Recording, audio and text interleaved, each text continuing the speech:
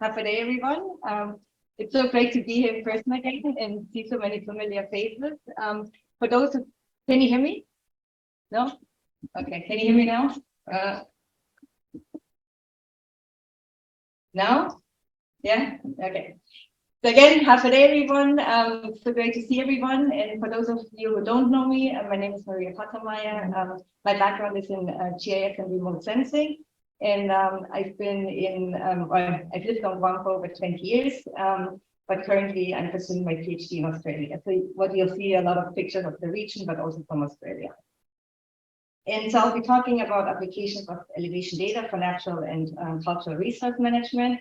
And elevation data might not sound that exciting, but I hope I can convince you otherwise. And so let's see how do I move this?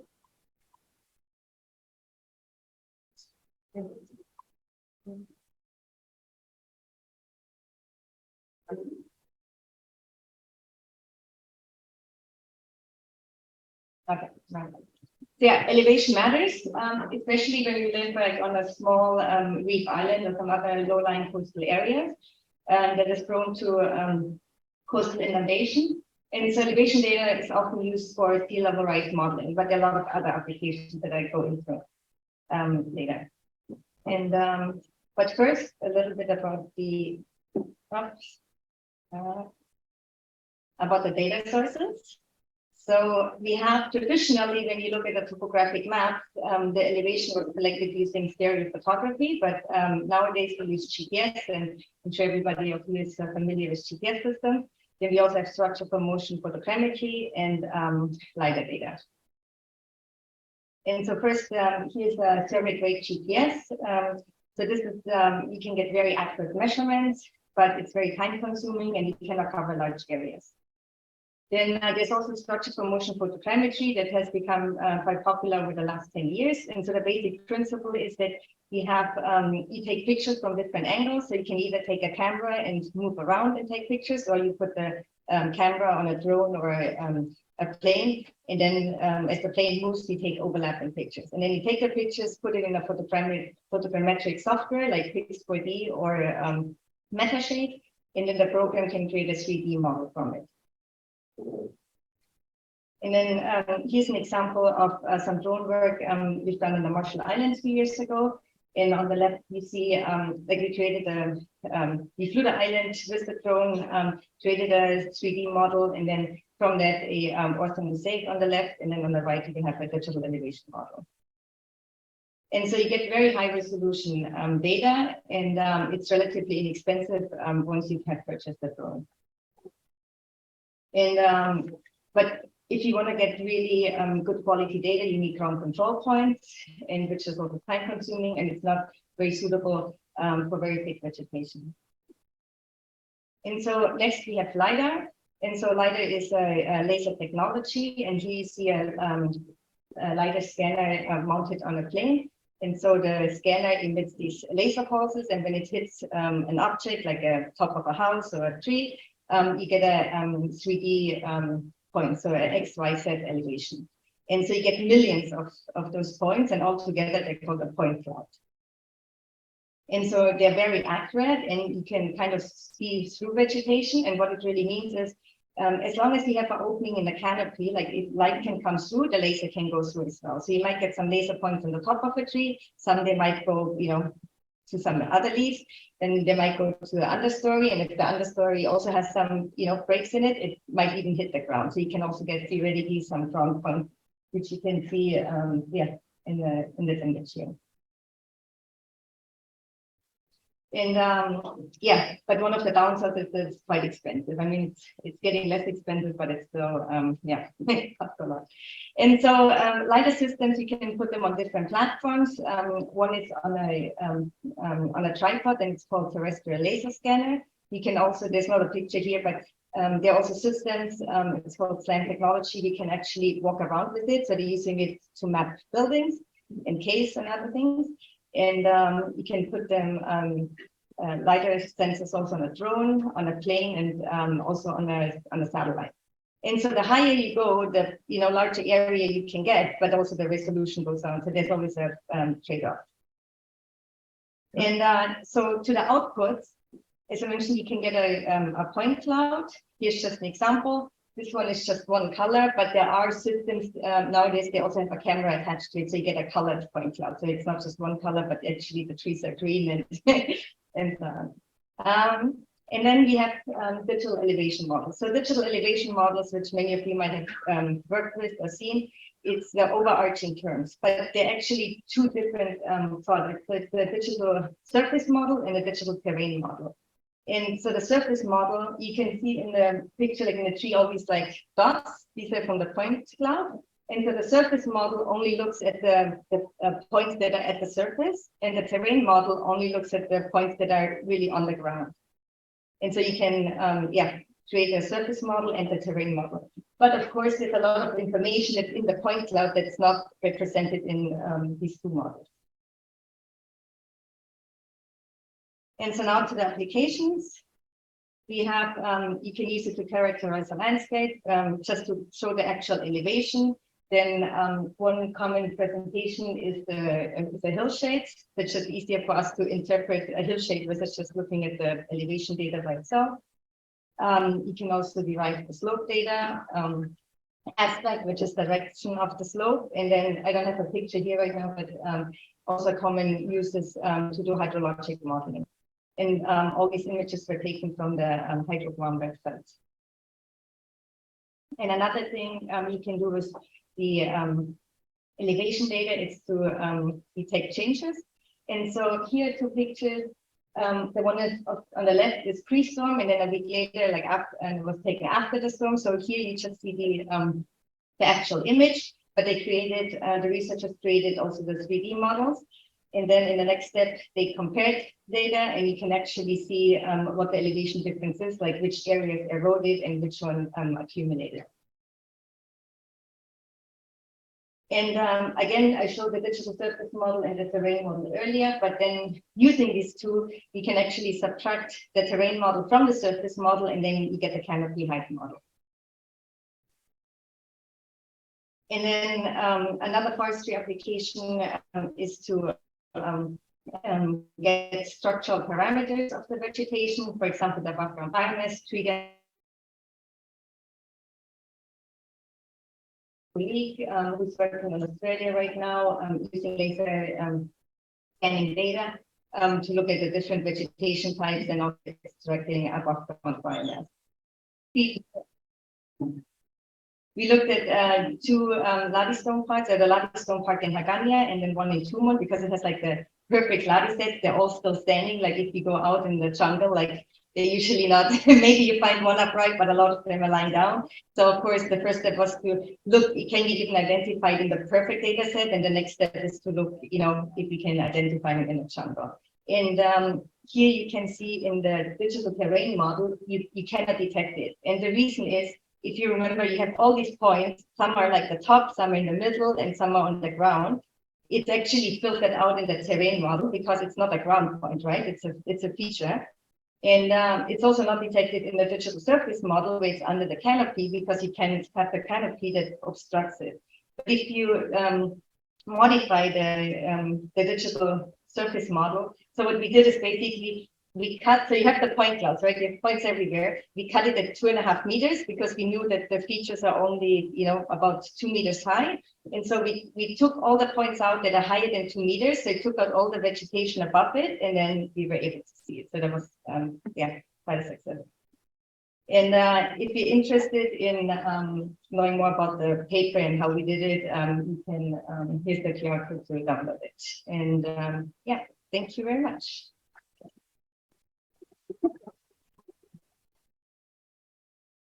Any questions?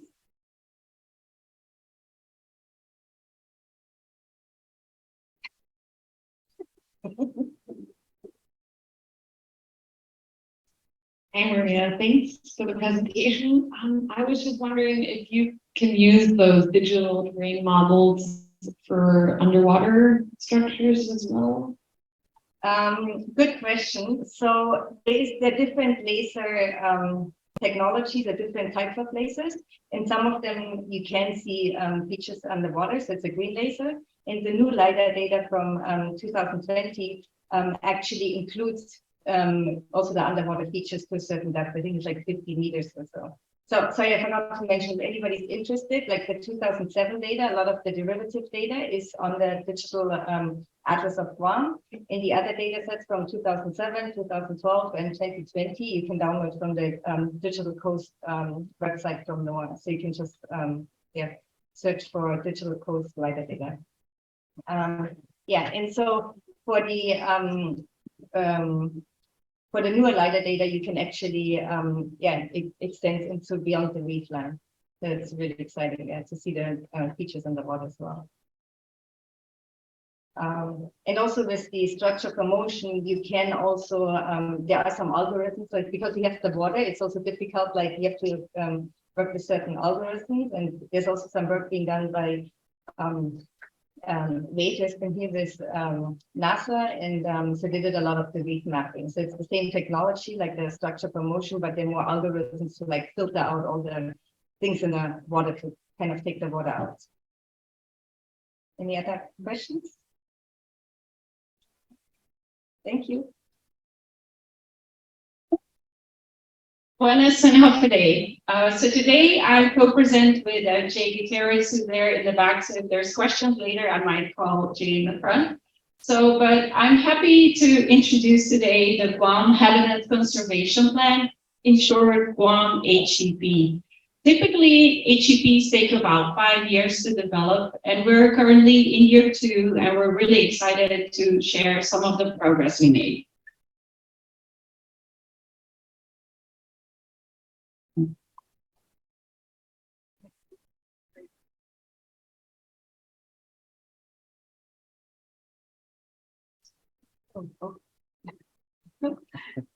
Okay, so we developed a mission statement with our steering committee, and our steering committee consists of several government of Guam agencies, U.S. Fish and Wildlife, and the conservation districts. And I'm going to read the vision statement to you all. The Guam Department of Agriculture, in collaboration with the University of Guam Center for Island Sustainability and ICF, is developing the Guam Habitat Conservation Plan, which is a long-term conservation tool that will protect and conserve threatened and endangered species and their habitats, and support Guam's rich biological and cultural heritage for future generations to enjoy, while facilitating sustainable economic development and regulatory streamlining.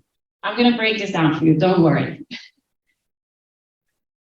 So our unique species, our biodiverse forests, and our marine ecosystems make Guam a very attractive place to live.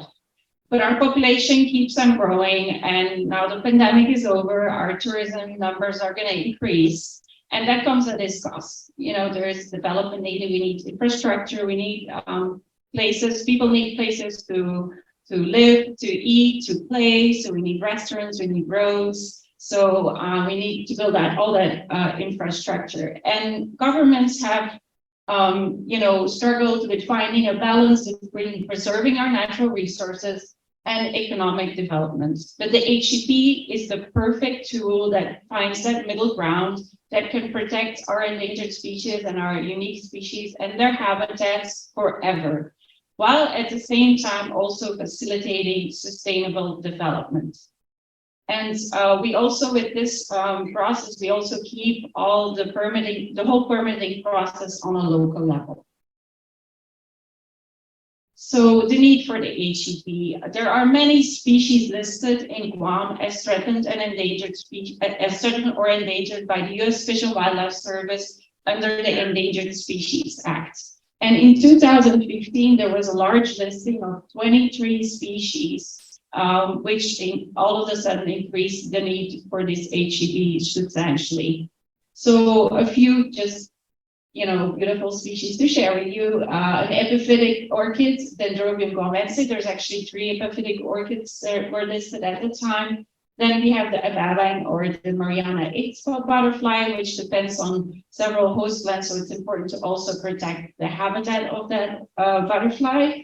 Then we have the Padding and Finihi, they're nicely on one picture, and the tree snail. There's 3 snails in total that were listed. So Section 9 of the Endangered Species Act, and I'm going to read this literally because it's really important to have it right, prohibits take of endangered fish or wildlife listed species or possession of such species. The U.S. Fish and Wildlife has a legal responsibility to ensure that species listed under the ESA are not harmed intentionally or unintentionally by human actions, which include the development. And that's really the highlight of the talk today, how it interacts with development. So take is defined as to harm, pursue, hunt, shoot, wound, kill, trap, capture, or collect, or attempt to engage in such conduct. Harm is further defined as including significant habitat modification or degradation where it actually kills or injures wildlife by significantly impairing essential behavioral patterns, including breeding, feeding, or sheltering. So going back to development. Development means any new infrastructure that is being built, but also includes infrastructure, operations, and maintenance that can actually negatively impact all these listed species and their habitats. And currently, if you are a private, local or government agency and you want to do development, this requires you to have an incidental take permit and an habitat conservation plan. So now everybody that wants to build or do even maintenance has to have their own individual HEP. What we're doing with this project, we're actually develop an island-wide HEP that can be used by everybody. So it will be easier for people to use it, but it also will be a benefit the species because we have an overall effort in protecting these species long-term and a more targeted approach. So back to the incidental take permit. You know, the Fish and Wildlife Service suggested to the government of Guam to use this tool, which is an incidental take permit that allows for this island-wide impact of some of these species. And we did an analysis of for every species what the impacts of covered activities are on these species. So covered activities will be all listed in this HEP, and we did interviews with local agencies to see what their current impacts are and which ones are to be happen in the future. And the permit term is actually for 30 years. So we will, in the plan, it will be defined what the impact will be on every species for that term. And as I was mentioning before, it really lists all the covered activities that you kind of can imagine. And to receive this incidental take permit, it's important that the applicant must also add a habitat conservation plan, which we are developing within this full plan, right? So you need an incidental take permit and a habitat conservation plan.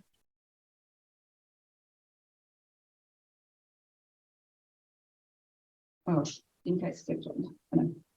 So the habitat conservation plan will describe what those impacts are, you know, as the covered activities, as I mentioned, on covered species, and I'll explain what a covered species is in a minute, and how these impacts can be avoided. So that's a possibility that you avoid it or mitigate or offset.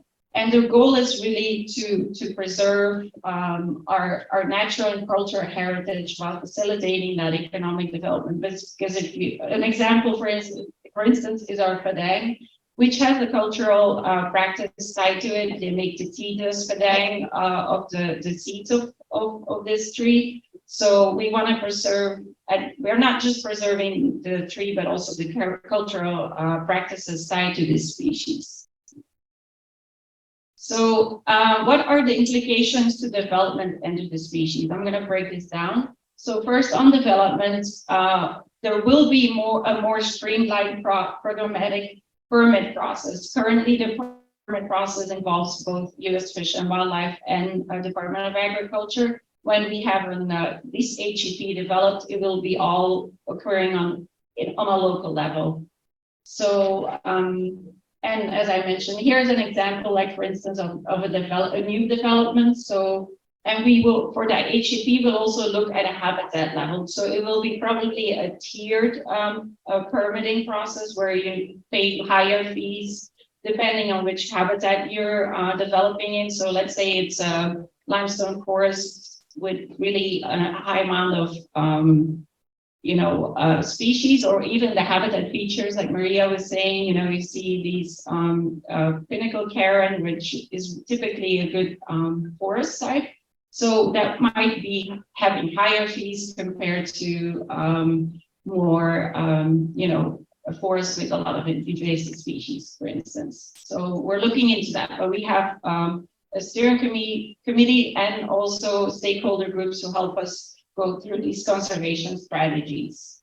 And then there is also infrastructure and maintenance. Example here, like along our roads, under our power poles. Sometimes it takes like years that the vegetation grows back, and snails can move into these habitats and be impacted. So all these activities, the covered activities, they will have to be permitted through this process. And then important, the implications on our species, right? So we will, by gathering all these permit fees, we will be able to protect habitat for these covered species forever. And we will also not just be able to protect the habitats, we will be able to manage these habitats and also enhance them for the covered species. So as you see in this picture, for instance, for the orchids, we'll make sure that there's host plants that we can translocate into. If one of the projects, there's orchids to be removed, we can translocate them in those protected areas and also manage them. Another management could be that we remove ungulates for our trees that we outplant there. So we will also actively propagate and seeds and outplant these in these areas. So now going back to the covered species. Covered species are listed under the ESA, could be about to be listed, but we don't have any of those currently on our list. And these are allowed to be taken under the incidental take permit. There is, of course, a limit per species, right? And then also tied to the habitat. And you see here, there's some savanna species, the Maigalalo, and there's some limestone species, both animal and plant species. And there's also actually Hagan listed because we include also the coastal areas. So any even light disturbance could be an impact on those endangered species. Doesn't necessarily need to be developments. So we have 14 species in total that are covered species, so 7 animals and 7 plant species. We have the list here if you're interested. Then we have also a set of no-take species. These species are threatened, and at that level that we don't want any more species to be taken from the wild. So it's basically, if that species occurs on the property you want to develop, it's not allowed. There's no take possible, because if we even risk more of these species to be taken, that might lead to extinction. So here a few, I'm running out of time, so I'm gonna skip this, but you see the Hadal Lago and Dåno. Yeah, then so a really important conservation strategy that we have a reserve network that will be based on some of the government of Guam owned lands, and also with the permit fees we could purchase from willing sellers, and actually expand these conservation areas and really have a more overall protection for them. So here are some key questions that oftentimes are asked. So the take limits, I kind of covered that. And then of course it will be important to track these covered activities to make sure that there is enforcement. We're still thinking about what enforcement mechanism will be needed. Then we also, of course, need to keep track of our conservation actions to ensure the species are protected and thriving. And then the permitting fees that also needs to be developed. But as I was mentioning, we're only in our 2nd year, and we have a stakeholder group meetings and groups, and there is a development group, there is a group for NGOs of cultural and natural resources, there is a group for policymakers, there's a group for other government agencies that are not part of our steering committee. So if you want to be part of it, let me know so we can make future permitting straightforward and predictable, but also protect our endangered species. This is my answer.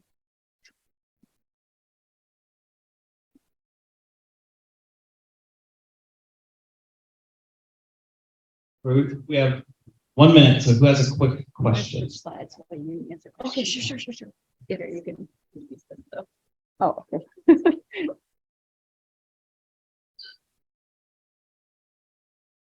Would the fees for the construction, would they be like a reoccurring thing, or would it just be a one-time?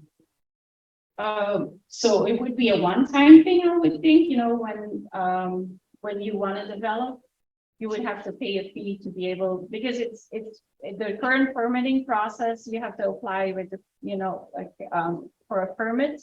And when you apply for, they first have to review the whole permit, and then you probably have to pay the fees, right, Jay?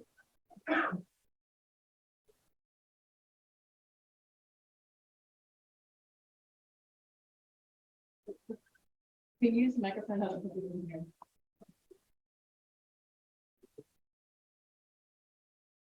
So we will actually develop a new permitting process compared to the old one. And some aspects will be similar, but other ones will be different. I kind of don't know, I couldn't hear Jay. But it goes through the Department of Public Works, and then it goes through different outlet channels. If I might paraphrase what I thought Oh, yeah. of Jay's Yeah. response, it was project attendant. That too. Well, thank you. Yeah, thank you. So our next presenter is Tim Clark from the National Park Service. Their talk is entitled "Establishing a Beachhead at Asan Beach Unit for the Pacific National Historic Park by Engaging Citizen Science and Partnerships for Invasive Brown Tree Snake Removal to Facilitate Native Species." He's on Zoom, so. And he's on Zoom. After everyone, my name is Tim Clark. I'm the Natural and Cultural Resources Manager for War in the Pacific National Historical Park here on Guam. Thank you for attending this talk. This is both an introduction to a project my team and I are working on, and also an invitation to you to help us remove brown tree snakes and restore native species at Asan Beach Park. So I just want to acknowledge the team I'm working with. We have a lot of great people working on this. Many of them, I believe, are in the audience. Those of you that are there, if you just raise your hand so people can see who you are. But this is a multi-agency effort between USGS, Fish and Wildlife Service, Office of Insular Affairs, Friends of Islan Dåno, National Park Service, and folks at University of Guam and Virginia Tech. Next slide, please. Today, I want to talk to you a little bit about some history and highlights of brown tree snake control, and then introduce this project that we're working on to do restoration work at the National Park Service Asan Beach Unit here on Guam. And lastly, want to call out to collaborators. We're really hoping people will join us on this effort and contribute to the restoration work that we're about to partake. Next slide.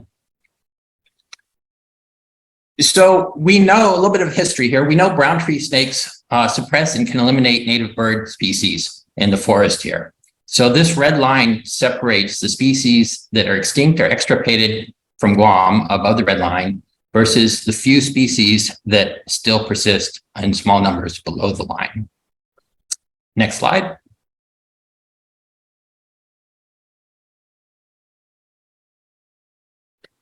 But we also know that brown tree snakes can be suppressed or eliminated in small areas. And this is showing work that Errol Campbell did back in the early 90s. And these squares are a site out at Anderson Air Force Base. And they're 4 1-hectare plots. The two outlined in red or orange depict plots that they put up electrical barriers, a fence around it that was prone or kept snakes in in or out of the plots. So when this study was started, all these plots contained snakes. Once the electrical barrier was put in place, the snakes were removed. So, already went on. So this plot is showing plots where the brown tree snakes were removed and plots that still were open and allowed immigration through the plots. Eventually, there were 2 plots with the fences that were completely snake free. And within these 4 plots, both lizards and snakes were monitored. 4 different species of lizards were monitored, and 3 of the 4 species showed positive responses to brown tree snake removal. Next slide.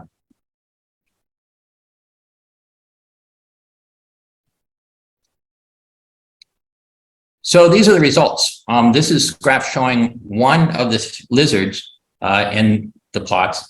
And y-axis here is mean abundance per transect. There were 6 monitoring periods. And you can see that after the second monitoring period, all the snakes were removed from the treatment plots. So once this happened, they found that the lizard populations within the snake-free plots increased compared to the plots that were open. This experiment demonstrates 2 important points. First, removal of brown tree snakes is critical for the recovery of vertebrate prey. And second, that removal of brown tree snakes in a small area is possible and sustainable with a snake-proof fence. Next slide. Oh, sorry, animation.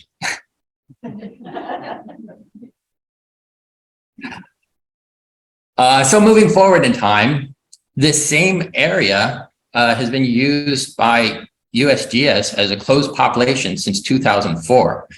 They took the site where the 4 plots were and put a different type of snake-proof barrier around, again, another fence. But this is enclosing now a 5-hectare plot on Anderson Air Force Base. Sorry, next slide. So you can see here on the bottom, the snake-proof fence that's been put around the plot. And this created a closed population within this snake-proof barrier. So all snakes within this area were pit tagged over time, and they had a really well-known population within the plot.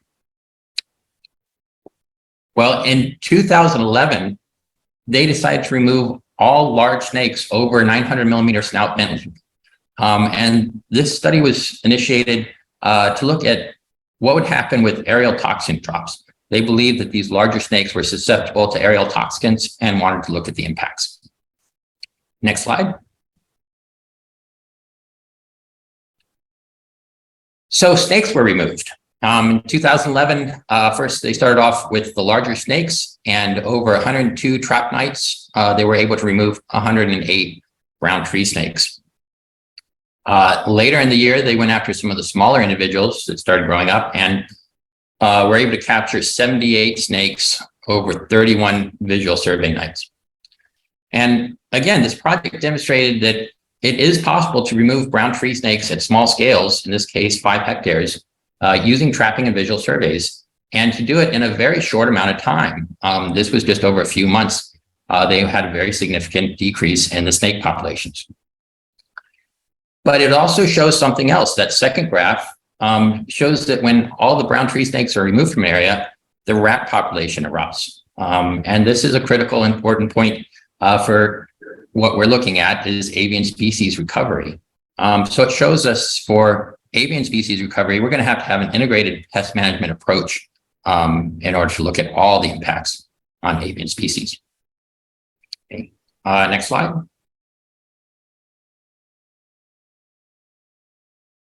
So knowing it's possible to control brown tree snakes at these small scales within snake-proof barriers, where can we go from here? And that's one of the questions we've been asking ourselves in our group. What if we don't have a snake fence? What if it's an open area or more open area? And can we actually take the next step and actually restore native vertebrate species? Next slide. So let's kind of consider what we have. We have a lot of great work by many people across lots of agencies and groups showing how we can control snakes, and they've created proven methods. So what else is needed to restore these native species? And do we have enough knowledge to start the restoration work now? Next slide. So where can we go from here? Oops, missing some. Go ahead and click one. Okay, so like many people in this room, our group wants to see native birds restored on Guam. And go ahead and click again. And we think this can be accomplished using citizen science and collaborations between local and federal groups. One more click.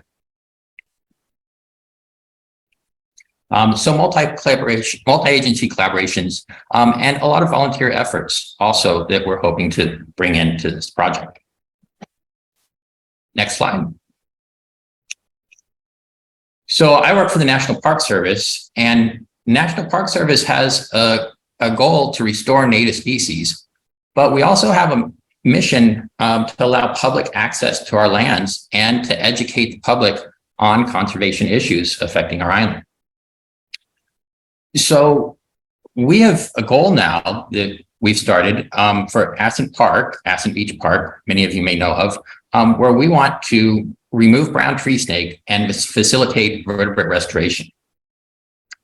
And we want to do this using people from the local community. Next slide.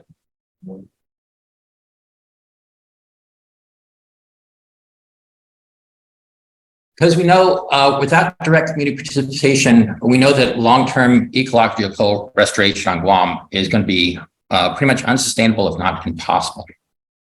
And we also have seen Friends of Islan Dåno has been a great example of how a few dedicated individuals in the local community can make a huge difference in conservation efforts. I think many of you know about the work that they're doing out there, removing the brown tree snakes, going out on Saturday nights with volunteers and putting considerable amount of effort to clear the island of snakes.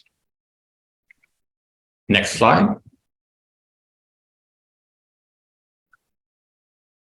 So now I want to talk about what we're proposing at Asan Beach Park and the what, where, when, how, and why of this project. Next.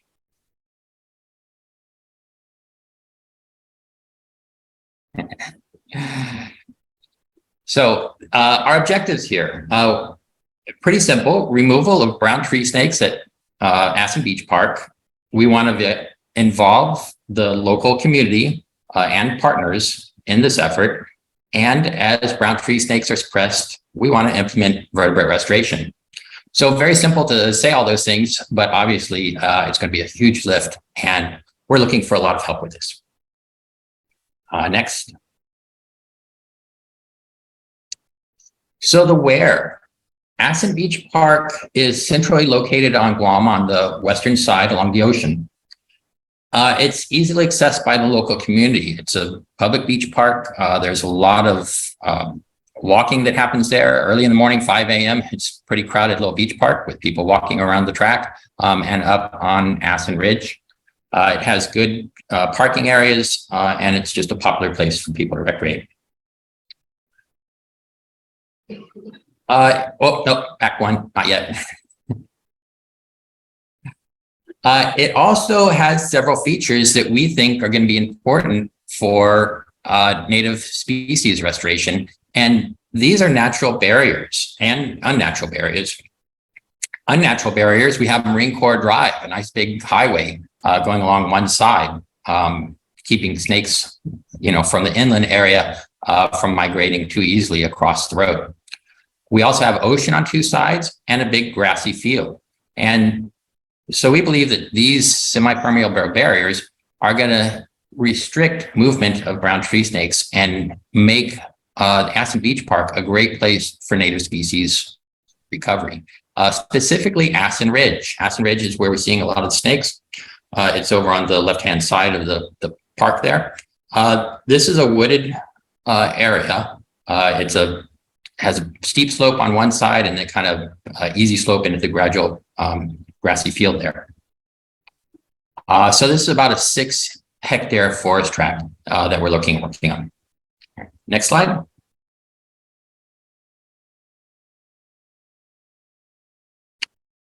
So the how. We want to train local volunteers to use proven techniques, things that we know work to remove brown tree snakes. We want to monitor snakes and their prey, and we want to restore native bird species once the snakes are suppressed. Okay, next.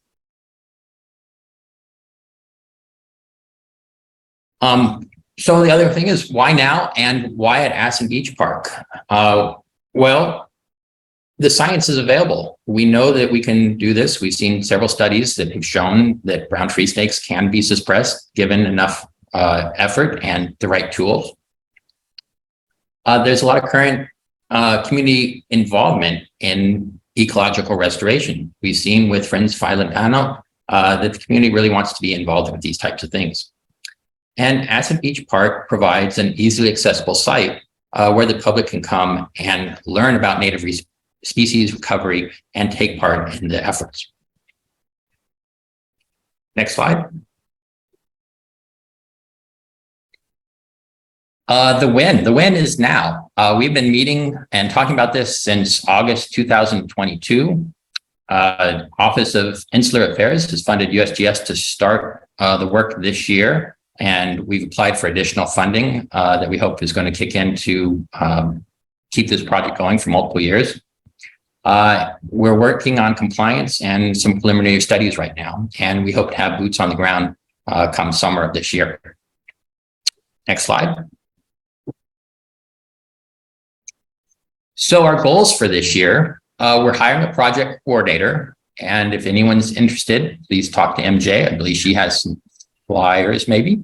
But we're hiring a project coordinator through RCEOG that should be coming out soon.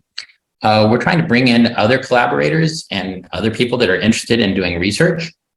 We want to start removing brown tree snakes starting this summer and tracking the prey and the snakes at the site. We also know that there's going to be some new techniques that have to be developed. There's steep slopes that are involved that no one's worked on before. So looking at how we can actually control snakes on these steeper slopes is going to be important. And then looking at other avian pests and how we need to control those as well.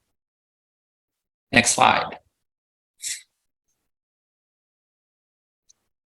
So as I said, to start off, this is both to introduce this project and to also ask you to join us. We are taking names and ideas right now. Please come talk to one of the people in the group that's there in the audience. I'm sorry, I'm sick this week, so couldn't make it myself, but hope to get there by Thursday. I can be reached. My email's bottom left, bottom right, Timothy_Clark@nps.gov. Please let us know if you have any ideas, if you want to join us in the removal efforts, if you're a new grad student wanting to find a project that you can work on, if you want to restore birds, or if you just want to learn about the site. We're happy to have all people, and we really hope we'll have a lot of you joining us on this project. So thank you very much. Hopefully we have time for some questions. Hi, everybody. Thank you so much for allowing me to present this recorded talk. And thank you to the conference organizers. I hope you're all taking care of yourself this week.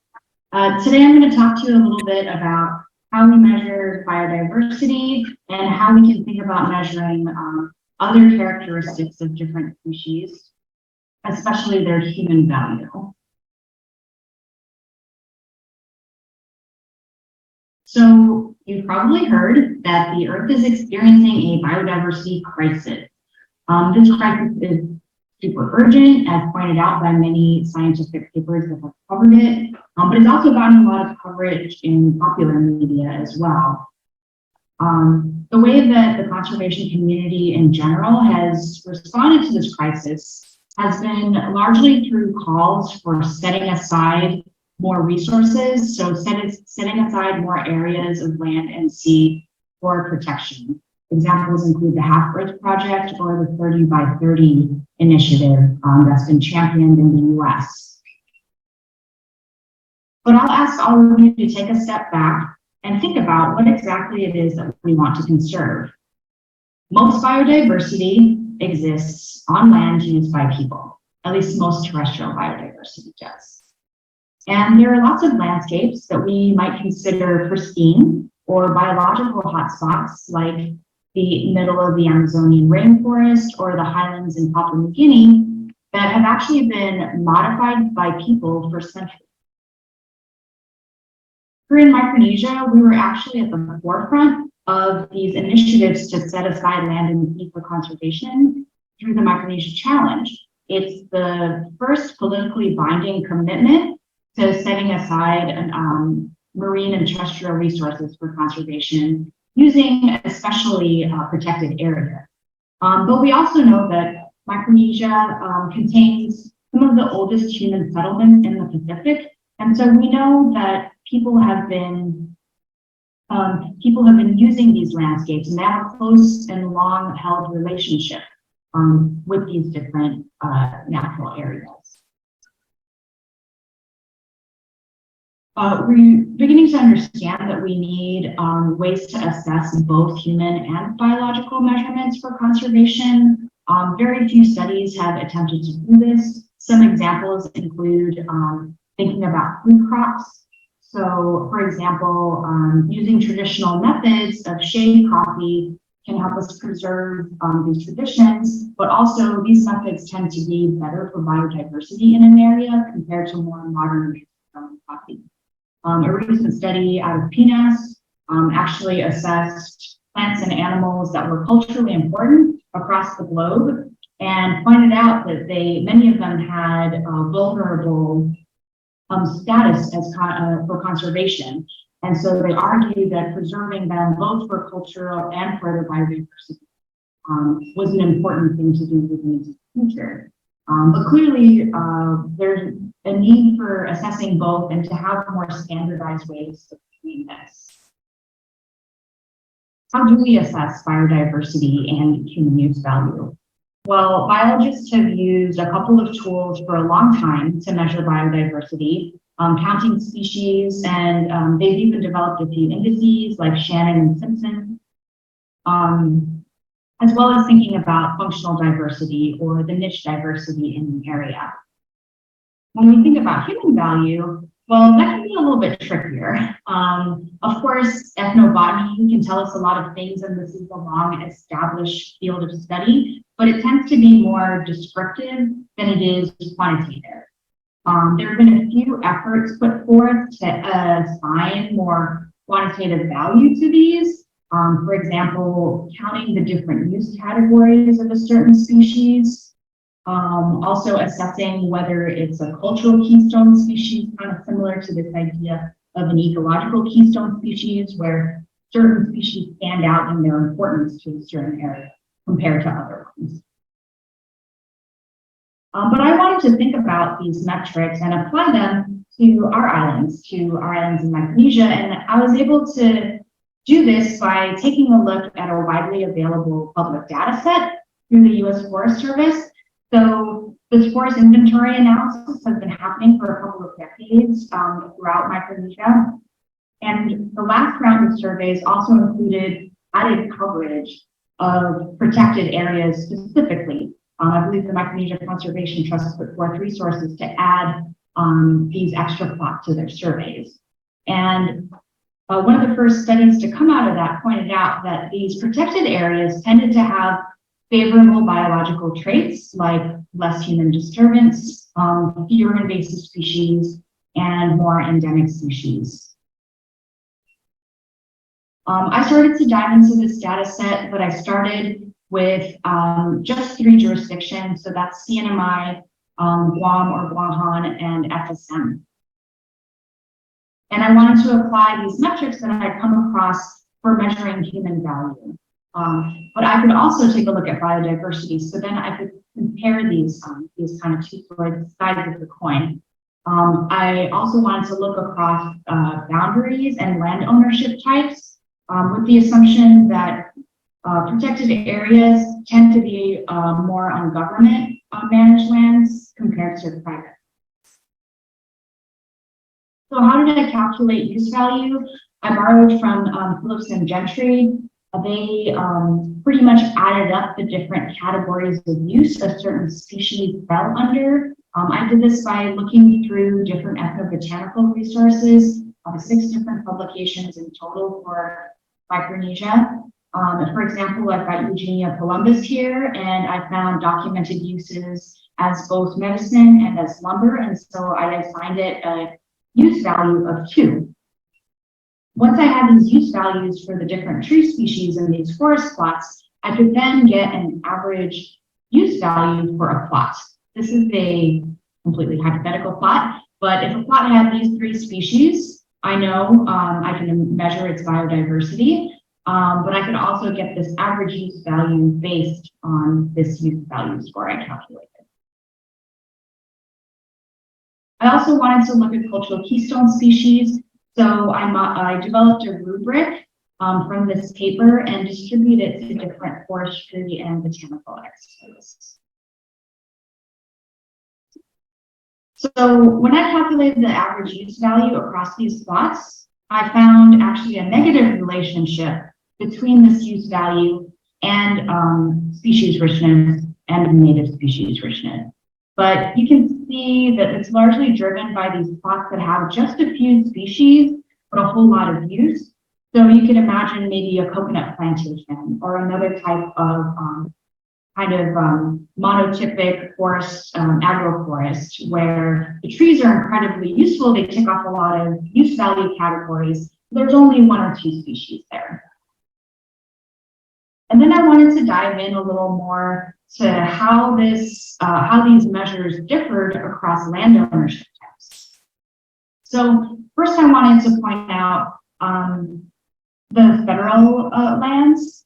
They're not very well represented in the CNMI, and they tended to be less diverse than private and other types of government land.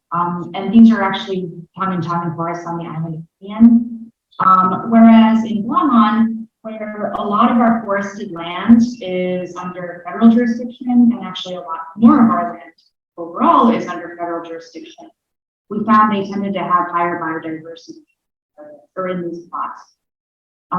In the FSM, there was actually not much difference in biodiversity between our private lands, those are in blue, and the government managed land.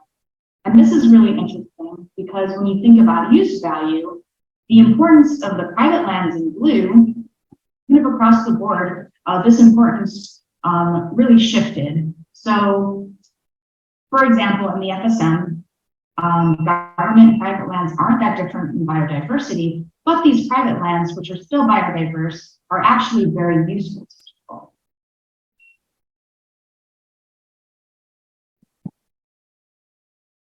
So I'm going to share with you some preliminary results from keystone species. I'd love to distribute this to more experts and continue this study.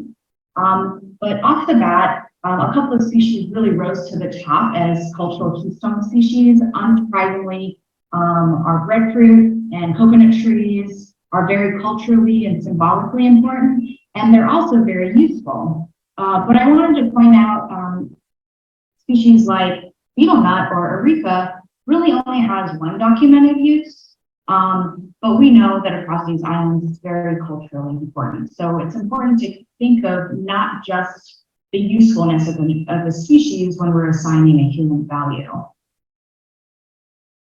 Of course, this study has a lot of limitations. I calculated an average use, but we could also think of this kind of in an additive way. The more biodiverse a place gets, of course, it might be more useful because each species has its own uses.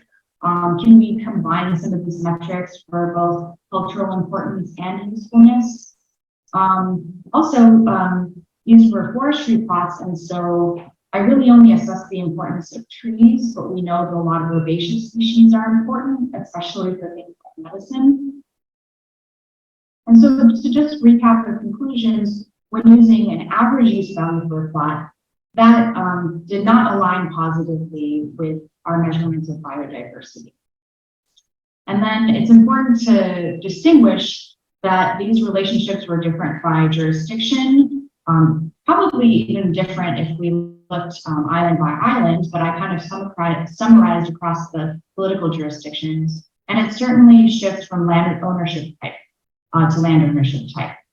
And I really wanted to highlight that by all these measurements, private lands are actually very important for biodiversity, but they're also very useful to people. And so can we think more about highlighting this important biodiversity outside of the context of our more kind of Western ways of thinking about setting aside conservation? So Sujit Maati, for your attention. I'd really love to have some more discussions and get some feedback from folks. Thank you so much to the people who filled out my rubrics. And thank you to my partners at the U.S. Forest Service that helped me navigate this pretty large and unwieldy data set. I'm hoping to perhaps add some more islands in the future, more jurisdictions in the future. Thank you to my PhD lab, and thank you to all of you, the MTCC attendees. Can't wait for the rest of the week. Thank you.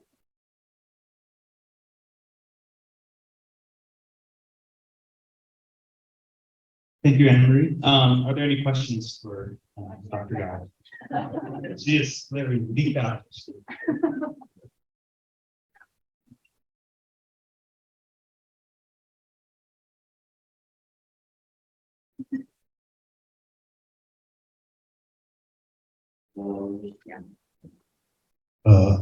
Maybe I'll go first. Yes. All right, so thank you for the presentation. I think my question is directly to one of your figures, as I noticed that you have FSM in there too. So did you analyze all the 4 islands in the FSM? Yes, I did. The FIA plots are across all the islands, and they're on multiple island groups, even the outer islands in Yap. Thank you.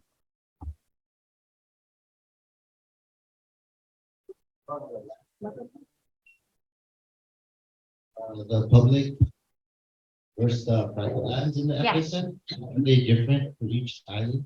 What do you mean? I was just wondering, I heard maybe it's possible that some islands don't have any public land. Yeah, so most of the lands in the FSM, especially compared to CNMI and FSM, CNMI and Guam, are private.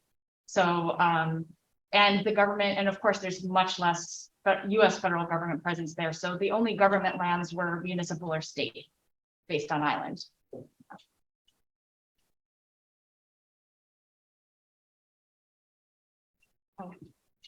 Do you think this calls for a good use for agroforestry education for these private lands? Is this kind of what you're moving towards as a way to increase biodiversity?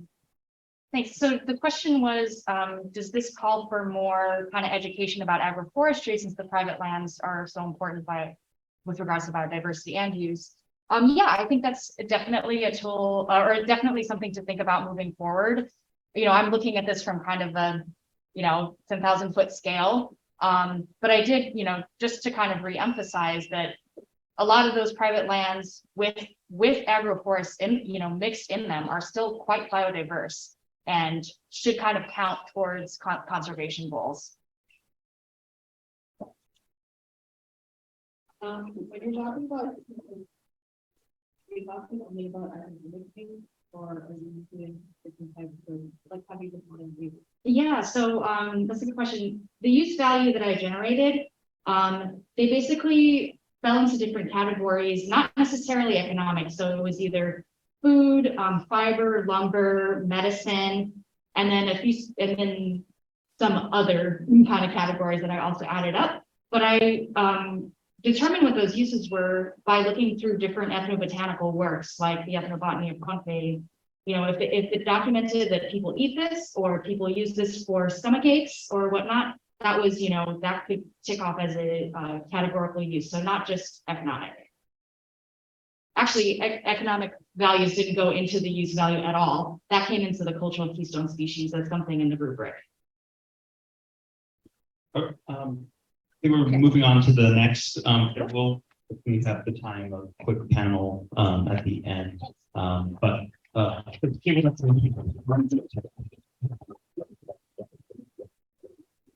So our next presenter is also coming in remote.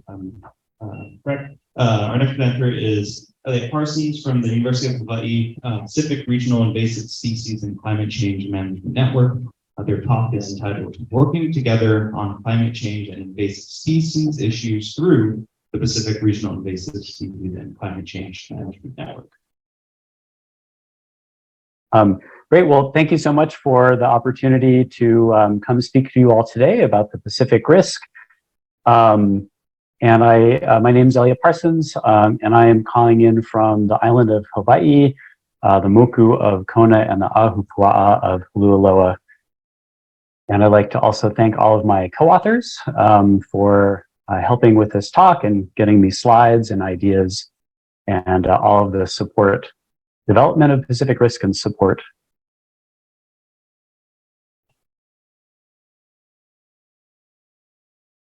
So islands are particularly vulnerable to invasive species, and we all know this. Invasions are key drivers of ecosystem degradation, species extinction, and the reduction in ecosystem benefits that allow human communities and islands to thrive and adapt to change. Invasive species reduce our resilience and our ability to respond to the large-scale global climate changes that are happening today. Impacts of invasive species, of course, don't just affect native biodiversity, but also agroforestry systems and food security, aquatic ecosystems, agriculture, sustainable livelihoods, loss of traditions and cultural practices, and changes to groundwater, loss of aquifer recharge, and potential degradations of drinking water. And invasive species are increasing in the Pacific, and this is just one snapshot from some recent work looking at Hawaii. This is the number of naturalized non-native plant species going back over 100 years, and you can see a pretty strong linear increase and even a potentially increase in the rate in the last 20 or 30 years, with an average rate of about 12 new naturalized plant species per year. The situation is likely similar on many Pacific islands, where in some cases the flora, the number of non-native species now is more than the number of native species. But it's not just invasive species, of course, that we have to worry about. The Pacific islands are also affected by a changing climate. Climate change is currently and is also going to be increasing warmer ocean warming rates, acidification, coral bleaching, sea level rise, coastal flooding and erosion, saltwater intrusion. Climate change is expected to increase the intensity, severity, and frequency of droughts and wildfire, as well as changes in temperature and rainfall and increases in storm intensity. So we know the biosecurity of the Pacific Islands is impacted by both invasive species and climate change, but these two areas have been treated separately in the past. And so the question I'd like to discuss with you all today is, how do climate change and invasive species interact, and what can and should we do about it? Many potential interactions of Pacific Island invasive species and climate change are not well understood, and a lot more research needs to be done. We still do not know how the vast majority of species are going to respond to climate change. But it is important to know, because landscape scale invasive species management is costly and must be strategic. I've heard people frame it as in heroic, that our efforts to deal with invasive species have had to become heroic in order to make a dent. And so if we know how climate change is going to be affecting invasive species in the future, then hopefully that can help us to be more strategic in the allocation of our scarce resources. A recent meta-analysis was done, published last year by Bianca Lopez and colleagues and published in PNAS. And it asked the question, how do climate change, invasive species, and their interactions impact native ecosystems? And they were looking for synergistic interactions, and that's cases where invasive species and climate change magnify their impacts, amplify them so that they're larger or smaller than you'd expect than compared to based on just the individual impacts. And what they found was that overall, invasions are more detrimental than climate change, at least in the studies they've looked at. But in 29 of cases, impacts were synergistic, and they were both negative and positive. About 1 out of 5, around 20% of the impacts basically were exacerbated. Climate change is exacerbating the impacts of invasive species and making them worse than we would expect on average. Although in some cases, those impacts were less than we'd expect. So how might climate change affect the invasion processes in the Pacific? Well, it's instructive to look at the stages of invasion from transport, introduction, establishment, spread, and impacts, and look at how climate change might impact these different stages. First of all, new pathways are opening up to bring species from new areas or increases from existing areas. Increases in disturbance, such as more frequent and severe storms, have the ability to lead to new introductions as well as exacerbate existing invasive species. Likely a lot of species will find higher climatic suitability, although others may lose some climatic suitability through time. Certain invasive species may become more competitive, as an example with increasing CO2 concentrations, water use efficiency increases in plants. And then increased abundance or density may result from all of these things, leading to greater impacts. Some consequences of this nexus of the climate change and invasive species that we should all be looking for and thinking about are changes in the distributions of non-native species, such as increasing in elevation, moving towards the poles, shifting invasion hotspots, where are the problem areas now, and those problem areas may be different in the future. Reduced effectiveness of biocontroller herbicides. We may have to develop new tools in the toolbox in order to have the same impact we're currently having. And all of this potentially leads to declining ecosystem resilience as well as invasive species feedback, such as with the invasive grass and wildland fire cycle. So focusing in for a particular example of this, this is from the Pacific Islands Regional Climate Assessment PERCA report done with the University of Guam and partners, including the East-West Center. And this report outlined that we expect stronger tropical storms and typhoons in Guam and the Marianas, higher wind speeds, more rainfall, and greater potential for damage. And probably a lot of you are familiar with the coconut rhinoceros beetle, which was discovered in Guam in 2007, has pretty devastating impacts to coconut palms. Work at the university has recently shown a host shift to endangered plants.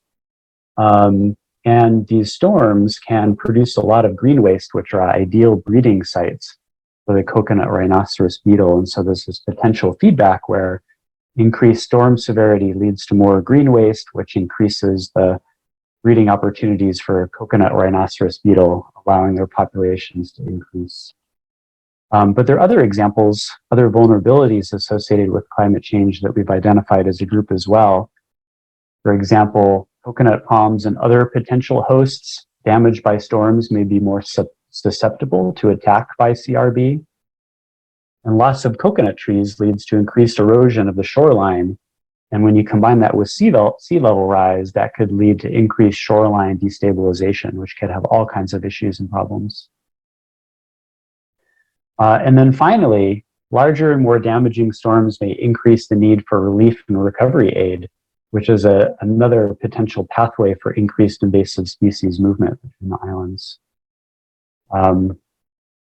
And just to show you a couple examples of what could be moving around, either in storms or on relief ships, planes between islands after storms. Of course, we've got to worry about yellow crazy ant, coconut rhinoceros beetle, the Cuban slug, the brown tree snake. All of these have the potential to be exacerbated in terms of their spread and impact due to climate change. So more research is needed, and I'd like to talk with you in a minute about our group, Pacific Risk, and what we're doing and how you can join us. So the overall question then is, given the changing impacts on invasive species that we're seeing and we're likely to continue to see in the future, how are we going to chart our course together? So the Pacific Regional Invasive Species and Climate Change Management Network was initiated in 2019 and expanded in 2021 to include Hawaii and representatives from the US affiliated Pacific Islands. And we're formed to do a few main things. One is to try to bridge these two historically separate disciplines, that's invasive species and climate change, and bring those two groups together to talk to each other, focus attention on research needs and findings, and then do translational work, taking the research that is out there and sharing that. There was a survey done in 2021, lead by Laura Brewington from the ASU and the East-West Center. And she found that a lot of managers in the Pacific were hoping for a number of things related to this nexus, including climate projections at appropriate scales, collaboration, better communication, and a better understanding of uncertainty. There are a number of papers that have recently been published on this topic in the last few years, and we're trying to get the word out on the outcomes of these papers by producing these manager research summaries that we're sending out to our listserv monthly that take these complicated papers and break them down into management considerations and take-home points. We're doing a webinar series and looking for future webinar topics. If anyone is doing anything related to this work, please let me know. We have a listserv that we started last year. Please email me at eparsons@hawaii.edu to be added to it, where we communicate amongst each other, advertise the webinars, and send out these manager research summaries. And we're also doing a literature review and synthesis to find out what's been published in this intersection in the Pacific in the last 15 to 20 years. And we have found quite a bit of evidence so far of the intersection of climate change and invasive species. For example, across many different taxonomic groups, we're seeing range expansion of certain invasive species, from bees, fruit flies, mosquitoes, to frogs, snails, plants, and algae. But we're also seeing range contraction. Some plants are losing suitability of habitat as things change, as well as low-lying islands due to sea level rise. I want to mention just two more quick things. One is a couple of years ago, the 2050 strategy for the Blue Pacific continent was developed. And that's by a lot of our Pacific partners, especially Western Pacific. And they identified a number of threats to not just conservation of biodiversity, but to the economy, to the environment, to livelihoods and human health. And last year, that report was agreed upon and adopted by the Pacific Islands Forum. Another big development was the Pacific Ecological Security Conference, which happened in October this last fall with quite a few participants, participating countries from the Pacific and high-level delegations attending. And they coalesced around three main objectives: how to increase prevention, control, containment of invasive ants, coconut rhinoceros beetle, and then how to elevate biological control across the Pacific. High-level outcomes: participants confirmed that invasive species are a major threat to building and maintaining the climate resilience and adaptability of Pacific island ecosystems, as well as food security, biodiversity, sustainable livelihoods, and the protection of traditions and cultural resources. And the participants expressed a collective awareness of the need for coordination to address invasive species issues, stressing the need for Pacific-wide initiatives in all of us. So please join us at Pacific Risk. A few of the things we're working on: prioritizing relevant research, assessing changing management needs, developing management strategies, and in particular, climate adaptation strategies for invasive species managers, developing different ways of sharing this information out to folks in our network, and then considering how we can expand the consideration of invasive species concerns in climate policies, climate issues, and as well as climate issues in biosecurity planning. So please get in touch. This is my email address, eparsons@hawaii.edu, our website. Yeah, I hope to talk to you at some point after the conference. Thank you.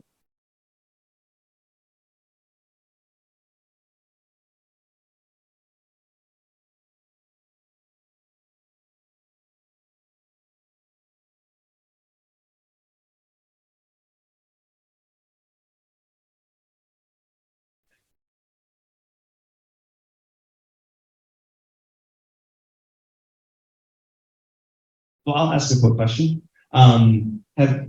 Is the risk network looking at marine invasives? We are looking at all invasive species in all ecosystems. Yes. All right, perfect. Short answer, short question. So our next speaker is, let me make sure I get all the affiliations correct. Moñeka from the Micronesia Climate Change Alliance, and their talk is Climate Change and International Advocacy. It's going to take a minute.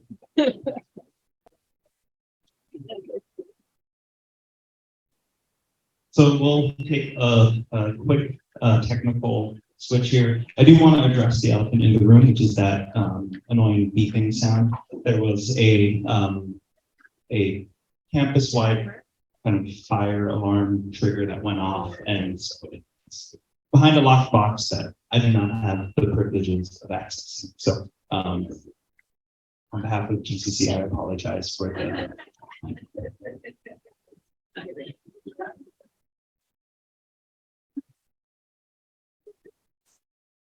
Start without this. I think we can do it.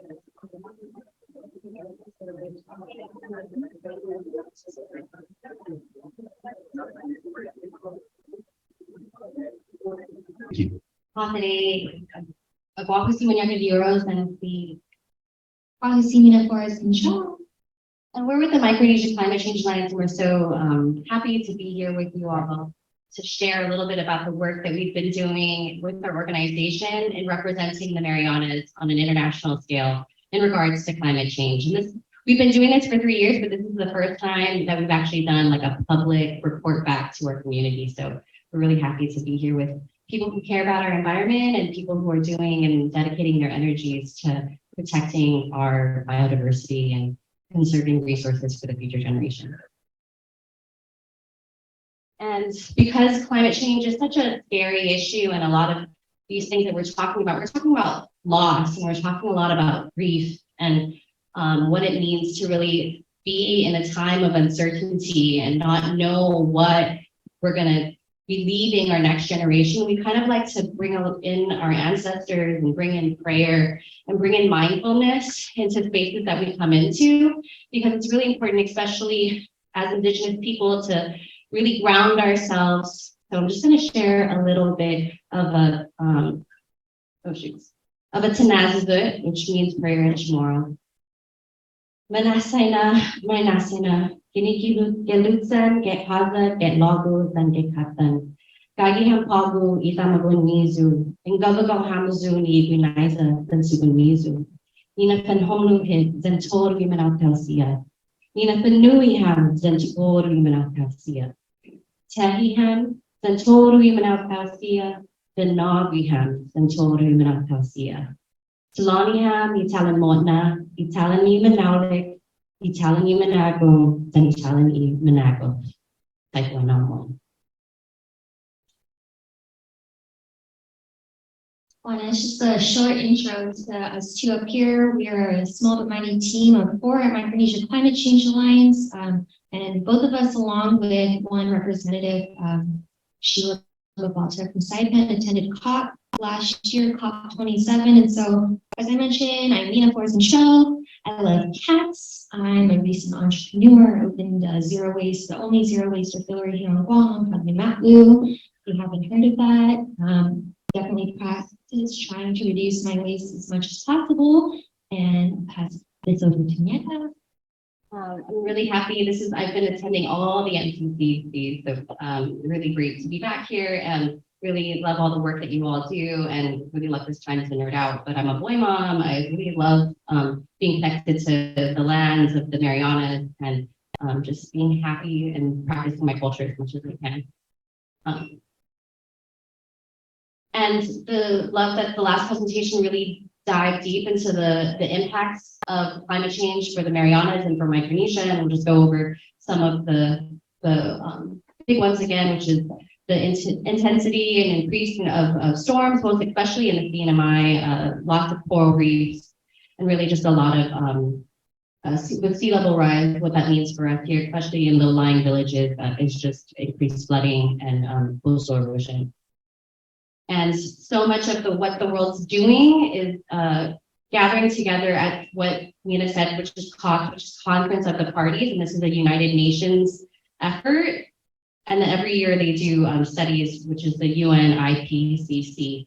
And that's the international stuff, but here on the ground, everybody here is doing climate action. Anyone doing conservation work, anyone doing work to study and protect and perpetuate our native species, and also work on invasive species. We're all doing climate action. And here are some other groups doing stuff around food sovereignty, around gathering people like the Guam Green Growth Initiative, gathering people to make plans and action plans, 500 sails up in the Marianas.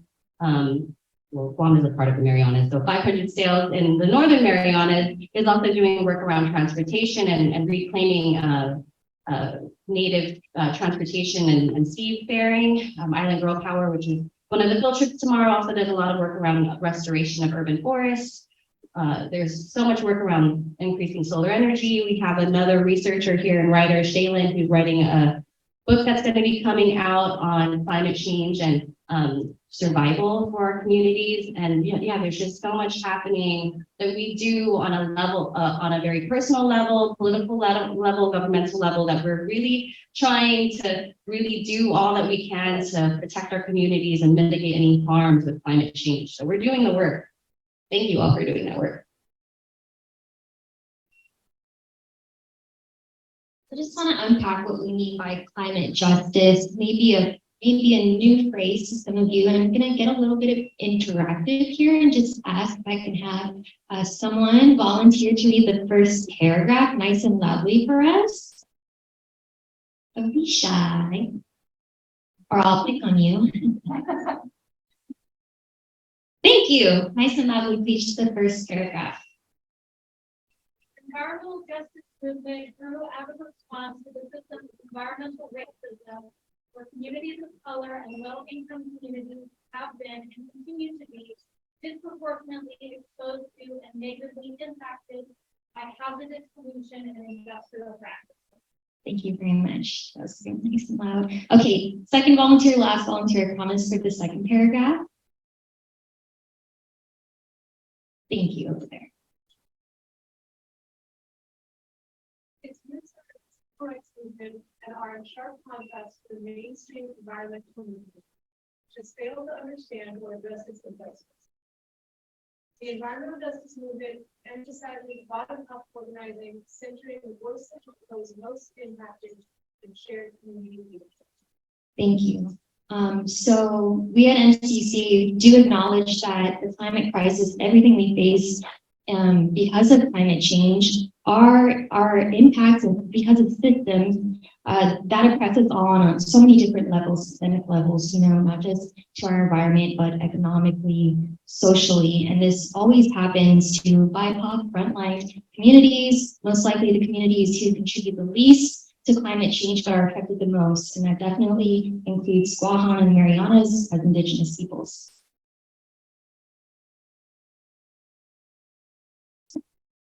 So last year we went to COP27 in Egypt, and this is the 27th conference on climate change. We've been doing this ever since, I think 1999 was the first one. And they've been gaining a lot of international media and a lot of attention because like over 60,000 people go to this. It's a really like chaotic space to be in. There's so many different agendas that are being pushed. And this is a really interesting place to be coming from such small islands because there's so many different levels of access and there's so many different things happening all at once. It's like MTCC conference times a million, really. There's every country pretty much has their own booths, and there's different places where negotiations happen and decisions are made as to how the global community is going to respond to the climate crisis and really respond to those who are most impacted, as we saw in Pakistan last year and all these other places where there's flooding and there's wildfires and all these other impacts that are happening on a global scale. Like, what are we going to do to ensure that suffering is mitigated, and what are we going to do to ensure that everybody is pretty much safeguarded? Is the intent of this conference. Does it really happen? We're still figuring that out. So what is our political status here? And as we mentioned, intersectional environmentalism is really understanding that the same systems that are harming our environment, the same systems that are causing the species loss, are the same systems that are harming people and enriching a very few amount of people. And so here in the Marianas, where we're both the CNMI and Guam are territories of the United States, we don't have a global voice. We don't even have a real regional voice where we're able to discuss and find resources and build solidarity between our islands and between the rest of the world. That because the United States represents us on all of those different levels. And so very much because the US is such a big country, we are erased and not represented at all at any of these spaces. So our political status is very much an impediment to us being able to respond to our neighbors who might be needing more assistance with climate change, especially those who are low-lying atolls who are at risk of losing their entire homelands, and which may cause a migration issue that we, of course, will also feel the impacts of here in the Marianas. And there's just a lot of impediments to us being able to respond because a lot of the laws that we have to adhere to aren't necessarily curtailed to our environment.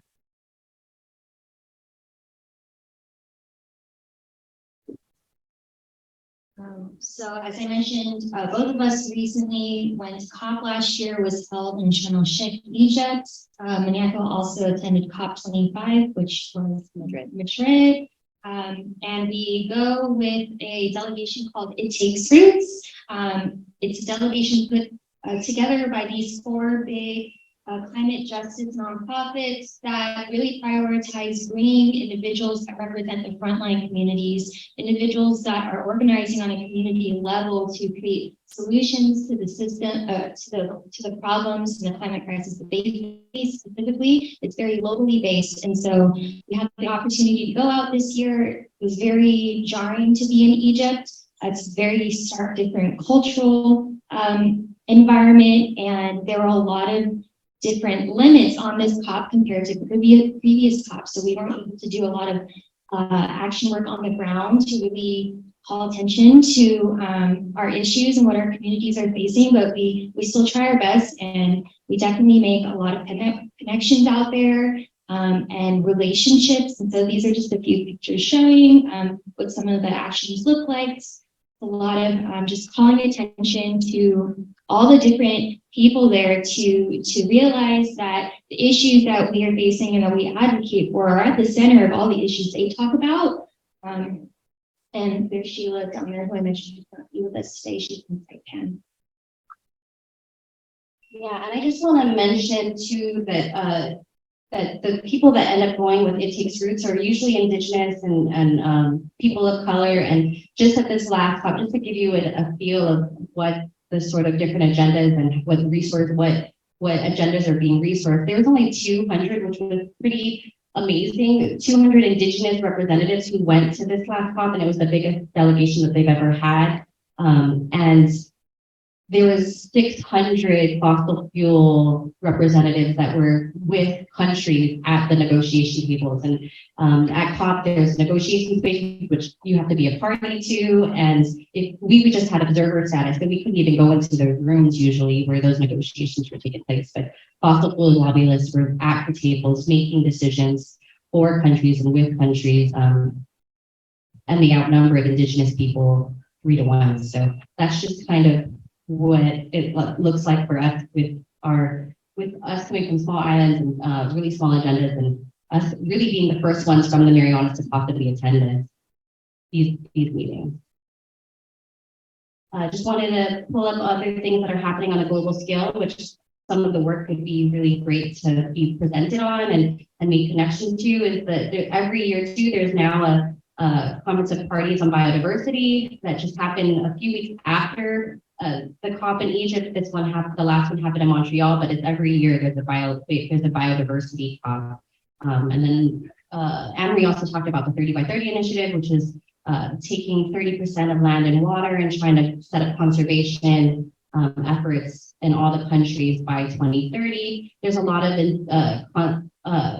because a lot of Indigenous peoples are in opposition with their state actors, there's a lot of opposition from Indigenous communities around 3030 because they likely won't be the ones implementing it, and that might lead to displacement and further disenfranchisement of Indigenous communities. So it really just depends. Here in the FSM, where this is really in Micronesia, where this is really being touted as a success, it's because most of the time our leaders are Indigenous.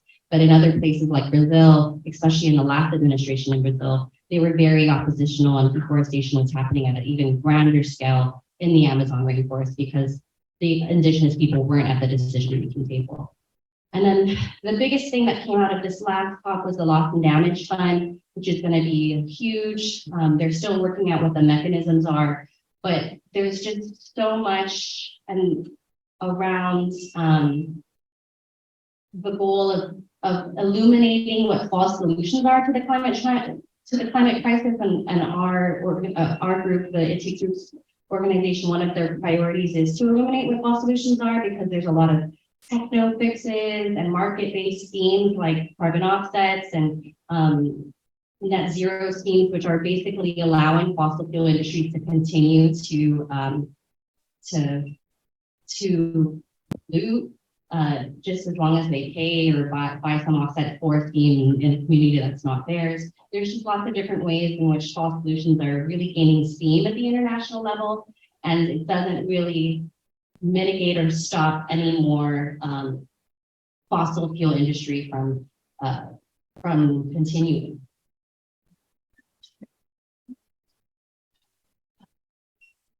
So yeah, our goal is to really tell the story of the Marianas and to advocate for Indigenous rights and decolonization and demilitarization when we go to these spots, and to build with other people. And this is how you can stay connected with us and some of the things that we're going to be at in the next few weeks. But if you have any questions.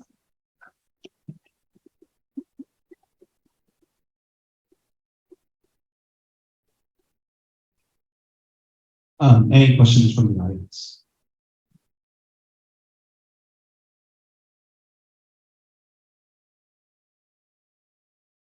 Thank you for the presentation, ladies. I had a question. So what does it look like?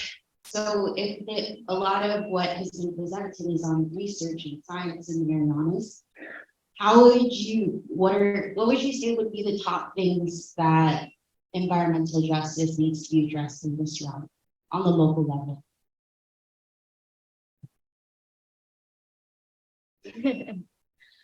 I would say definitely prioritizing Indigenous peoples, specifically elders, within whatever process, research, collecting Indigenous knowledge and thriving in our lands there's a reason why we've been here for so long and why we've been able to sustain ourselves so long, and that's because our elders and Chamorro people know the land the best. So, acknowledging that there are things here that are working and that have worked for communities on a very small local level, and making sure to include those people in that knowledge. we didn't really touch on it a lot too, but just the idea of extractivism, and it also happens within academia. So just really being like self-aware and conscious of the ways that we extract knowledge and information is really important to consider as researchers. I think there's a lot of really great people in this room who have been doing this sort of research for a long time and doing it in a real respectful way. Elsa being really one of them who's been really pushing for the native rights and pushing for these, for along with conservation and species and protecting of endangered species. So there's so many people in this room who can guide that process to what that could look like for every individual researcher. Great. So we're a little behind schedule, but I want to give our speakers a round of applause.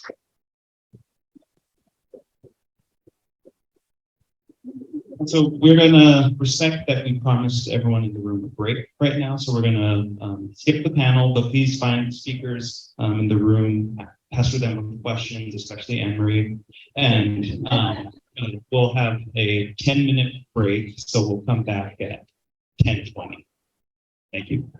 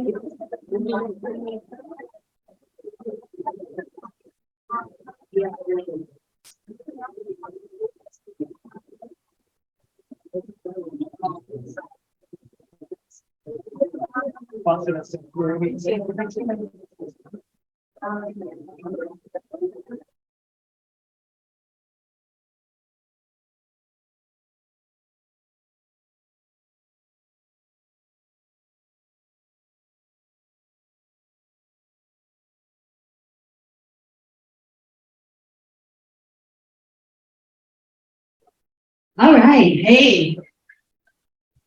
Good morning. I'm almost awake. And first of all, I just want to thank the organizers of this conference, Audra, Joni, Anne-Marie, Stephen, and the other people whose names I do not know, because this is such a gem for the people of Guam, for us. And so my hat's off to you, even though I'm not wearing one. And I especially want to thank Martin Kastner for being such a kind and incredible partner in going rogue on Dåno. All right. So up here you can see our brand new logo that was designed by Paxton Sato. And we love it. And I have some in this cookie purse. So if anybody likes stickers, you can get one. Yeah. So to start out, and before I start, I would like to beg your help in anyone who has come out and volunteered with Friends of Islan Dåno. Please raise your hand and look at that. Woo-hoo. Thank you so much. Yeah, round of applause. We've been moving this snake. So the Friends of Islan Dåno was started in March of 2021. Martin and I got together and spoke with Suzanne and Diane at DAR. And we said, we want to help and we want to get a lot of other people to help us and to get the snakes off of Dåno so the coco can thrive and the sali and the seabirds. And we wanted to accelerate the eradication of the snakes from the island. So we began weekly searches, usually on Saturdays, because that's when most people have time. And we welcomed all volunteers, anyone who wanted to come. I think our youngest one was 4 years old. Children can only come with their parents. But we do want to get the young people out there to enjoy the beauty of Dåno, but to also understand what's happening, what has happened to our birds and how we can get them back. And we usually look for brown tree snakes for about 3 hours. We use poles, and until we got the funding from DAR, thanks Diane, In June, July, and August of last year, we were funded and we were able to buy 4 airsoft rifles. So now we can shoot the trees that are way up tall, because before we had to get a ladder, run and get a ladder, and then go up the ladder and then extend our poles and pray that we didn't fall down and that we would get the snake. So nothing worse than seeing the snake escape. All right, and we collect data each night of our searches. And Martin is the holder of the data.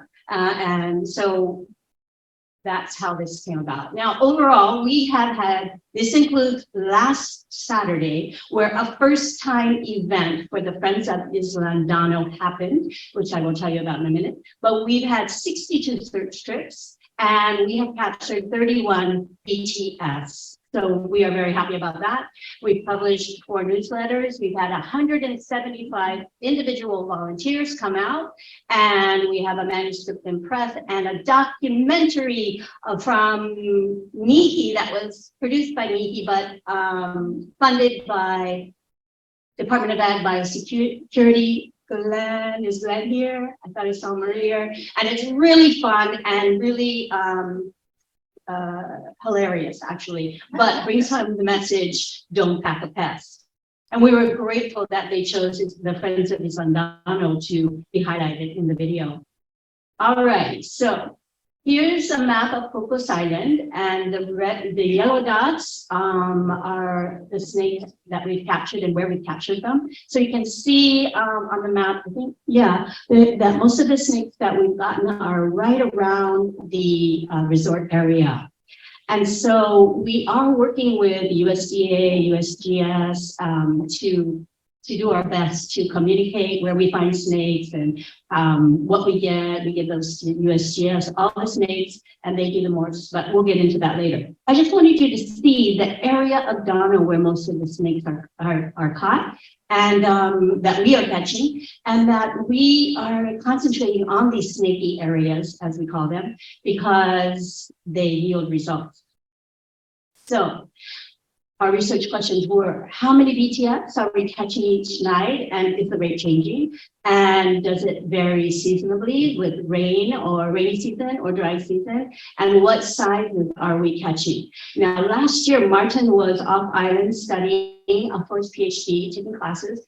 And so what I noticed from 2021 to 2022 was there were not as many birds out there. We used to see tummy, the white fairy terns, very often, and we were really not seeing them very much. The brown noddies the black noddies decided to nest on the Molesso side instead of on the Dåno side. So seemed like there was less prey, and sometimes it felt like we were seeing more snakes. So what was up? So, I want to go back to that one. I want to just let you know that these are volunteers, not the snake, but the guys, and they are not paid models, okay? Yeah. All right, so when we looked at rates of capture, so I'm telling Martin, we're emailing and talking about what's going on because we always want the blow by blow. But wait, let me go back. Last Saturday was the first ever mid-air capture of a brown tree snake. So they found a snake. It was in an area that they could knock it out. It wasn't too tall of a tree. They could knock it out, and it had a clear floor for it. And Jack, is Jack here today? Jack, stand up. There's Jack. I wasn't there, but I got the blow by blow. Jack caught the tree snake in mid-air. It did not touch the ground, right in the perfect place behind the head. And I think he deserves a round of applause. Thank you, Jack. All right, so looking at our rate of captures, the number of BTS caught in September 2021, big month. And then we started, it kind of leveled off, and then we started seeing in September 22, November and December. It's like, wow, what's going on? There's so many snakes. And then if you look at the number of BTS that we've had, that we've got, the rate of the snakes seen is the top line, and then the snakes captured, the bottom line, and it's just pretty steady. kind of normal. So there's that. And then seasonality. What was happening? Anything during rainy season? Did we see more? Because that's what goes on in our brain. And when I did the rapid response training with USGS last March, it was during the dry season, and we caught much fewer snakes than the people did that had done the previous one, which I think was in December or November at the end of the rainy season. So we thought, and when it rains, we always get excited when we're going out to Dåno thinking that we're going to get snakes because they'll be out, but that doesn't always happen. Okay, so another way to look at it was these dots are representing the number of searches. And so you can see where in April, where it was really low, there's a tiny, tiny dot. And so there weren't many searches that month. Maybe there were 2 searches. But the other months, there were much more. So that's something to think about when you look at our data, because it's a little bit. So then we're looking at the sizes of BTS captured by Friends of Islan Dåno. Top is our females and below are the males. And it looks like we've been catching a lot of big snakes. And so under 750 millimeters, the snakes are considered juvenile. And then 750 to 1,000, they're intermediate. And then above 1,000, they're mature and breeding. And we always get very excited when USGS lets us know it was a female that we caught. But when you look here to scatter plot to figure out the sizes, it seems like, there's no real trend that jumps out at us. So, yeah, Baron likes to decorate with snakes. So it appears that the rate seems to be relatively stable, and the suggestions of seasonality, rainy season or not, we don't know, it's kind of variable, and this is a small data set anyway. And then what sizes are we catching? Well, we're mostly catching big snakes, and we're happy about that, and they appear steady or increasing, which we're also happy about. We don't have any of the data from USGS regarding this, about the snakes they caught before, or USDA, the snakes that they're catching now, but it would be interesting to compare.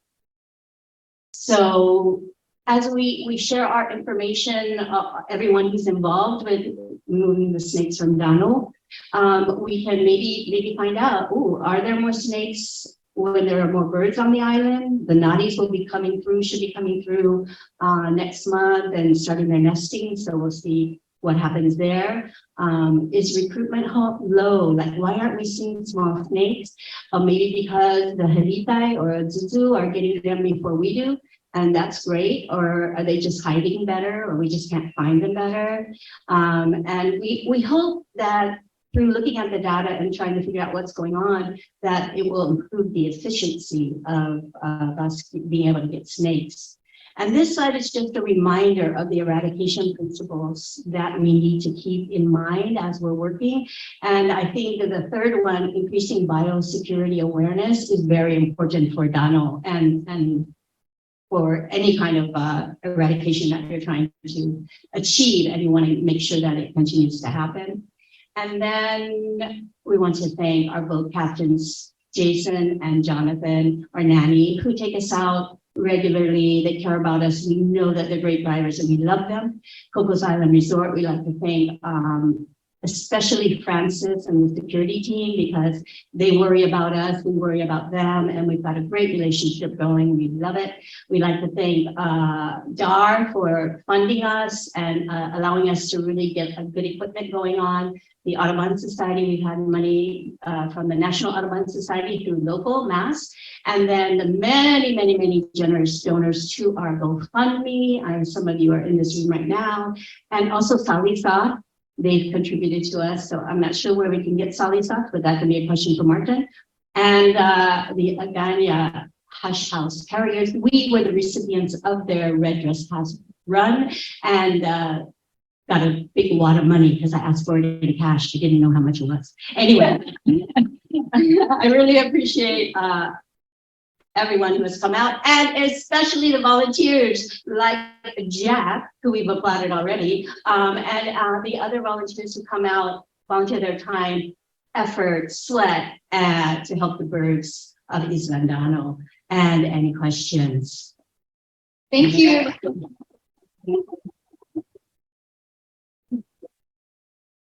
Yeah, so we have some time for questions. So just raise your hand and I'll run the microphone over to you if you have a question for Olympia. Or comment. Or comment. Yeah. Super quick question. The section of the island that had very little sightings for catches, is that an area that is being searched much less? Well, or is it getting to equally and okay. There we go. So the south side of the island has the one white dot, and the north side has more. Yes, the answer is yes. USDA goes out 2 or 3 times a week, and they have transects that are cut now east-west. When you USDA, I meant to say USDA if I said USDS. USDS, when they first started going out there, they did sort of the linear long way transects, which we followed when we were out there, and were really helpful. But now they had paid through funding. I'm not sure who that was through. I think it went through Department of Ag to have someone out there and cut transects. And so that means if you can see where the pier is, so that is the west side of the island and the east side is the other side. So they go east-west now, and they're every, I forget how many meters, but in talking with people from USDA and USGS, they said, yes, as volunteers, why don't you just stay with the snaky area? And that's paying off. So we get both, lots of places done.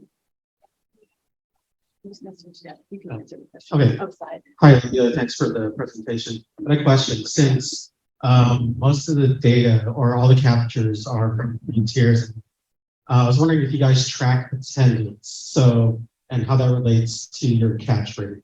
Because a lot of the volunteers I know are repeats of volunteers. So as they go out and hunt, they get more experience. I'm wondering if you get a higher catch rate with the more experienced volunteers as opposed to the 4-year-old little kids that run around for catching. I love that question. I love that question. And the answer is we do track volunteers who are repeaters, repeat offenders, or if they are new. So we know in our data set. But the answer to that is you never know. I mean, some people are just, it's their first time out there, and they're the ones that spot the snakes first. And so it just depends on the people. So you can't really tell. I know personally, I think that my snakes visibility, being able to see snakes in the trees has gotten better because I started at 0, nothing, and except for seeing in my yard and killing them there. But so I think it probably has increased for people who come out more often, but it's really hard to know. Like that gentleman, when I was making the joke about these are not models, these are real volunteers. That was their first and only time they went out there. The shorter one, Josh, saw both snakes that night. And it was amazing. And he saw a snake that was really hard to see. It wasn't like in the Kottermair, like where you can really see the shape and the color. He saw one that was wrapped around a branch, and we're just walking through by the dive locker. And he's like, oh, wait, I think I see a snake. And I'm like, oh my God, you do. And it was a female. So, so really good. But it's hard to tell. Everybody's different. All right, thank you for those questions. I think we're going to go ahead and move on to the next speaker. Let's give Olympia another round of applause. Our next speaker is Malia Nafas. I'll let her go ahead and introduce her title. Thank you, Malia. Let's give her a round of applause as well.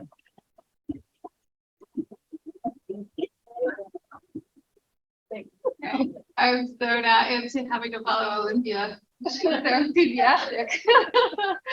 I'm Olympia Nafas. I'm a research ecologist with USGS. It's a Pierce brown treesnake microphone project.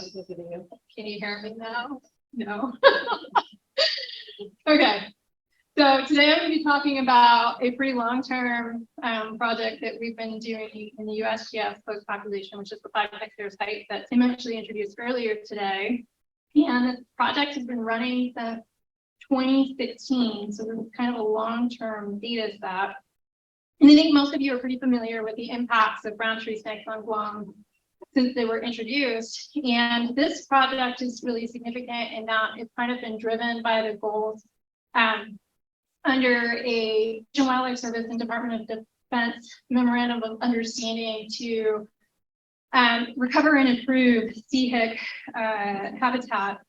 And so the goal has really been driven to determine how to accomplish snake control and removal at the scale that would be achievable at the landscape. So potentially effective for reintroducing native birds that could then persist and survive. And the approach we kind of took to this over time was the adaptive resource management approach, which is an iterative approach where you make sort of a very structured decision-making process with all of your goals outlined in advance, and you're kind of working through a monitoring process and adapting as you move through it.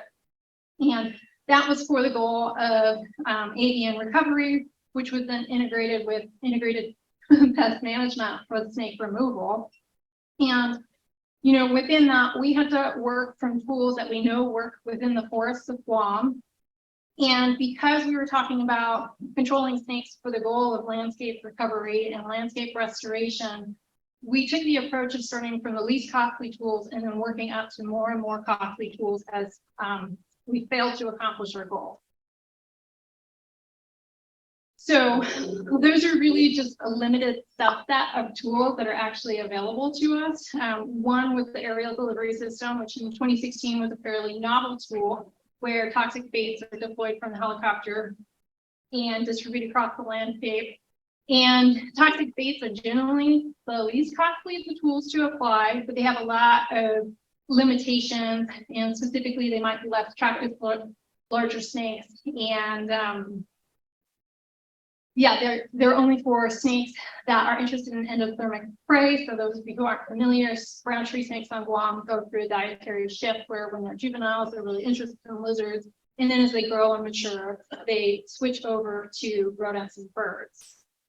And then there's traps with live lures. So this could be birds and mice. And again, limitations because they're only attracted to snakes that are interested in endothermic prey. And then we also know that the snakes have difficulty accessing the trap. So they have a hard time getting in there and they spend a lot of time poking around the outside.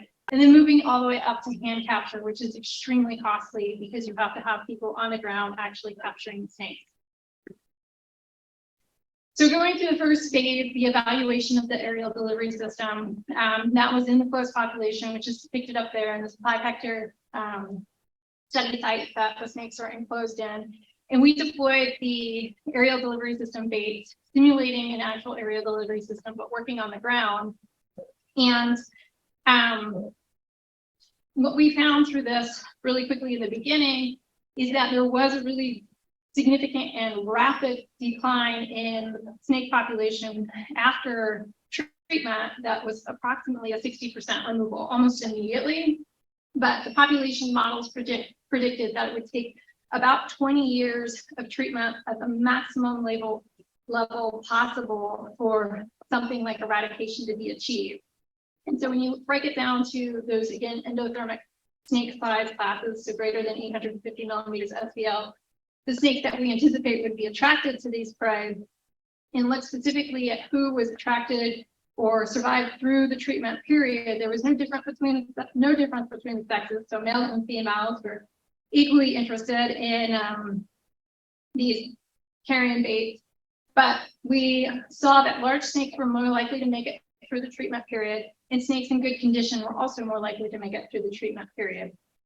And when we sort of retrospectively looked through the data at the population response, what we really saw from the population models was that targeting the large reproductive females would really enhance the rate of removal.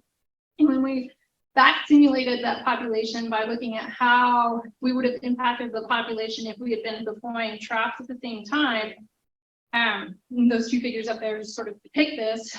we saw that using traps at the same time in sequence with doing the toxic bait suppression yielded a much faster rate of suppression, such that the change in predicted timeline for eradication went down from 20 years to 7 years. So going through the process, really the outcome of this is that eradication was really unlikely to occur in a timely manner by using the aerial delivery system alone, but that there was potentially tools that we could use to improve the process. And so that is either incorporating bigger prey in the carrion portfolio, or potentially birds as carrion or live prey. And it was time to beginning to add the more costly tools. So we did that, and specifically looked at it as a matrix where we had the carrions, the bait, as a function of their size, so big versus small prey, and that's mice and rats for rodents, or quail chicks and chicken chicks for birds. And then we also looked at lures in traps in both mouse and bird lures to see if there was a difference between how snakes responded to these different endothermic species.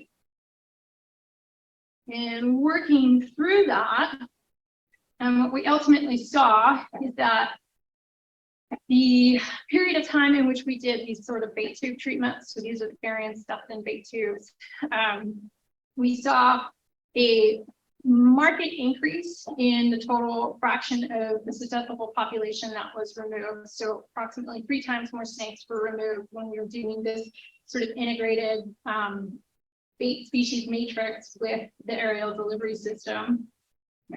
Chicks and mice had sort of relatively equivalent take rates, but the snakes didn't like rats. They did not take those very frequently. And then looking through specifically at our target snakes that were trying to remove the endothermic species, we still saw no effective effects. And we again still observed that bigger snakes in better condition were more likely to make it through the treatment period. So then moving into the trapping phase, which is a very costly tool to put on the landscape if you're trying to do landscape scale suppression, and comparing mice versus birds directly on the landscape, what we saw was a small proportion of the population was actually removed by traps. So we're looking at 6 total individuals at this point that were pulled out of our population from these traps. And most of them were removed when we had traps placed around the perimeter rather than doing an interior saturation. So we didn't have to place traps throughout the entire area to successfully remove snakes just around the boundary. But after this extended period of carrion-based removal, we actually observed that the avian traps were 7 times more likely to capture a snake than the mouse traps. So suddenly those bird traps became a lot more effective in targeting individuals. And again, then looking at the snakes that are susceptible to endothermic prey, we saw a lot of the similar trends, but we got rid of the effective body condition. So healthy snakes started responding to this control tool. And we actually very effectively targeted the size and age of females that the model predicted we needed to remove. So those females that were above the 1,050 millimeter SVL and reproductive, yada, yada. So looking through that from the adaptive resource management process, we still are struggling with the issue of large individuals not being targeted as well, but that traps with bird lures actually remove healthy female snakes that seem otherwise resistant to rodent or carrion control. But we started running into the problem of competing prey availability hindering these good-based control tools. So rodents started to recover in the population and served as a competing prey item for the snakes that we were trying to remove. So at this point, we moved into hand capture to ask the question of whether or not we could deploy this as sort of a last-ditch effort for cleanup, or there was a large fraction of the population that still remained resistant to control.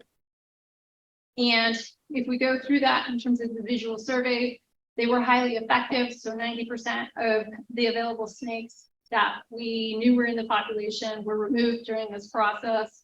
Very few of them were actually repeat captures. So they were largely new captures that had persisted through the other treatment scenarios. And what we did is effectively remove all of the bias from the removal process. So everybody was getting targeted. And running through this whole process in terms of the population response, this is sort of just giving you an overview of the trajectory, which is a relatively continuous decline broken down by different sizes and sexes. And you can see it through the treatment course, whereby engaging in this iterative process where we modified our approach as the snakes stopped responding to a given tool, we continue to maintain the suppression and decline through time. And what that means in terms of native species is looking at the functional response of the prey, so birds that we're trying to restore this habitat for. We broke down the snake population into a series of size classes to look at which ones might be most impactful for removing to achieve the avian response. And the models predicted it was snakes over 1050 millimeters SBL, and that the breakpoint was 1 snake per hectare. So the treatment paradigm that we had to use to achieve this density was the integration of the live lures and traps, and probably specifically the avian lures. And the response was also very abrupt. So within 1 month of treatment, we observed the functional response in birds. And then looking at that in terms of an actual trial reintroduction, which we chose lizards for, and we chose 3 species of lizards that have different potential susceptibilities to brown tree snakes based on their behaviors and ecology, including 1 Guam listed species, and doing a reintroduction where we paired lizard releases in the close population with snake suppression, and then that forested area that's immediately adjacent to it that had no suppression.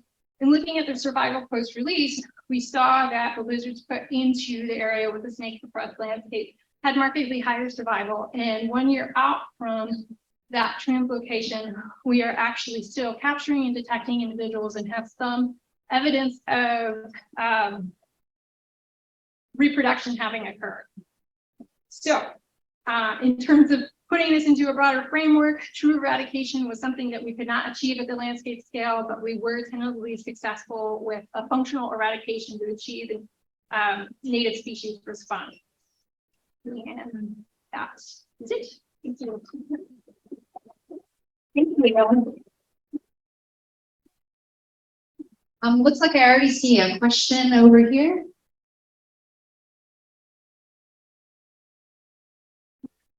Why can't you bait traps with lizards, like with anoles or treesnake, so that you can target snakes before they hit reproductive maturity?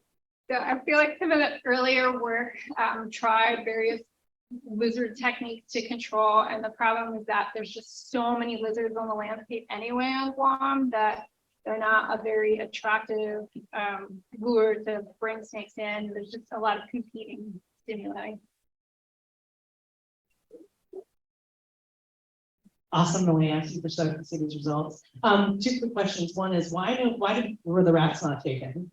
And then 2, what's up with the perimeter strapping? Do you think that is because of the size of CP, that was more effective in the interior and snakes are always going to go to the edge? Do you think that's scalable when you get to bigger fences? Yes.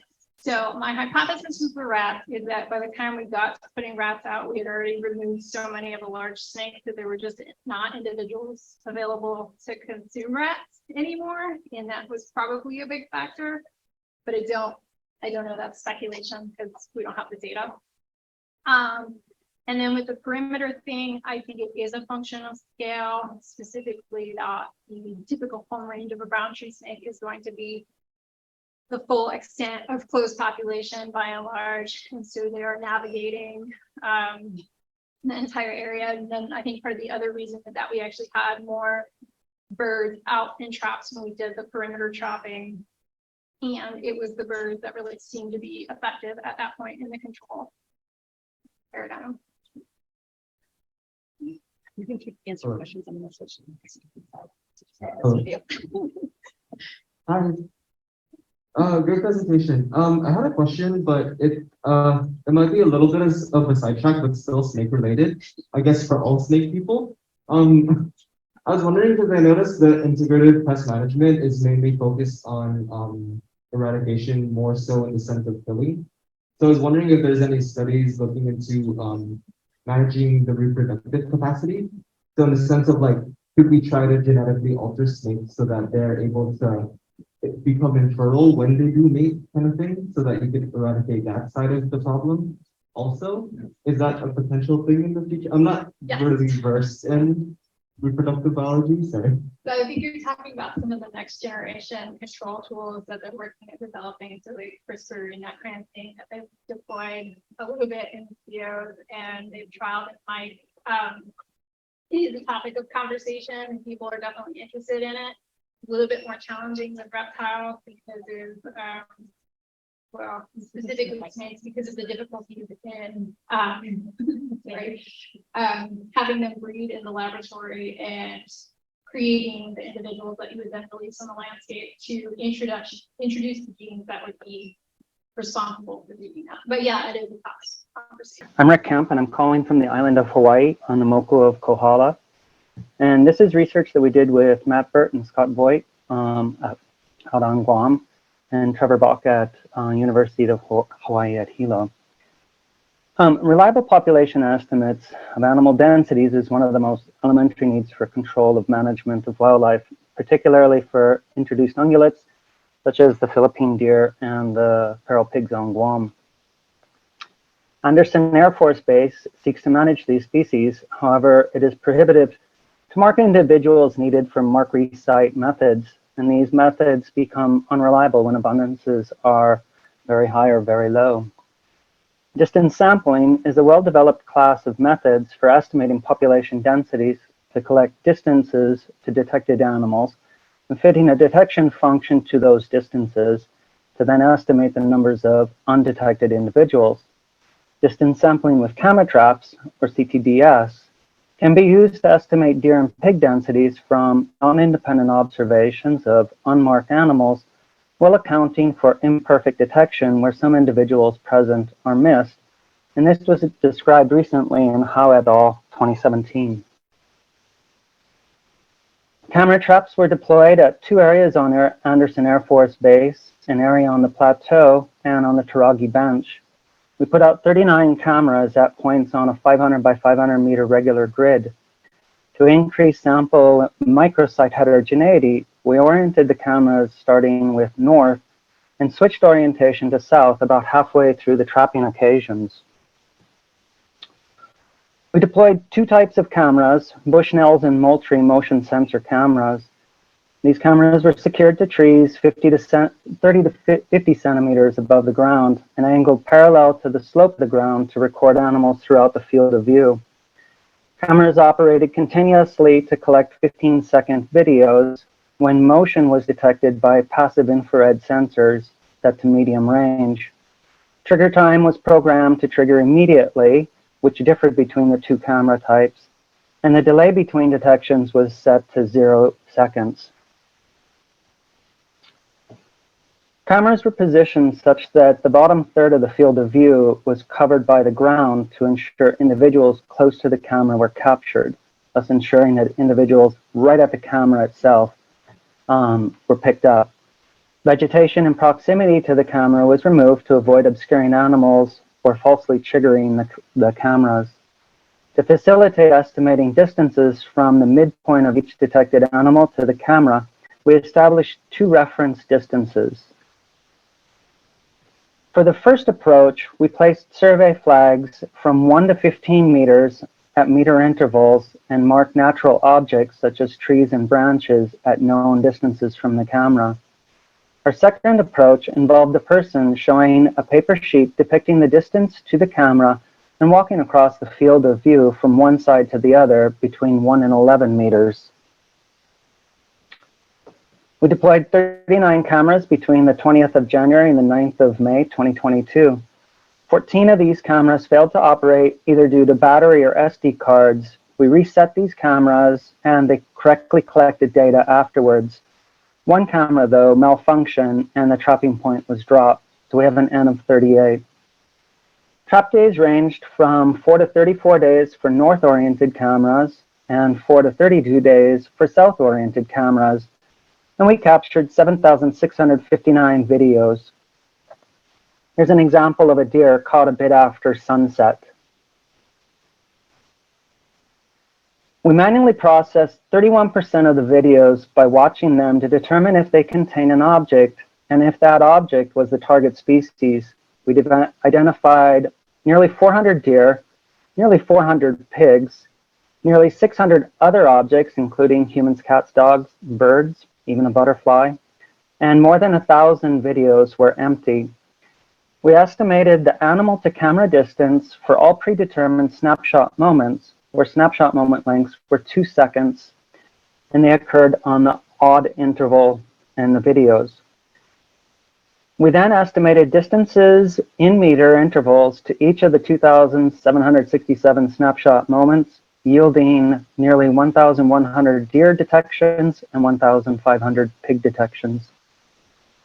Recent advances in machine learning methods have facilitated automated digital data processing, and we use Zamba Cloud, derived by driven data, a video object detection and identification program that can process large amounts of data. Recent advances also in camera trap depth estimation for distance sampling using monocular depth estimation machine learning algorithm allows for estimating the depth of animals without the need for model calibration. This is a huge time savings. For automated estimation of camera to object distances, we use Tim Houck's code described in Johans et al. 2022. This program requires still shots, so we split the videos with the target species into still shot images at the snapshot moments. We uploaded over 7,600 videos to Zamba Cloud. Using the European pre-trained model, more than 600 videos contain deer, 800 contain pigs, and 1,600 videos contained other objects. In addition, there were 4,500 blank images. We uploaded 7,200 snapshot moments and ran through Houck's code to estimate distances from animals to camera. A little more than 64% of the snapshot moments were successfully processed, and associated distances were estimated to more than 2,000 deer and pigs each. For all those images that failed, we manually processed those and the snapshot moments, and that yielded an additional 1,400 deer and 2,300 pigs. An assumption of model camera trapping is that the animals are available to be detected. There are two ways to account for availability: estimating temporal activity where all of the data is used, or estimating peak activity where the data is subset to when animals are active and thus available. We estimated densities using both approaches. The percent of time active varied little by species and was estimated activity levels of about 35%. Deer portrayed a prominent peak between 0400 and 0600 hours, while deer activity was relatively low otherwise. During this 2-hour peak activity period, 857 deer were detected, which is a large enough number of individuals to model peak activity deer densities. For pigs, the peak activity at noon was isolated and surrounded by low activity levels. The single peak at 1600 hours was markedly different from the activity period between 1800 and 2100 hours. However, to ensure adequate detections, we used the extended period between 1600 and 2100 hours to model peak activity pig densities.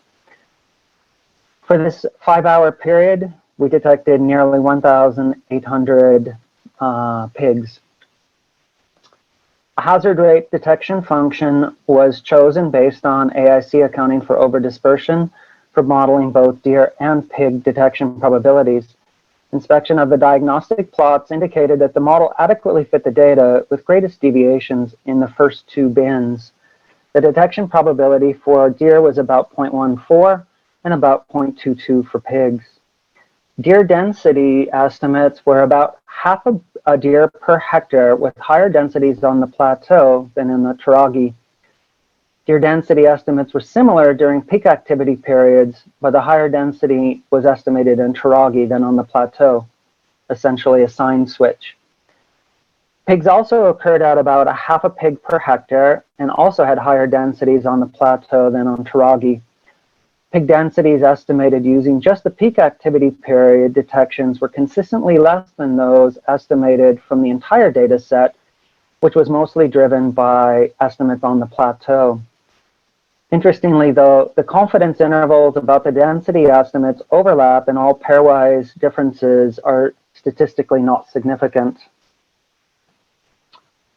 Some lessons learned. Overall, estimator bias was minimal, with deer negatively biased and pigs generally unbiased. And this was based on comparisons to other surveys that have been done on the base and in adjacent to it. We think that this might have occurred because we saw some animals being spooked by the cameras triggering and moving quickly out of the field of view. Animals that reacted to the camera did so within the triggering period in the first second of recording. Thus, these detections were then discarded using our approach of defining the snapshot moments and thus minimizing a bias caused by animal movement. The bias in deer estimates, though, may be due to a density gradient in the study area or for control efforts. Density variances were moderate to high with coefficients of variation, CVs, ranging from 30% to more than 100%. Using temporal availability to account for differences in animal activity increases sample size and maximizes data efficiency. And this is a preferred method to subsetting the data.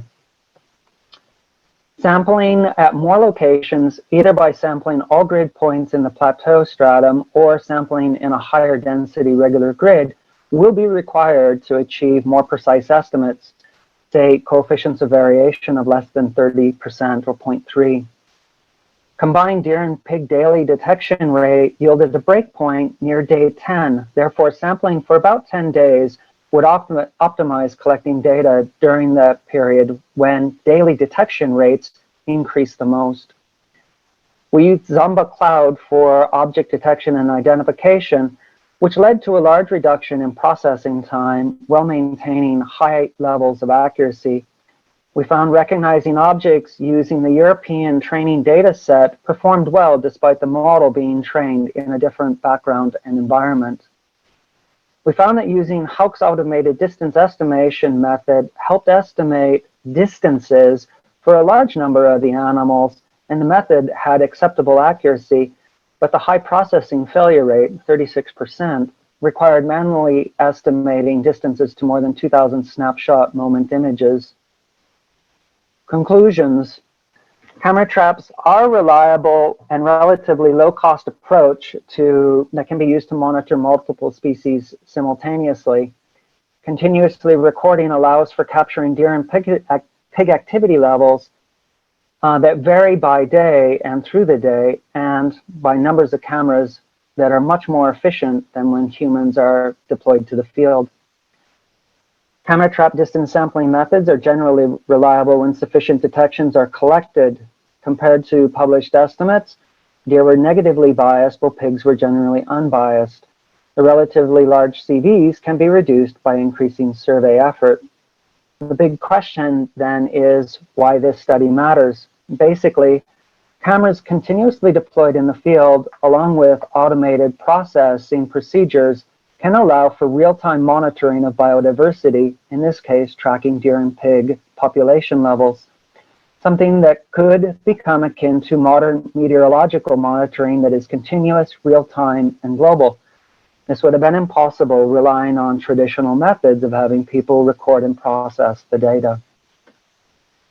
We thank the people of Guam and Andersen Air Force Base for allowing us access to this research. Funding was provided by the U.S. Navy, with additional funding from NAVFAC Marianas and USGS. Matt Kedziora provided the Bushnell cameras, and Mike Park assisted with camera deployment reorientation and retrieval. We're continuing to work with the folks at Data Driven and also with Tim Houck, who helped with the automated distance estimation. Mahalo for your attention, and if I have any time left, I can answer your questions.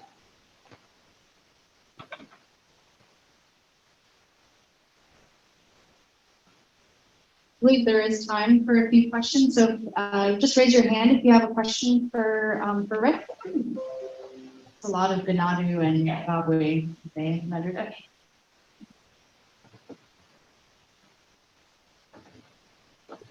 Hi, I'm wondering, do you need to manually check the ones where the automated identification or distance measurement failed? Or could you just get your sample size by running the cameras longer and doing more automatic detection? I guess another way to ask that question is there any difference between the images where the automated detection of distance failed and the ones where it succeeded that would introduce a bias? That's a really good question. For our purposes, because we wanted to ensure that the method is reliable, we actually went through and manually processed all of those images and snapshots that failed. In the future, they would not have to be done. When we looked at the distribution of the images and snapshots that failed, there was no systematic bias or being early in the camera trapping or later in the camera trapping, for example. Awesome, thank you. Okay, aloha and hafa day, everybody. Today, I'm also going to be talking to you about estimating the abundance of deer, but on a different island. We're moving to Luta. And my name is Anna Staudenmeier. I'm joining you from Hilo. But when I was doing the study, I was the deer biologist for the CNMI Department of Lands and Natural Resources in 2020 and 2021.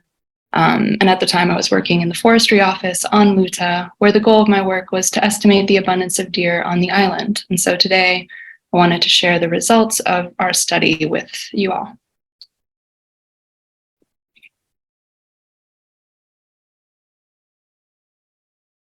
Oh, there we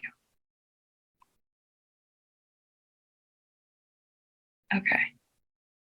So the species of deer in question, Rusa mariana, colloquially known as Philippine brown deer, or more commonly as sambar deer or banadu, has been found on the island at varying population levels since their introduction by the Spanish approximately 150 years ago. However, there had not been a successful estimate of the population's abundance in all that time. As the deer on Luta are both culturally significant and ecologically detrimental, particularly to the recovery and survival of rare and endangered plant species, an initial step to more effectively manage the population was made in 2019, starting with the goal of estimating how many deer there were on the island. Sorry, it seems like there's a little bit of a lag.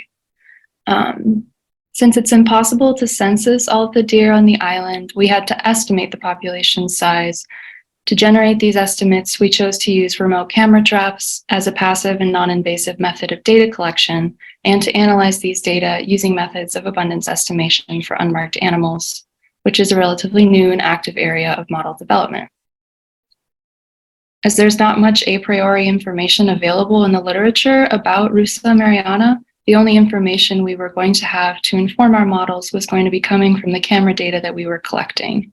Therefore, we chose to use two methods for the abundance estimation of unmarked animals that only required data collectible within our study's timeframe, required similar data inputs, and held similar assumptions.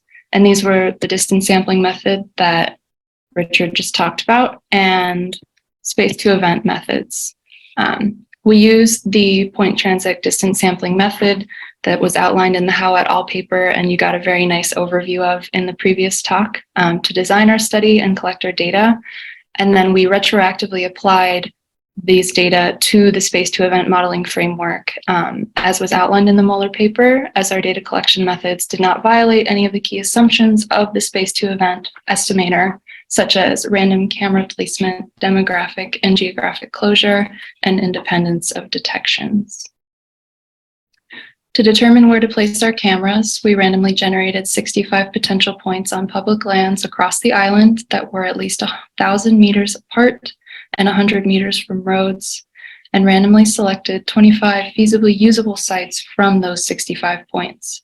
We deployed Browning Strike Force cameras mounted on trees at approximately 1 meter in height with an orientation of 0 degrees, and the resulting 25 locations fell within the evergreen forest land cover class on the island.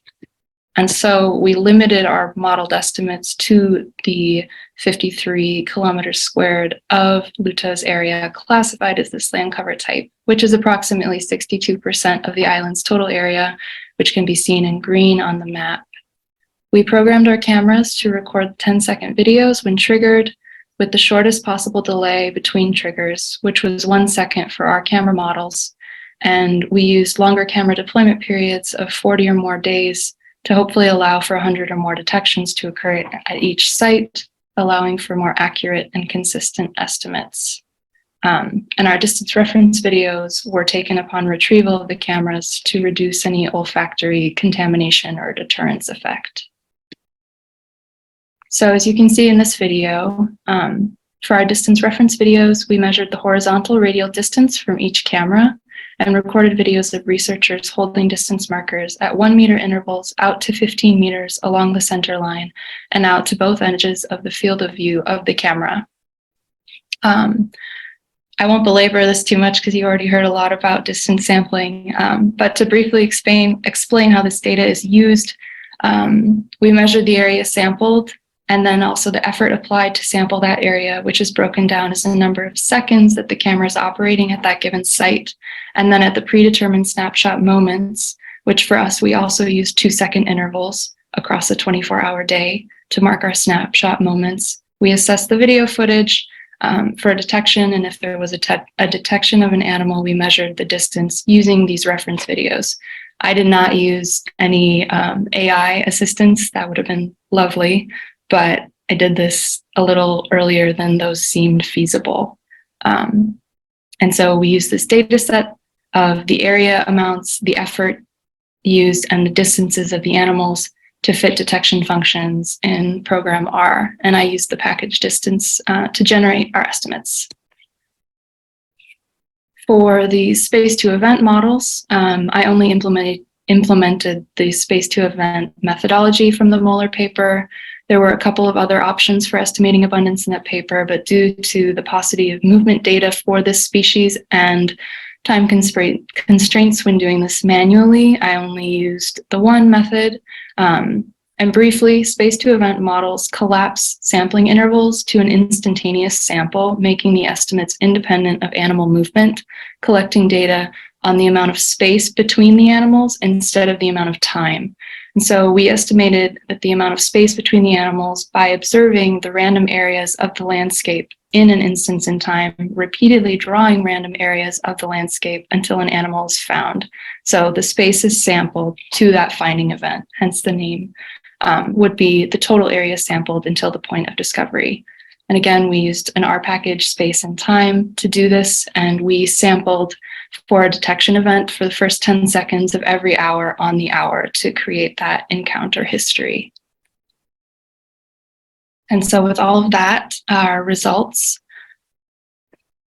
in summary for our camera deployment efforts, we had on average about 40 days of deployment for each camera, and this occurred between March 26th and May 20th of 2021.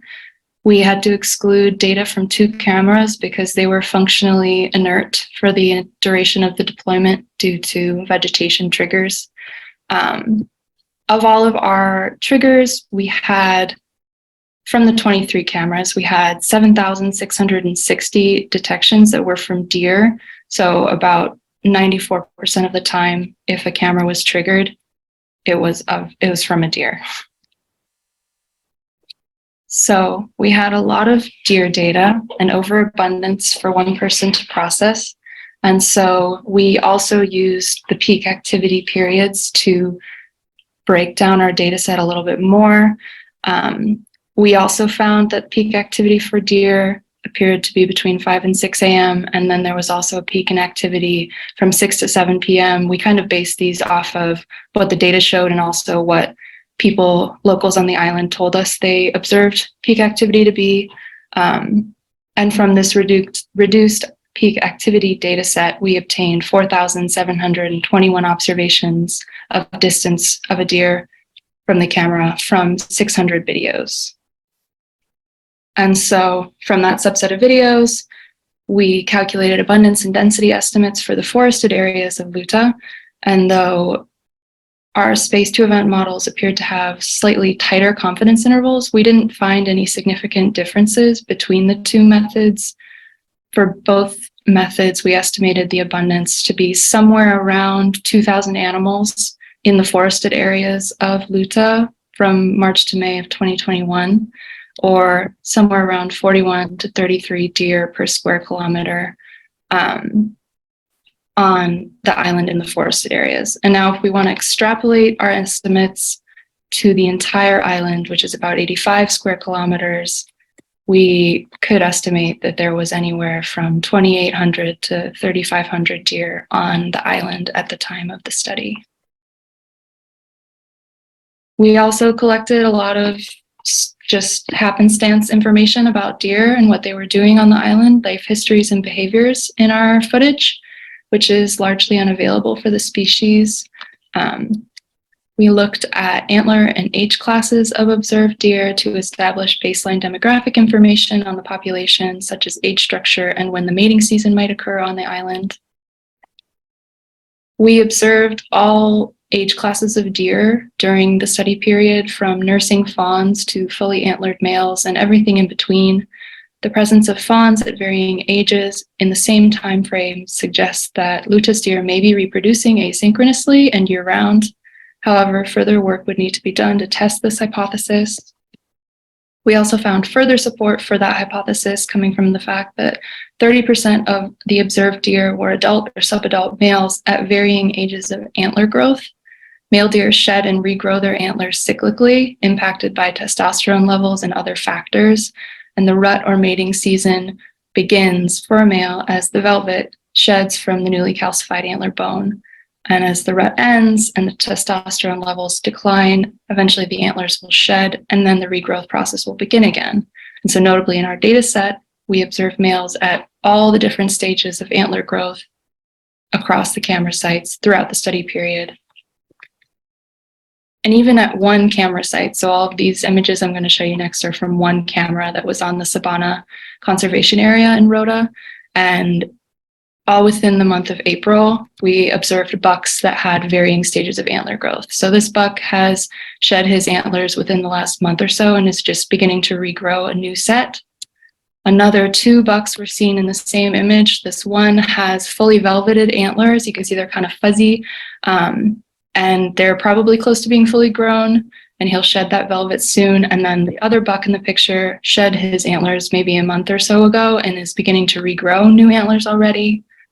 We saw antlers at the same camera that had no velvet, boned antlers, suggesting that these 2 males were in the rut or breeding season. And so this is again suggesting asynchronous mating, year-round mating on the island of Rota. And with that, I would like to thank everybody who helped me collect these data and generate these results, specifically Lisa Stokowski, James Bamba, Joaquin Fujihira, and James Manglonia. And with that, I think we have a little time for questions.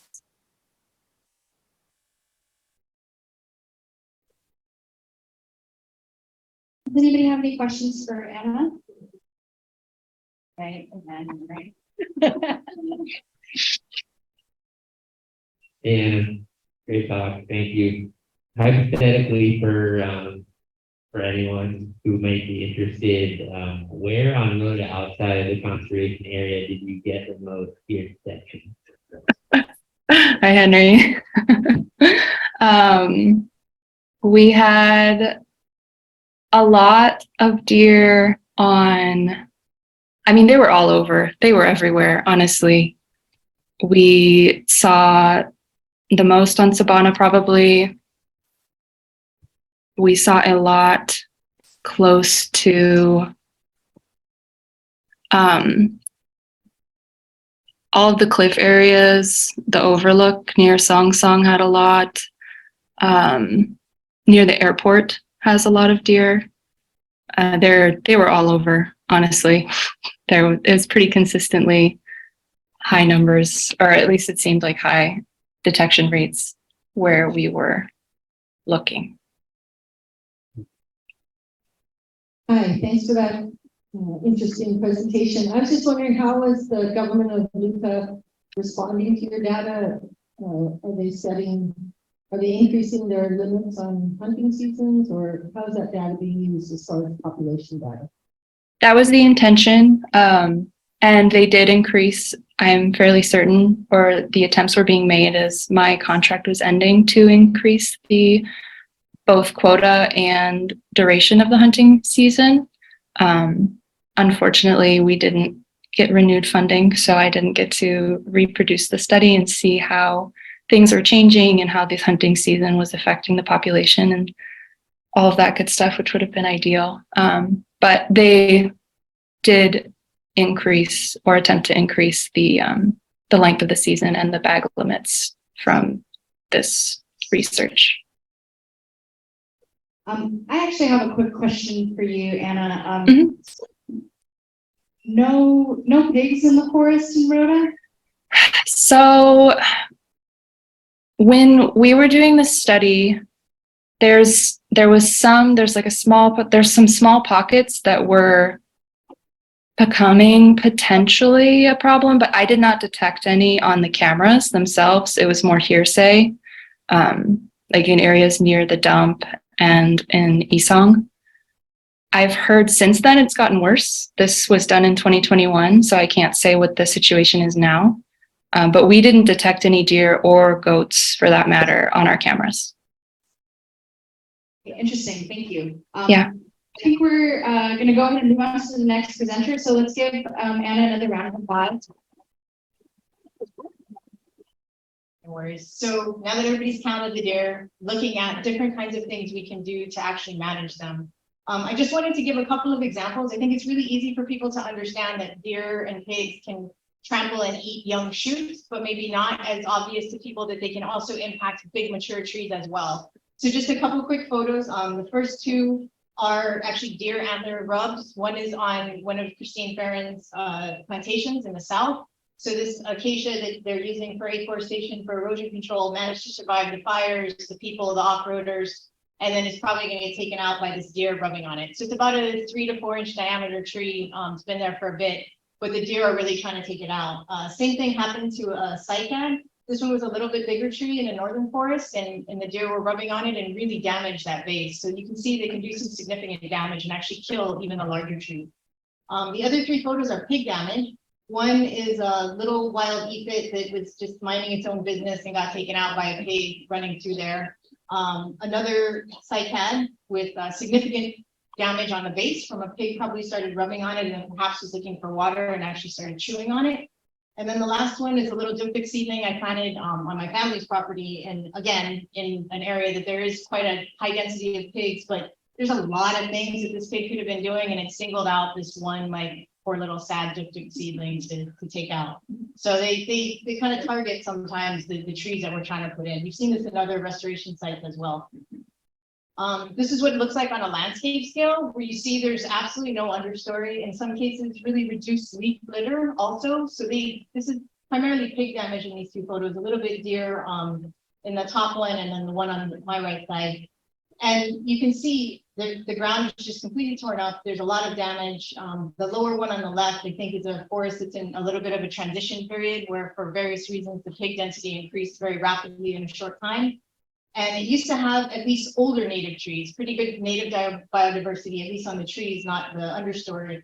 And as the pigs came in greater numbers, starting to see mostly Balimbi, pickle trees, a lot of Lemonchina, not getting any recruitment, and the larger old natives are starting to fall as well. So as they are dying out, they're getting replaced by these pretty small complex of invasive. I don't have a good picture of it, but a lot of the pig poop that we saw in that area, you would see the pickles, Anonis trees, and occasional Lemonchina coming out of it. So not seeing a lot of natives at all, and starting to get these older natives replaced by some of these invasives that sort of take over. They also cause a lot of problems for people. So the top is a picture of Rolling Ketiglis bananas that he took last week. He was very upset. He woke up one morning, they were flying the night before, went out and kind of knocked out his little banana patch. The pigs are particularly problematic also for livestock. They carry diseases, they get in the way. That picture is one of my nephews telling me he could not feed my animals because there was a pig guarding the access to the pens. So that's the kind of thing that we see pretty regularly. The bottom photos, one is a cultural site with a lot of damage from erosion from pigs. There's a golf course with pretty significant damage on their greens, so they're not very happy about that. The pigs also are involved in quite a number of car accidents. I tried to get GPD to give me a number. They didn't want to add it up. So at some point I'll get in there and actually look for a number, but it does happen more frequently than we understand. I also know of a family that had 2 really bad wrecks on Route 3 years ago with deer. So this is something that, we sort of think of as a mainland problem, but it also happens here. We just maybe don't hear about it.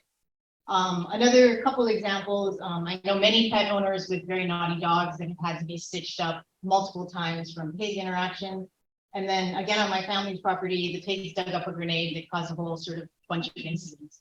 So they are problematic. They also have a lot more direct impacts than I think we understand. The really sort of big photo is a gentleman who used to live on Guam, who sort of specialized in handling problem pigs. Landowners would call him if they had an animal that was a little bit out of hand, and he had a particularly bad interaction with one. He had a whole bunch of stitches, lots of antibiotics, some drama. We've also had at least 1 fatality in a car accident that happened one New Year's Day with a motorcyclist that hit a pig. And then just sort of incidents that occasionally make their way into the local news where people get bitten, gored, chased, things that happen with these animals. So on the military bases, we have several programs that we do to deal with ungulates. They're driven by obligations in our integrated natural resource management plan for us on Camp Loss, also mitigation associated with the buildup actions, and then through the Guam Micronesia Kingfisher Memorandum of Understanding or Memorandum of Agreement with Fish and Wildlife. So various drivers that require us to do ungulate management. I work at Camp Loss, so the ones that I'm most familiar with are ours. We have Kaigwa Forest Enhancement just north of the main cantonment off Route 3A. That one is about 680 acres and was completed in end of 2021. So really high densities of deer that we were seeing, more than 1 an acre in some areas. And then the pigs about 1 every 5 acres. And then we are currently doing, in cooperation with USDA, Mason Live Fire Training Range, Northwest Field. So it's going to be about a 604 acre eradication. And then Haputo Ecological Reserve Area, about 280 acres. Very challenging terrain, but very high value habitat. So we are spending a lot of time trying to do that with the least impact to the native trees and animals and plants down there. But it's pretty challenging. So we're working on that now with USDA. And then next up will be Togwalk Forest Enhancement south of the main cantonment. And that's about 450, 460 acres that we'll be removing all of the animals from. So the questions we often get with these projects are, these 3 are big ones. So people that are not on the installations are, what are you doing with the meat? This is the valued resource for some people. Why can't you let us hunt the site? And then the big one that comes up quite frequently is, what can you do to help us outside the base? People are really interested in is this something that we can look at elsewhere, particularly for the pigs, because it's a huge problem for many farmers, ranchers, also some residents. Just real quickly, I'll focus on the last question, but the meat, when we can, depending on the health of the carcass and where it is, I mean, if it's kind of midway on the cliff at Haputo, it's not something that's easily recoverable to donate to people. When we can, our teams will actually pull out animals and work through the mayor's offices and Department of Agriculture to donate meat that looks like it's from an animal that was healthy and that's in a place that we can get it out, before it spoils. Because if it's on the side of the cliff, it's just not something we can really do. Hunting the site. Turns out that hunting is not great for eradication. My husband's a hunter and he is the one that drives us home all the time. He wants the animals there. He does not want them eradicated. He loves to hunt, so he doesn't want them gone. So it's kind of a very different mindset. And also when you're trying to do eradication, if you have a population that's educated, it's really difficult to remove them. They learn, they're smart, particularly the big older ones. They're not big and old for no reason. They figure out how to get around people. So hunted sites are a lot more difficult to do this eradication for our ecological concerns that are driving a lot of our work. And then the last one, can you help outside the base? So this is something that we are just starting to get into with our partners at the Department of Agriculture and trying to look at different ways we can do this. So we've been able to fund a couple of projects through, this is a really long acronym, we call it REPI, but it's Readiness and Environmental Protection Integration that has some funding for off-base ecological work that supports military missions. So we use REPI funding and we're trying to get a Sentinel landscape designation, which provides additional funding through not just COD, but also USDA and Fish and Wildlife Department of Interior to do conservation work on non-federal property, both state government level and also in some cases on private land. So we're trying to look at all of these different tools, and because people have sort of centered on the ungulates as one thing that we can all kind of get behind, that's really where we're starting to push some of these initiatives. This is an interesting question. On the base, we just sort of have a requirement in one of our plans. We go get the funding, we go do the thing. Off-base is a lot more community interest that we need to work with and understand what the differences are. So the big one is pig versus deer. Handsome gentleman over there is Juan. He lives in Inalahan. So some people keep deer as pets. They keep them as livestock. They are a valued food source, much more so than the pigs, which often when we're doing pig removals, you can't give away the carcasses. People don't want to deal with it. Not a lot of people know how to clean the meat or process it well. So it's not something that people are as interested in. That's my son, who is very not happy that he knows he's going to have to help clean that. And of course, the dogs are super happy because they know they're going to get a good dinner because they get like cooked up meat afterwards. But not a lot of people do this as much anymore. So it's not the same sort of attachment to the idea of a food source as it is with the deer. So the things that are going on off base, you know, in the context we're working in, there's recreational subsistence hunting. There's targeted depredation, often through informal arrangements between private landowners, some businesses such as the golf courses, farms, ranches. A colleague of mine who actually works in construction for NAVFAC, most of his spare time is spent dealing with people's problem pigs, and they call him when they have an issue. And to give you an idea of the scale of the problem, at a sort of subdivision house, he trapped more than 30 pigs in one yard between Christmas Day and New Year's Eve. So there's a lot of animals out there. People are willing to do the work. So we have these targeted depredation efforts. You know, that's kind of an unusual case. A lot of it, the deaf guides off base sort of think of this as like a private hunting area. So there's a limited access. So it's not really a concerted, targeted effort to remove a certain number of animals in a certain time. It's more like, this is a place that I know that I can always go get an animal if I have a fiesta that I need to provide meat for. So it's a little bit different mindset, and I don't know that it's doing the same scale of removal that we would need to see an ecological impact. But it does happen. And then USDA is also running a feral pig program where they do this with some of the conservation districts, the mayors, some of these folks. So we're going to be moving into this space, and we're looking for areas where we have these shared goals, where there's residents that have problems, commercial interests that have problems, like the golf courses, and then conservation targets parallel to that. So kind of our sweet spot is areas that have all of those things going on. So we'll be doing work this year in PD, conservation area in Manila with Department of Agriculture, and actually Tanotasi is working on that with us. And then another large scale pig removal in Letido and Jigo near Camp Los, with about 5,000 acres worth of removal for specifically feral pigs in that area. So I'll end there, and if anybody has any questions, I'd be happy to take them.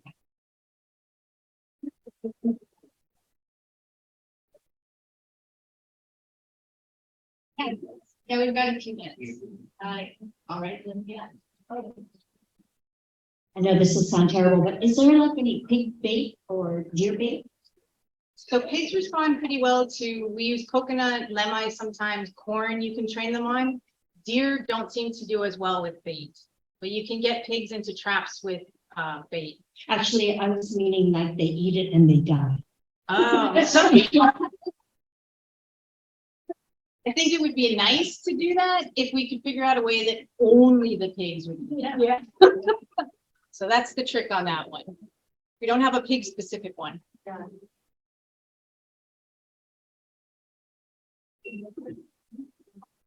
Hi, Adrian. Nice talk.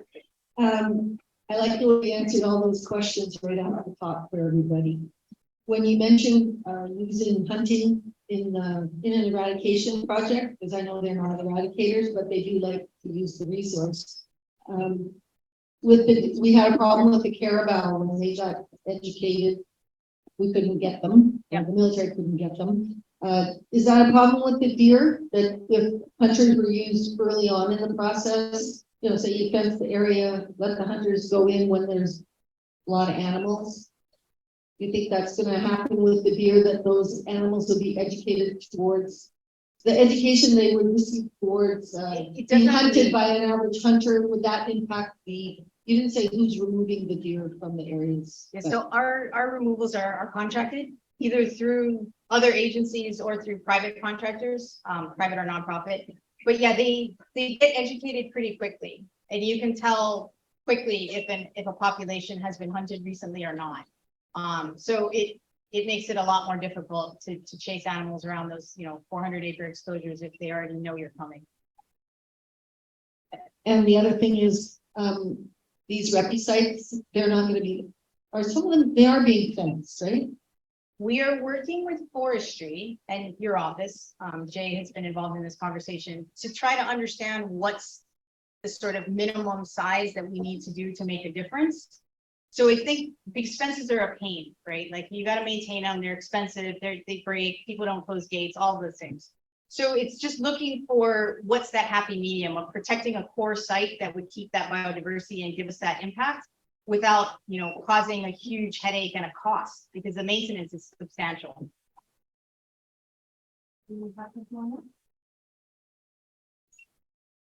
Yeah, we have time for another question. Any questions for AJ? Wonderful talk, AJ. Let's give her a round of applause.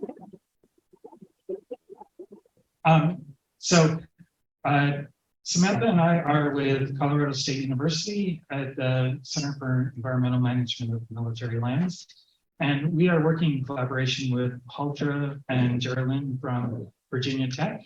And our collaborators also include folks from UC Berkeley and universities kind of all around the Pacific and the world. So it's a pretty big project, and it's funded by the DoD CERTA project, and I'll get back to that. Okay, the aim of this project is to develop tools to accelerate biosecurity monitoring and increase our capability of early detection of invasive species, particularly arthropods. Some of the worst invasive species are those creepy crawlers that will come up and destroy crops, trees, and even infect people. So one of the first steps to do this is to create an arthropod DNA library.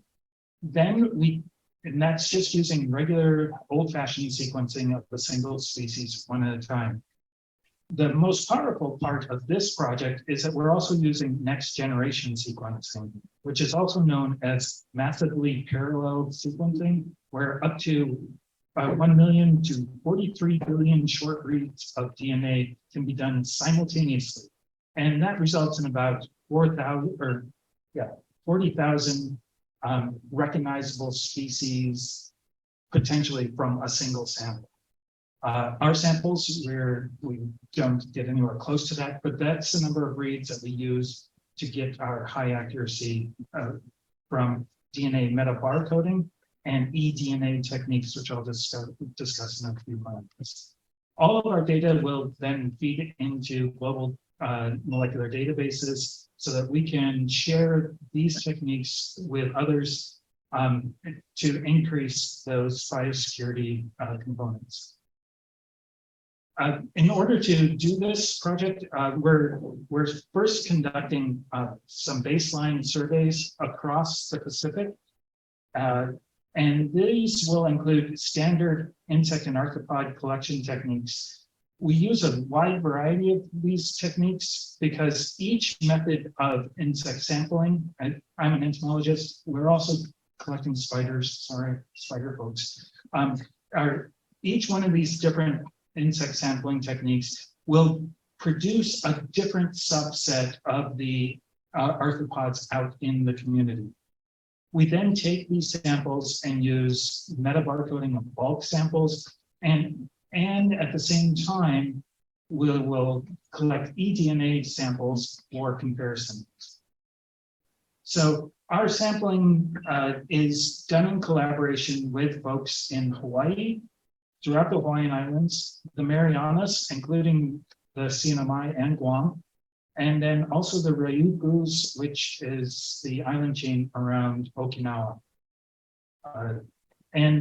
These maps are just example places. They're not the real sampling locations. So one of the main techniques from our collections is metabarcoding, DNA metabarcoding. So here you can see we're collecting from intact and also port of entry locations. We collect a huge amount of insects, and if you see that center petri dish, that's just a small example of what the samples look like. So there's large insects and then some very tiny ones. And so we sort that by very rough size classes so that when we go to extract and the DNA, amplify it and sequence it, we can get higher consistency results. Meta barcoding produces or allows us to reduce the sampling sorting time and then identify insects faster. So we can get hundreds of insects identified from a single sample, and that can be done in relatively short amount of time.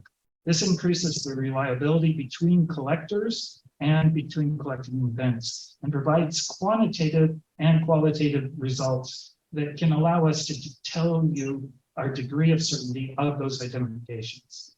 And this will eventually, we're hoping to work with some collaborators in the California area to produce a lab in the box where you go, you collect your stuff, you dump it in, and bing, bam, boom, magically you get a bunch of insects identified.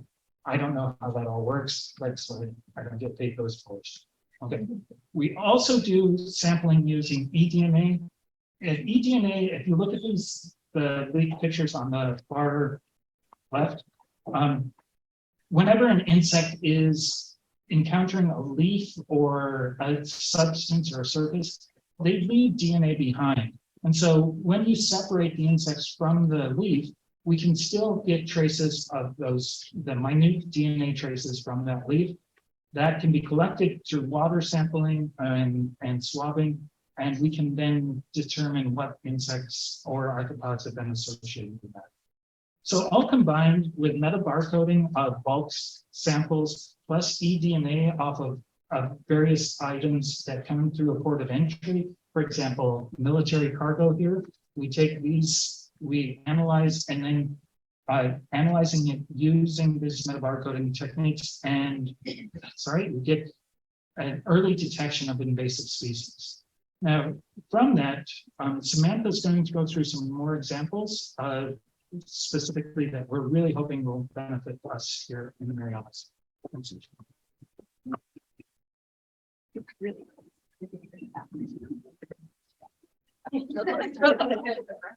So to dive deeper into eDNA and to find out how it can directly be applied to biosecurity or agriculture inspections, we've started to collect wash water from military cargo and take that water, filter it to extract the DNA, sequence it, and hopefully be able to use it as an early detection tool for invasive species.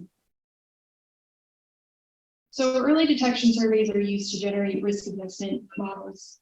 And risk assessment in this case require identification of what arthropod species are currently in the Marianas.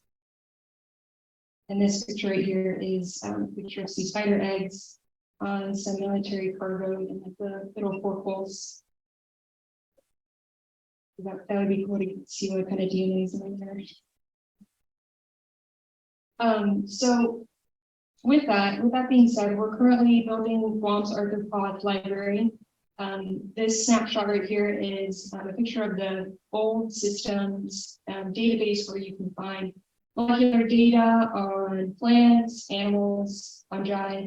And so I typed in the search bar Insecta Guam, and the results were pretty striking. Of the records here, you can see 116 have species names and only represent 21 species. So we have some work cut out for us. And also according to the Global Biodiversity Information Facility, also known as GBIF, its database for Guam's insect occurrence records say that there are 1,095 species, and we suspect around 5,000 insect species on Guam. So to start building the foundation, we've been sorting morphospecies for DNA, for DNA sequencing, pinning for the reference collection, taking photos of morphospecies or same as morphospecies, and working on taxonomic identifications with help from the Bishop Museum and the University of Guam. Some morpho species collected so far that are photographed and ready for sequencing are in the orders of the Hemiptera, which are the true bugs, or the piercing second part bugs. The Hymenoptera, we have some ants and wasps, and some Coleoptera, the beetles. So our goals for the morpho species are to first and foremost improve Guam and the Marianas arthropod identification, reveal genetic information between and even within the islands, and also to collaborate with taxonomists around the world. And speaking of collaboration, we are currently in collaboration with Guam Native Plant Society, working with them to hopefully answer some questions about a mystery moth associated with Phyllanthus marianensis, which is also called Petroska in Chamorro. And we also are collaborating with the Dang CAS working group to add some biocontrol species from with their molecular data, and to further have studies with eDNA, for example, something like detecting the presence or absence of the biocontrol agent on either, with a leaf sample or the leaf wash water sample, or taking the whole wash water of the whole plant. So possibilities are endless. And we're open to receiving specimens for our morpho species collection, just recommended being in 95% alcohol and to have a good label on it. And with that being said, that concludes our presentation.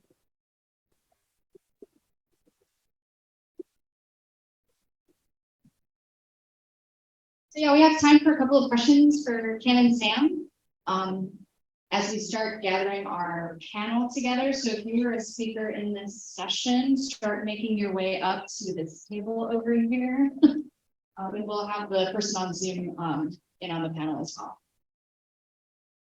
Anybody? Okay,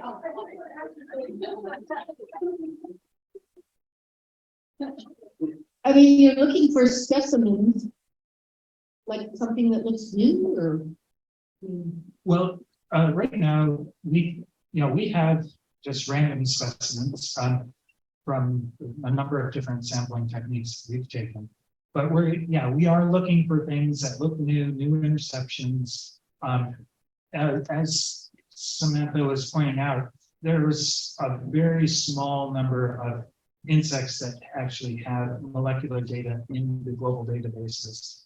And so, we're collecting some very common things, and then also some things that we suspect are completely undescribed species. And we're putting them in there, and we're going to try to build out this database of the arthropod library in collaboration with the UOG folks to really give us, so when we do these metabarcoding and eDNA things, we don't get species unknown 1 through 100. We want to actually have names from Guam and from the Marianas on those. So this will improve our accuracy and help us to determine if something is invasive or recently introduced.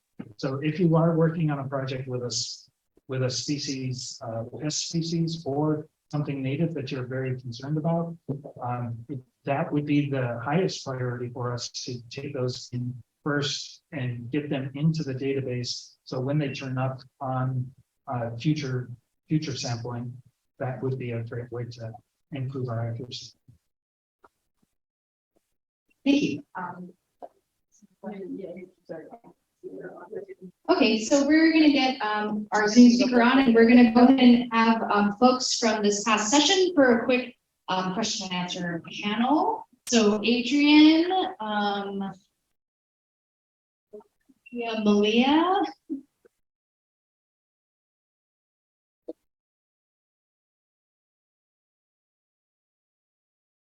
I think there's Adrian. And then here, I'll get. Where's your name? Yeah, so thank you everybody for your wonderful talks. Just to kind of kick this off, invasive species are this kind of huge just this gargantuan, overwhelming issue, right? And everybody's spoken a little bit about their piece of it. But I was wondering if you could comment, from the detection to, all the way to trying to control and eradication. It seems like it takes a lot of partners to make that happen. And I was wondering if you can comment on kind of, successes and failures of how that's kind of played out here in the Marianas.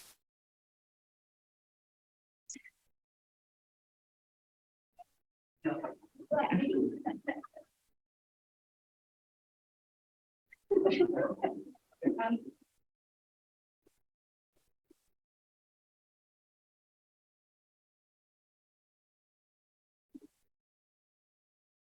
can never forget listening to him. We are working with several of our local partners, especially on control of invasive species like little fire ant. So like Glendula and Aubrey Moore over in the corner there, they've given us incredible amounts of information for our management, and we couldn't do it without them. It does take, this is a small island, but there's amazing amount of resources with people that know what they're doing and have actually been fighting in the trenches for a long time. So we couldn't do what we want to without their help. And every day I'm sharing results or calling them up to bug them about things. So I think this room is a great example of the sort of resources, and I hope that we can build on that. Okay, I want to say that I've always wanted to get rid of the snakes ever since, because I love birds. But it was at the second MTCC conference that I spoke with Haldra, and I said, I really want to get rid of them. She goes, it's possible. I go, it is? And that started my, passion. Well, it wasn't until they found the snakes on Dåno that I felt like, oh, I could make a difference here. I could go out there and get them because it's a small island, but it's really hard. And but we have a great team of people. USGS is just amazing. I just love working with them. But I just can't go to one more meeting. I have a hard time with the meetings, because everybody talks a lot, and I'm sure I'm not the only one. But we got to have them because that's how we got Asan Beach Park project started. Was through having meetings through MJ, who is not here now, but calling me up and we're talking about brainstorming, and we're like, why not Asan Beach Park? Yeah, and now it's happening. So I do understand the value, but sometimes it's hard. So thank you, everyone. I want to quote Roland Kittawah, who probably quoted someone else. Invasive species are everyone's responsibility, so we all got to jump in. Like so many other MTC speakers, I sort of changed things after I submitted the abstract. So I'm going to be speaking a little bit more broadly about Cycas micronesica on the island of Tinian. This is our cycad. Cycads are a tree that are found in tropical and subtropical regions around the world, very popular as ornamentals, including here in the Marianas.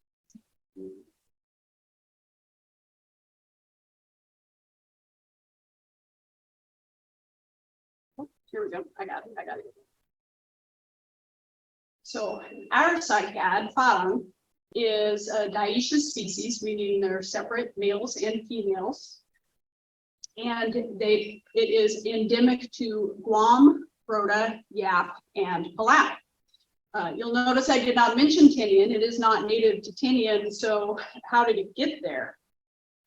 Well, it is a story that is unfortunately all too familiar, that starts with an invasive species.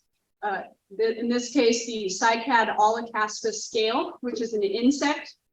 What you're seeing here are the adult females, which build a scale over themselves. That is the white. So a moderate infestation on a farang leaf. And in the case of a heavy infestation, the plant will be completely frosted in white. The leaves, the stems, the trunk, everything totally white.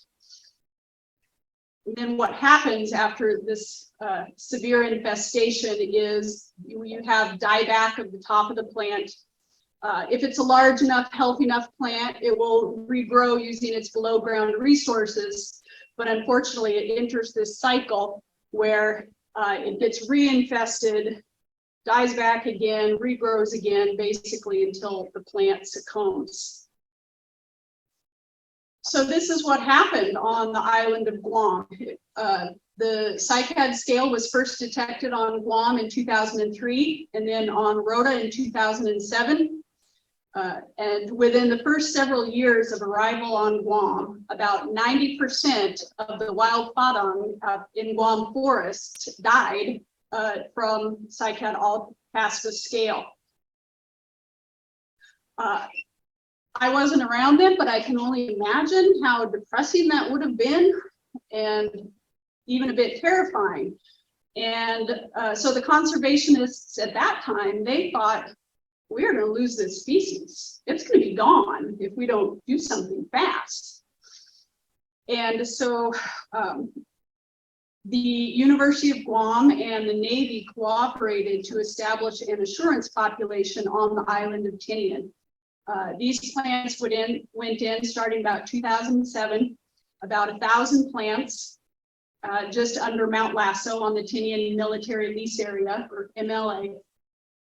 And this is a photo of one of the plots in 2017. So, you know, from 2007 on, we just took care of them.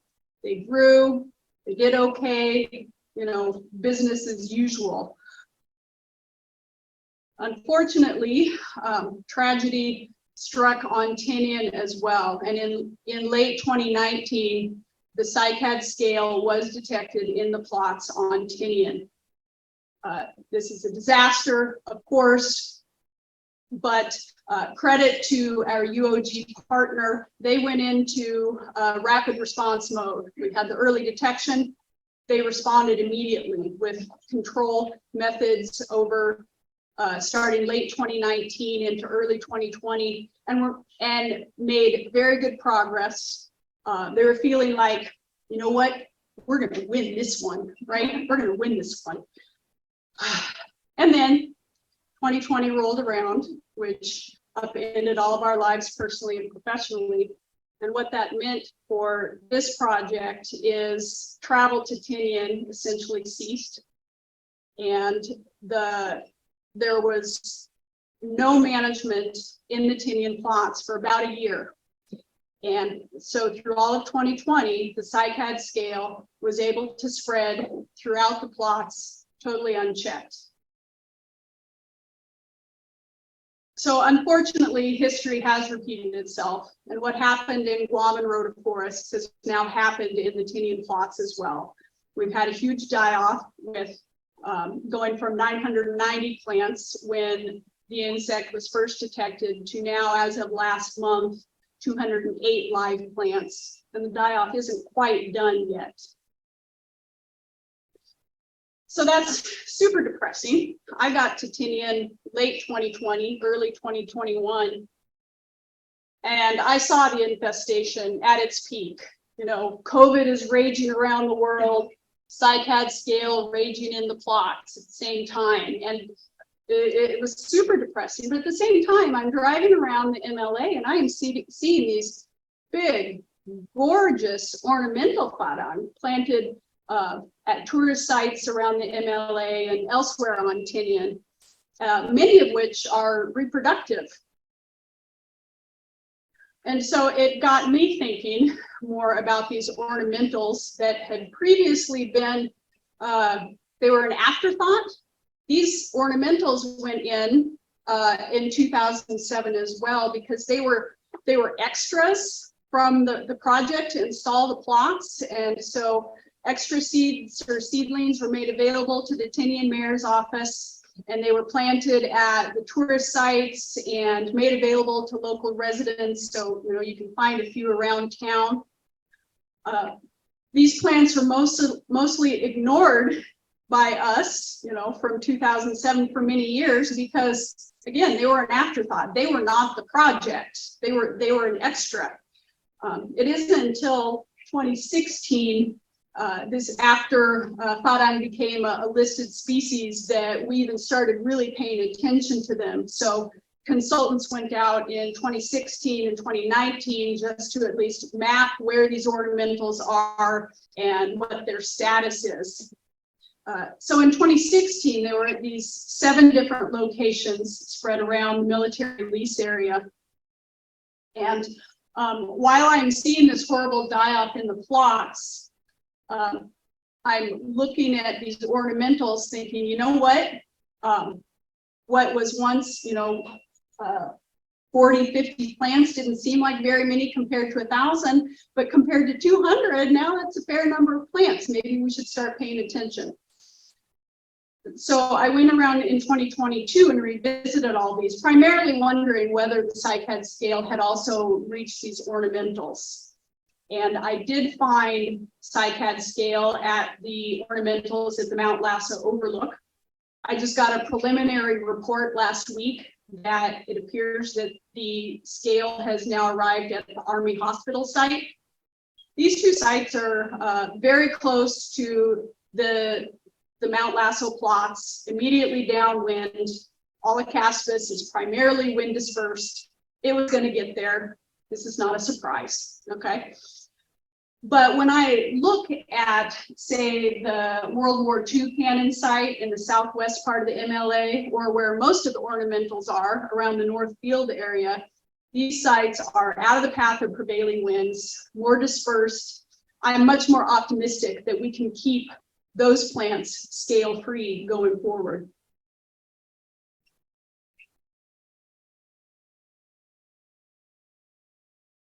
So this is where we're at on Tinian today. 208 plants in the plots, 36 on the MLA, plus a few more around town. Less than 250 live Fadang on the island of Tinian. Now compare that to the island of Guam, where there are still thousands out in Guam forests. It's no longer the most common tree in Guam forests like it once was, but you can still very much find them. So as a natural resource manager, I have to ask myself, this project, the original purpose was to put these plants in a place free from cycad scale. That is no longer the case. Does this project still have purpose or value? And I've been asking myself that for quite some time now. It's not, we have a tough decision to make about the future of Fadang management on Tinian, but in the meantime, we are continuing to maintain the plots just as we always have. That means monthly bush cutting and pesticide control of the scale. And in fact, we've actually expanded management in that we've started surveillance monitoring of the ornamentals and are prepared to respond there if need be.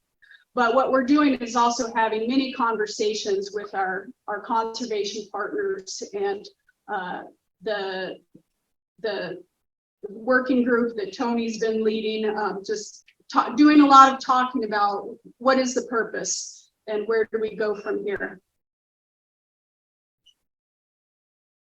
Everything's on the table, and I can't predict right now exactly which way forward things will go. We can continue to maintain these plots. We can stay the course, but I will tell you they're in a very inaccessible location. It is hard to do management there, and consequently, it's very expensive. We have scale on the island now. The original purpose is gone. Maybe it's time to just say, you know what? We tried, we failed. Let's walk away and invest our precious conservation dollars somewhere where those funds can have more of an impact, more benefits to the species. So that's on the table as well. Of course, if we did that, we'd have to do it in a responsible fashion. So there would be some costs involved, but I think they'd be fairly low. It's been suggested to me that the plots should be maintained or could be maintained for future research purposes. I'm working with a bunch of partners hoping to get development of cycad scale biocontrol tools off the ground, new ones. And the plots could be a place to test new biocontrol agents, but we don't have those now. And it will be several to many years before we're even ready to test those. So in the meantime, we're working really hard to keep 208 plants alive, right? The ornamentals, maybe it's a little more straightforward. I mean, we could easily walk away now because we barely even started. We haven't really done anything for the ornamentals yet, except thank the Marianas Visitor Authority for doing the bush cutting around all of them. So we don't need to continue to manage those, but we have started management. I call it general conservation, just keeping them alive, as in we're going to just monitor them and monitor their health status. And that can be done very cheaply because they're very accessible. Lastly, we could potentially expand and manage them as a seed source. I think they are reproducing at a higher rate, probably than plants on Guam, certainly at a higher rate than plants in the Tinian plots. But that would involve probably hand pollination, and then we have to do something with that seed. I don't know what, so I'm imagining it could be fairly expensive. So we have a big decision ahead of us. I think this decision is going to be made in the next year. So stay tuned, and thank you to my conservation partners for having many conversations with me and many more to come. Also, you know, UOG has been a great partner these years. UOG and Nathan for collecting data, and thanks Mario and Frank for helping me get my feet under me as I took on this project.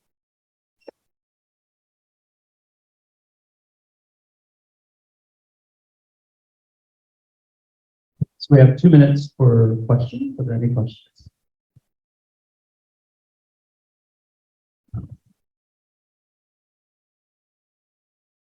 Well, thank you. That was a good presentation. You mentioned that this species also occurs in Palau and Yackel. It's not as extensive there as it was in Guam, probably. I mean, yes, but are the customs people aware of the scale? Has it gotten to those islands yet? You know, it is not on yet. I understand, and there are folks here that probably know more about it than I do, but my understanding is that it's in urban areas in Palau.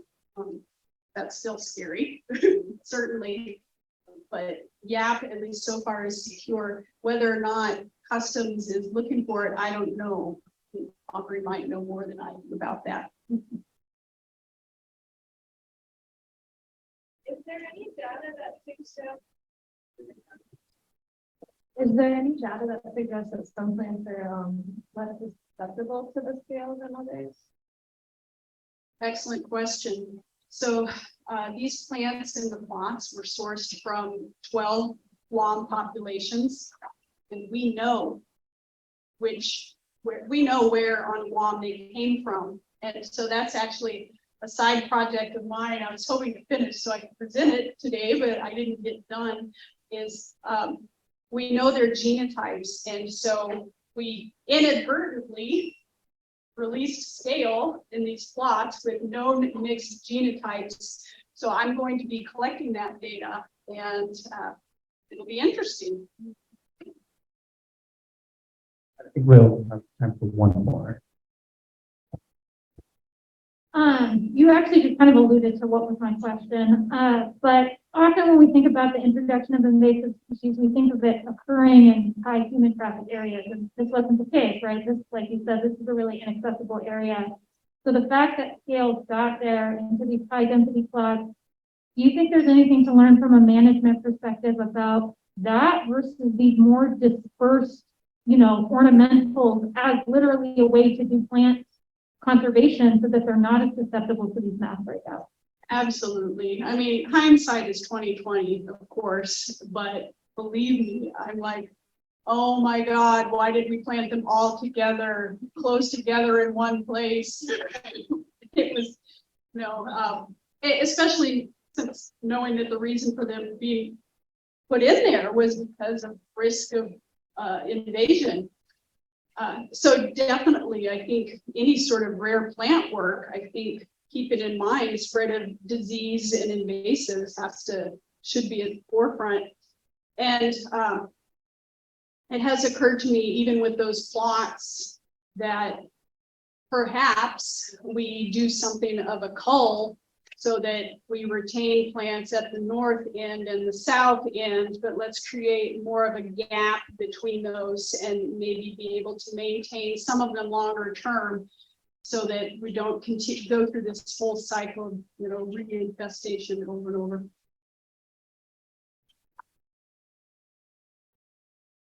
Hello, everyone. I'm Nathan Sablana, and today I'll be presenting on Micronesia's first ever mistletoe record and observations. First of all, before we dive in, I wanted to thank and acknowledge my co-authors, Martin Kastner, who originally assembled this Avengers group of mistletoe experts and advised me throughout this whole process, Jennifer Tate and Prashant Joshi, these two individuals, who conducted all the genetical analysis in New Zealand, Amir Sultan, who is kind of like the Corthocella expert in the Pacific. Of course, Wei Zhao, who we gave the specimens to, and he was the one that sent them to New Zealand, and Chaz Francis Comia, who aided me in both fieldwork and the report work. Okay, so first we're going to start off about describing what mistletoe are. When we think of mistletoe, we think of Christmas, think of hanging them at the doorway, getting kisses. But mistletoe are hemiparasitic plants in the order that's appropriately named Sandtalales. They are known for attaching to their host plants and absorbing nutrients they need through a specialized structure called the hausterium. Dispersal methods. Birds play a pivotal role of seed dispersal for mistletoe, but some mistletoe species are also capable of ejecting their seeds into the environment, onto another tree or onto the same host tree's canopy. Germination occurs once the seed cements onto the branch like this, and when the seed germinates, it sends its hausterium, this is a little special part, into the host plant tissue. The host xylem and the mistletoe xylem unify, which is kind of gross. The mistletoe ramifies throughout the tissue of the host, creating an endophytic system for itself. Through this, the mistletoe absorbs some of the nutrients it needs to survive. This is why mistletoe are considered hemiparasitic. They produce photosynthesis themselves through their leaves, but need to absorb nutrients and water from their host plants. Because they're hemiparasitic, mistletoe are generally slow growing. They can live as long as 6 to 8 years usually. They don't want to drain all their nutrients from their hosts because if the host tree dies, the mistletoe can't just detach and find another host. When her host tree dies, so does the mistletoe. All right, so let's talk about mistletoe in our region, Corthocella. Corthocella are mistletoe that are widespread on islands in continental regions around the Indian and Pacific Ocean and even go as far down as Australia. Notice the cylindrical and flattened stems that resemble something like an air cactus, which is a defining characteristic of Corthocella species. Corthocella distribution. In this distribution map of Corthocella, you can see that they have a pretty wide range, all the way from Madagascar and Ethiopia, all the way to the Marquise Islands and even up to Hawaii and all the way to Australia. But note that there's a big gaping hole right in Micronesia. Note that no populations have been recorded and in Micronesia until now. First ever observations of mistletoe was done by Johnny Borg in northern Guam. Multiple individuals of the unknown mistletoe were observed between Pocket Caves and the Guam International Raceway in Jigo. They were unable to find any resources that can identify this mystery mistletoe species. So they did what every person who doesn't know what a plant is, and they consulted Lauren Gutierrez, a local biologist. She believed the unknown observation just most resembled mistletoe that she's seen in Hawaii. Not too long after the first observation, Chaz Francis Comia and I had an incidental observation of a similar mistletoe species.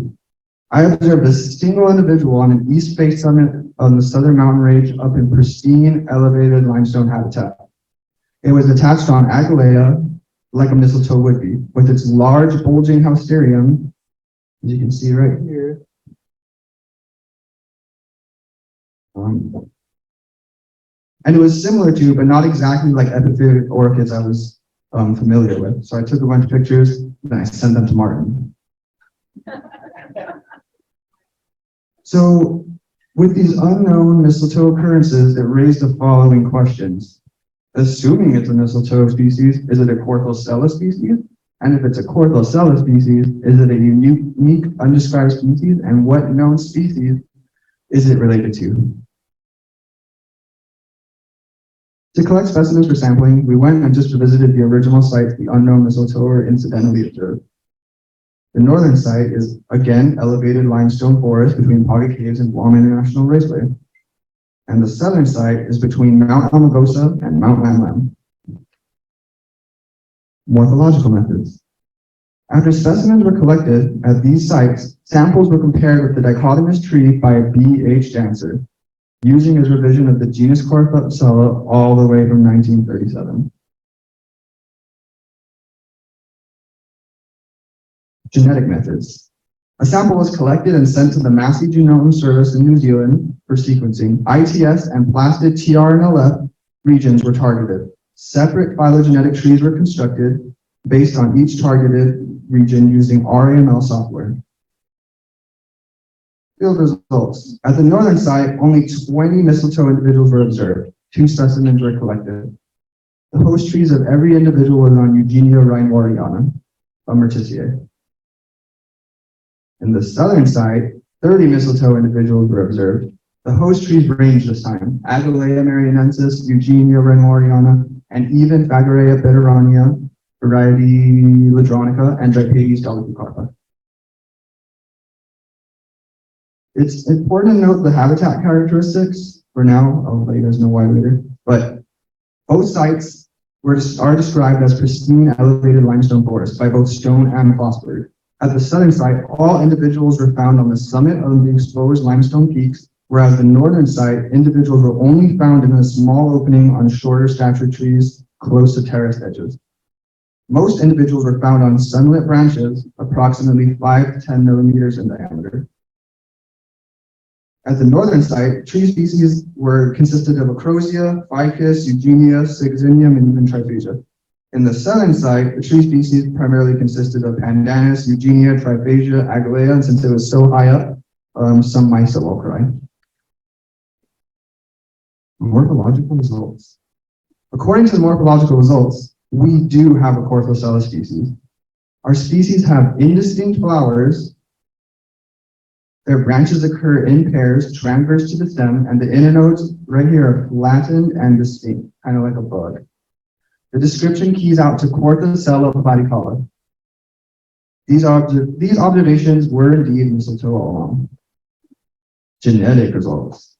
The genetic results are in. We can confirm that our mistletoe sample here on Guam are in fact Corthocella. As you can see by the genetic testing, our new collection from Guam fits beautifully as a sister to the Hawaiian group and the Southern Pacific group, right there.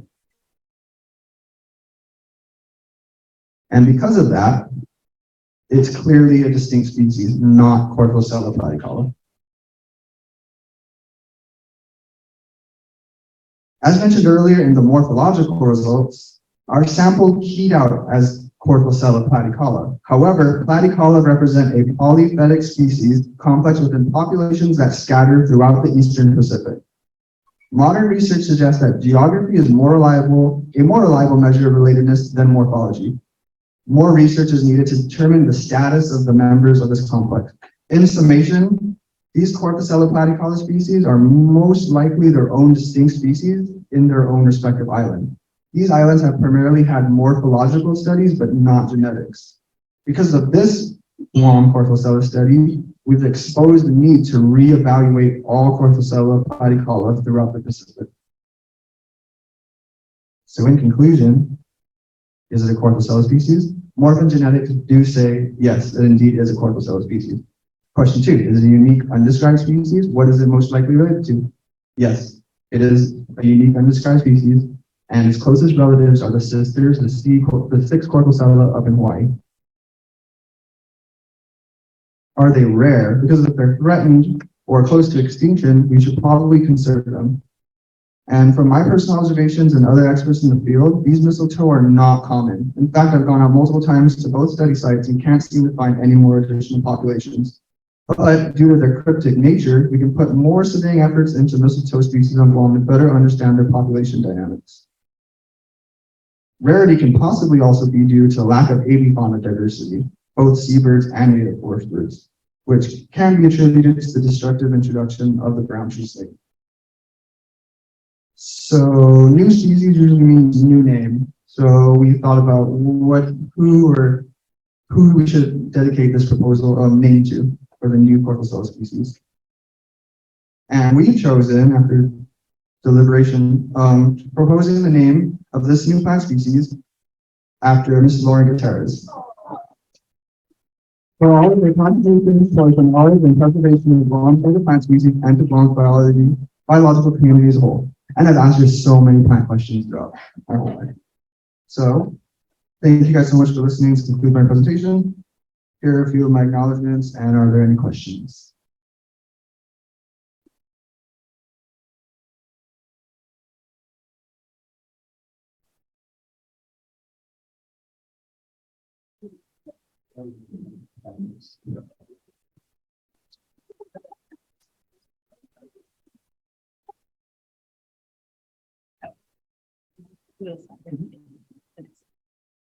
Oh, thank you. I have 2 questions. When were the first observations made, and the second observation? And the second question is, would you see this as like a potential invasive or not? Good questions. Mario, when was the first time you guys saw it? What year?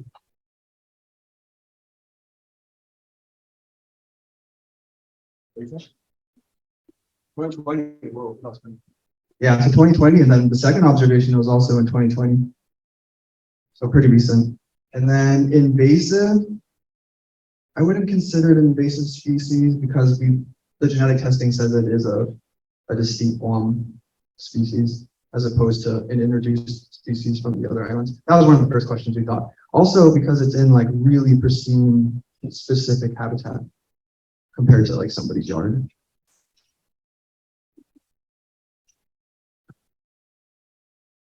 Do you think if we looked more in the Northern Marianas and in Palau and FSM that we might find more species of Corpusella? Possibly. In Hawaii, they take up the same habitat as ours. It's like mesic, high elevated limestone, which I believe, when looking at the resources, is mostly, I think Palau's southern half has some, so that'd be a cool place to check. Rhodas would also be interesting, like the savanna, but I also don't think those are like exactly like the southern mountain ridge, because there's the Fenno Lake on the side. That's kind of what they like in Hawaii too. Hello, I have a question. Great presentation, thank you. I have a question on seed dispersal. So you mentioned that they seem to just shoot out to another tree. Is the seed have like a mucus coating that sticks onto another tree? Yeah, it cements onto the branch. Okay. Yeah, I'm guessing because the populations that we're finding are so like just close together that because we have no more birds, they're just shooting onto the same tree. So when we go out to see them, it's like 10 mistletoe on one tree.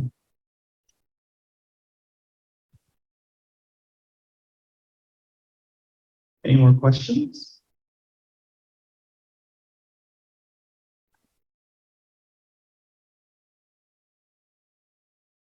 If you did decide that you wanted to help conserve the species, what kind of like strategies would you use to help propagate it?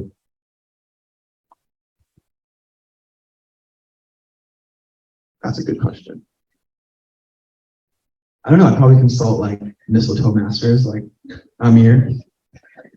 I don't think it's that difficult to have the seed germinate on a tree, but they like a specific diameter branch, they like specific habitat. So I would imagine it'd be difficult. It's not like other rare plants at Guam where we can just collect seeds, plant them in the dirt. This is probably way more complex. You're gonna have to plant out a host tree that it likes, the right habitat. Yeah.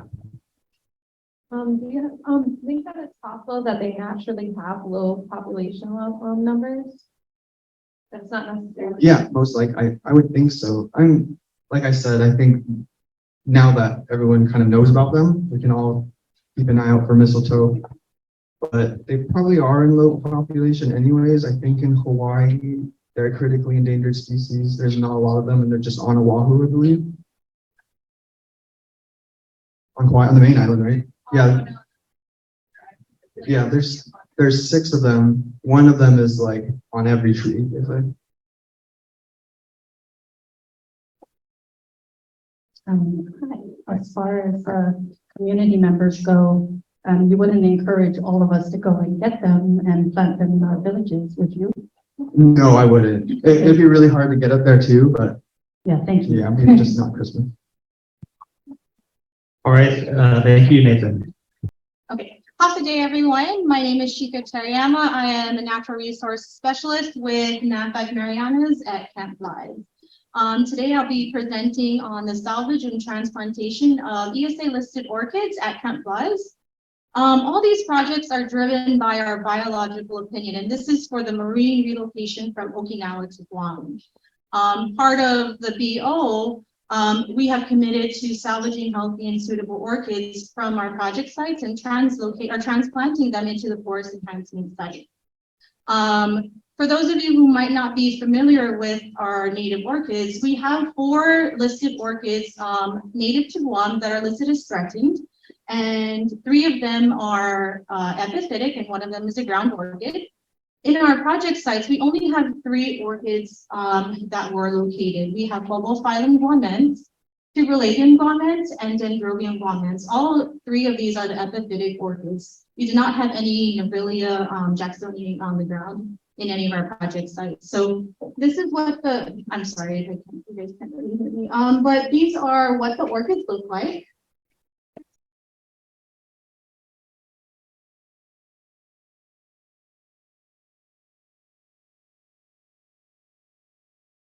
Okay. Prior to salvaging and transplanting any of the orchids found in the project site, surveys were done extensively throughout every single project site. And the goal of the surveys is to, 1, identify every single orchid that is within a project footprint. Prior to salvaging, all the orchids that were identified were then looked at by people who salvage orchids. We have people from the University of Guam, CIF, and GPEP who assessed every orchid for their health and suitability for transplantation. The data up here shows what are some of the characteristics when they're looking at the orchids. First, what are the host trees that they're growing on? Each orchid was growing on a host tree. So what kind of host tree species were they? GPS coordinates were collected from every single host tree, so we know exactly where that orchid came from and what it was growing on. Additionally, percent shade was collected from each of the salvage sites, and this is so that they can mimic where the orchids go to and kind of replicate where they're being transplanted to. The number of orchids were also recorded on how many trees. Some trees have 1 orchid while others have hundreds. So depending on how many orchids on a tree, we had to keep track of that as well. Also, the number of orchids that were suitable and not suitable for salvaging and transplanting were collected as well. If there was an orchid that was determined not to be suitable for transplantation, the justification had to be provided and it had to have been reviewed on, do we agree why that orchid is not considered suitable for salvaging? That's just a real quick spreadsheet layout of what some of our data criteria looks like. Also, assessments had to have been done of the transplant sites. We don't want to just salvage orchids from a project site and move them into a random area in the forest enhancement. The goal was to move them into an area that was suitable and also similar to where they came from. We also had to identify, did that site have enough host trees to put the orchids onto? Another criteria that's not shown here that was collected during the assessment was the growth orientation of the orchid. So let's just say we had an orchid growing on the eastern side of a tree. When we go into the transplant site, we wanted to make sure we had enough, not only host trees, but suitable area that we can also transplant that orchid onto the eastern side of the host tree. That is a picture of Mr. Shannon Crawley, who's doing an assessment of some orchids at a project site. You guys saw this figure earlier with Adrian, but this is our forest enhancement site. We have a northern unit, which is called Kaikwak Forest Enhancement, and then the southern unit is Togwak. So the stars there show where these orchids were transplanted to. The northern unit, Kaikwak Forest Enhancement area, is actually already fenced in and had ungulates eradicated. And then the Togwak Forest Enhancement at the bottom, where you see those 2 stars, that has yet been started. But these are where the orchids were transplanted to. Transplant methodologies. So depending on the orchid species and how they were growing, we had to salvage them accordingly. So typically tuberolabium grows in individuals. So whenever we did come across individual orchids, the orchids were then carefully removed off of that host tree. And it sounds a lot harder than it is, but really the roots come off fairly easily. So the orchids were then individually removed and placed directly on the host tree, again, in the same orientation that it was salvaged from. The orchids were then secured either using biodegradable twine or biodegradable nylon mesh that you see here in the middle. And this would allow for the new roots to grow and attach to its new host tree. In instances where you have clusters of tuberolabium growing in one area, rather than removing individual orchids and risking damaging the other orchids growing so closely to it, the bark was cut out into pieces that you can see here. Can you guys see that? But really a square was cut out of the host tree, and then that entire bark with all the orchids were put onto the new host tree. And then that again was secured to the new host tree. Eventually the twine, the nylon mesh, and the bark will biodegrade, and then the roots of the orchid will be attached to its new host tree. For Babauta and Dendrobium, they typically grow in clumps and en masse. So that was a pretty easy task. They literally would just take off the entire mat of the orchid and then put it onto the new host tree. Again, maintaining the orientation that they were growing in. So on the image you see here on the left, that Babauta was actually growing on a horizontal branch. So when they transplanted it into its new host tree, it was transplanted onto a horizontal branch. In this picture here, you'll see a cluster of dendrobium here, right? So that dendrobium was growing on a horizontal, on a vertical branch, and it was attached in the same manner. And then actually we have a Babauta growing down here that was transplanted, and it was growing in a crotch of a tree. So when it was transplanted again, we maintained the orientation. So after all the orchids are assessed, right? We checked for its health, we salvaged it, we put it into the forest enhancement. We don't just walk away and hope for the best. We had to maintain the orchids for 12 months. So every week, and sometimes twice a week, people were going out and maintaining the orchids, checking it. Is there enough water? Did the twine degrade faster than we thought? And if so, then they would be secured to the host tree. So sometimes, in some instances, when there were a large amount of orchids, you will have emitters like this, where the orchids were actually set up to an irrigation system. In other instances, the orchids, there were a few in an area, so they would just manually water them. During the maintenance and monitoring period, also, they would collect their data, right? Okay, is that orchid now attached to its host tree? Is the orchid now flowering or fruiting? And all of that data would be collected and maintained.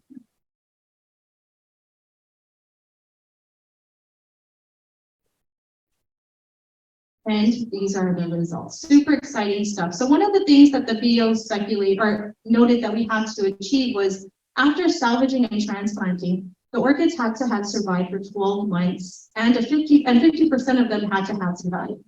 So for tuberolabium guamans, we salvaged and transplanted 9,255 tuberolabium.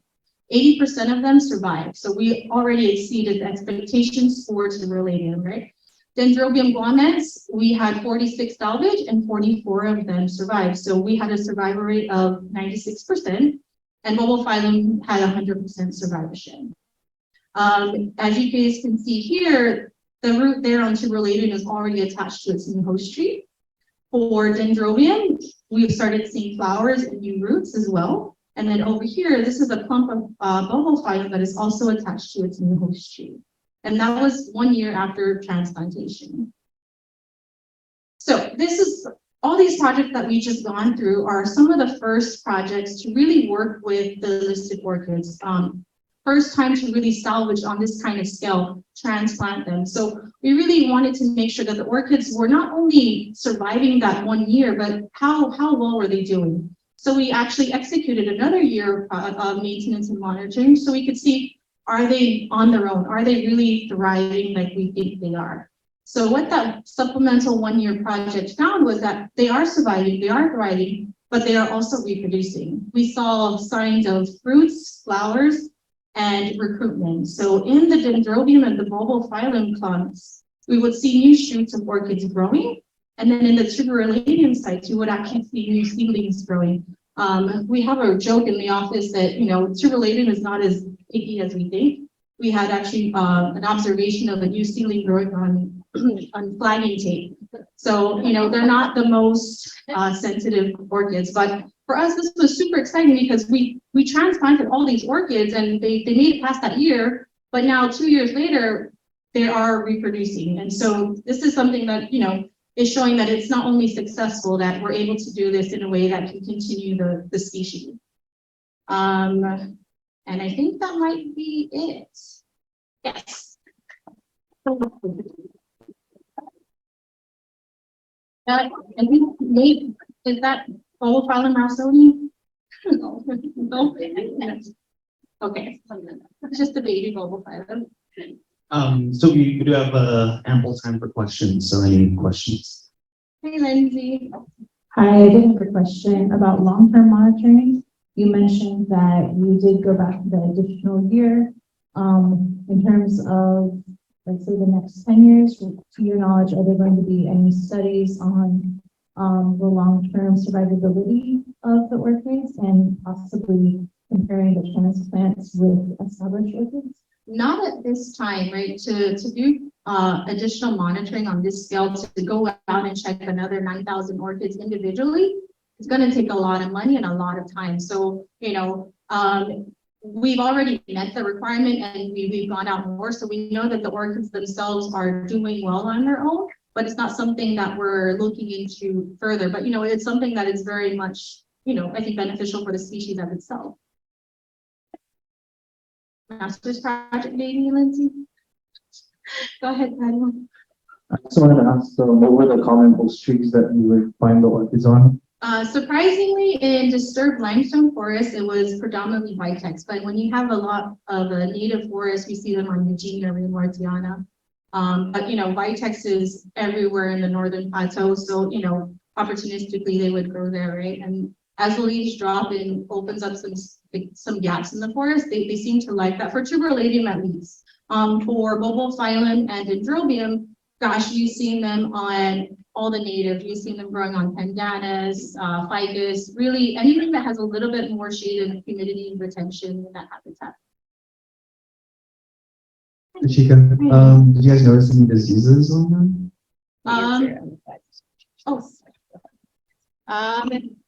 During post-transplantation, I thought it was easy. No, everyone else made it easy. Post-transplantation, the main thing we were seeing were rots. Not substantially, but we saw our numbers, right? 80% of them lived. But in one of our salvage sites, a few orchids were deemed not suitable because they had these fungal spots that no one really knew what it was. And because we're transplanting them to the forest enhancement site, we did not want to do that. But that, for the most part, that was it. We had, I think, 2 orchids that had signs of spider mites, but those were mechanically removed, and that was really all we saw in terms of pests, which, really blessed with that. My name is Barbara Burkhardt, and I'm the volunteer community garden manager. I also work on special projects and grants. I'm a retired architect, and I now get to choose what I work for, who I work with, and I recommend retirement to everyone. Have a dream. Have a dream about people you want to work with and the results you want to achieve. And it's a completely different life than, going to your 9 to 5 and finding grit, the other work that everybody's currently involved in. I'm humbled to represent our volunteers who work on our native plant projects. They all have regular jobs. They're not botanists, they're not scientists, but they have a passion for native plants. And our goal is not only to restore an 11-acre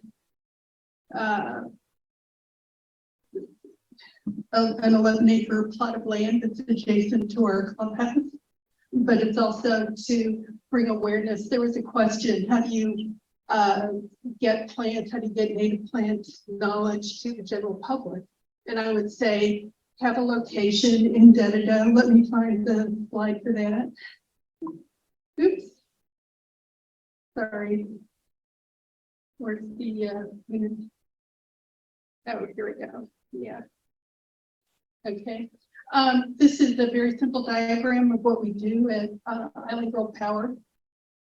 We have traditionally for the last 22 years had youth and adult programs, and you know, they're educational, it's a safe environment, and children from 7 to 18 can come into our gated compound and engage with adult volunteers and in fun activities and educational activities. Juanita Blast, who is here today also, has a passion for native plants. She was born and raised on Guam. Her Auntie Margie, who is here in the back, sorry, is certainly a Moñeka of great renown on plants on Guam. So she has it in her culture and in her life. When COVID hit, we had a lot of interest in people coming into our yard and into our native forest, because it's approximately 12 acres where you could be physically separated pretty easily, you know, by tens of feet, not just 6 feet. You could be out in the fresh air, you could be in the sunshine, small groups of people, small groups of families, and you could come and work on our various projects, including the native plants. So we added a bucket called environmental. It used to be a subset of youth and adult programs, but now we have a standalone environmental program because it has so much interest that I'm pleased to announce. Okay, another slide. This is our plot. We're located at the corner of Santa Monica and East San Juan Road in Dedado. There it is, the 11 acres. Now, Adrian had a dream to, you know, grab as much land and preserve native plants. This happens to be a stormwater retention basin. It's actually a shallow basin. It's an overflow from 100 acres north of the Santa Monica. So it doesn't get a lot of water, but it gets water during rainy season. It's kind of muddy. And these areas are protected because they're the part of Guam's stormwater plan. They are pretty much protected in perpetuity. And we have an agreement with the mayor to actually develop native plants, or, you know, as long as we're good stewards of the land, we have the right to go in there and work on native plant projects.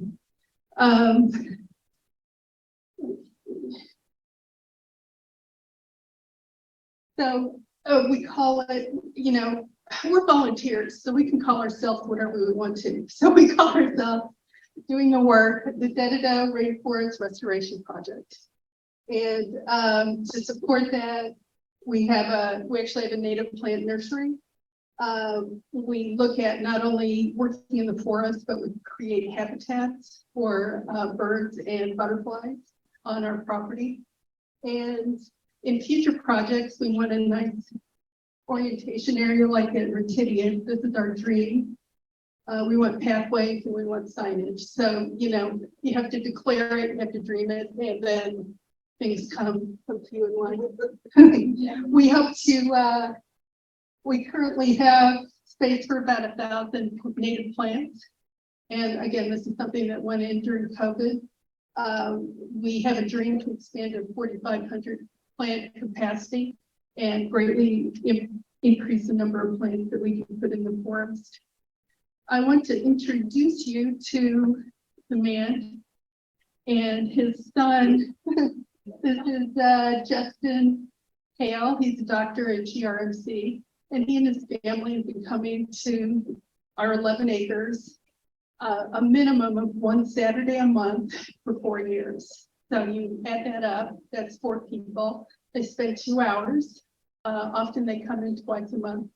And you can clear 30% of this native, of this 11 acres over 4 years with a family of 4 people working 2 hours once a month for 4 years. We are open to having groups of up to 4 to 6 work with Justin. He doesn't feel, he kind of likes to keep an eye on people when they're in his forest and his protected areas. We've had military, we've had school children, we've had any number of people that join him, and all you do is call Moñeka Bloss or email and arrange a time to meet with Justin and his family and go out into the forest to do the work. They have currently, so let's hear from Justin.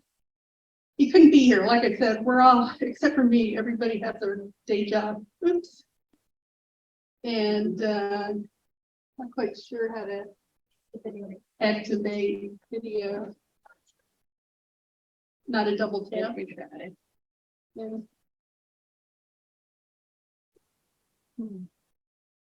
Maybe it's dead. Sorry. Okay, I listened to these video clips, probably 10 times each, so I can tell you what he's been into. Okay. What Justin is saying is acknowledging all the people listed here as what we consider our partners who have come out to work with us on the native forest. Again, with a very small, pretty much manpower only, very little funding. We've cleared 30% of the 11 acres. We hope to have bigger partnerships and do the other 70% in the next 3 to 4 years. And that's why our nursery is expanding in capacity from 1,000 to 4,500 plants. So that's what Justin would have said. In addition to the native forest that we have under stewardship, Justin has created, as of December, the Guam Native Plant Society. And he would tell you in his video clip that there are Native Plant Society in all the territories and, well, most of the territories and the 50 states except North Dakota. So having a Guam Native Plant Society, literally that title is a good thing for Guam and a great way to begin to have more public interface with what you guys are doing for research and what we're doing in restoring this piece of land. Their goal in 2023 is to work on identifying 12 native species that are actually in our forest. And the first one they picked is Choska, and I'm not a scientist, so I'm not gonna say that name right below it. It's way too many consonants and vowels for me. Anyway, my name is long, but this is longer than my name. So Choska is the native species name, and that's what is the common name. I didn't know what Choska looked like, but if you look on any roadside that has fern and shrub that's not tangan, it probably has our native Choska. It is it's native and unique to Guam, and it's the reason why they had their first focus. What they do, and the Native Plant Society is open to anyone. We have contact information, but what they did was they met 2 minutes, oh no, and I can wrap it up. What they did is they met and they went out and they saw the species. Justin brought all of his knowledge to the table, they shared knowledge, and they sampled things. So the piece of sapwood and the limb with the plant on it is left over from a road clearing project. So they went out and as they found these species, as they found specimens around the island, they got seeds, they got this cutting from limbs that was actually regrown, and they learned about things. The seed pod is a pretty little, the thing. It probably has a scientific name. And the leaves are red, and we anticipate seeing more of these in landscaping, and we're planting them at our site. So, we're there. We have contact information. We have a brochure that Juanita will be passing out. We feel that being connected to nature is a good way for the public to certainly survive COVID for thousands and thousands of hours during our lockdown and our gates were open. And we just have lots and lots of geeks that enjoy Guam, enjoy learning about native plants, and we hope to increase awareness.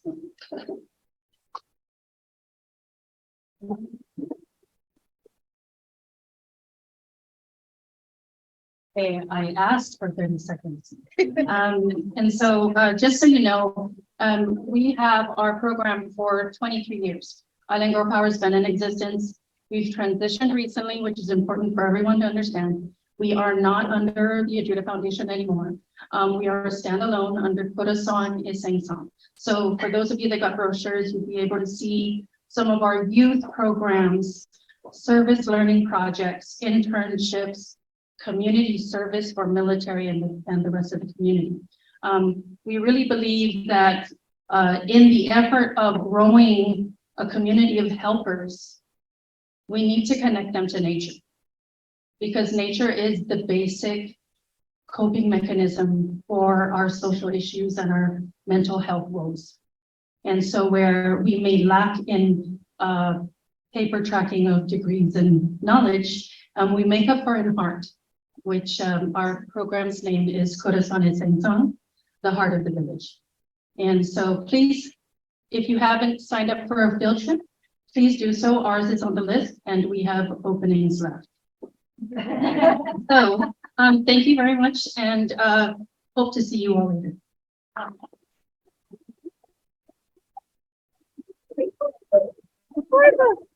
Questions? Okay, do we have any questions for Barbara?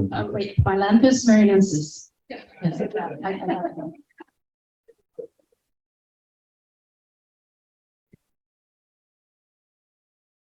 Hello.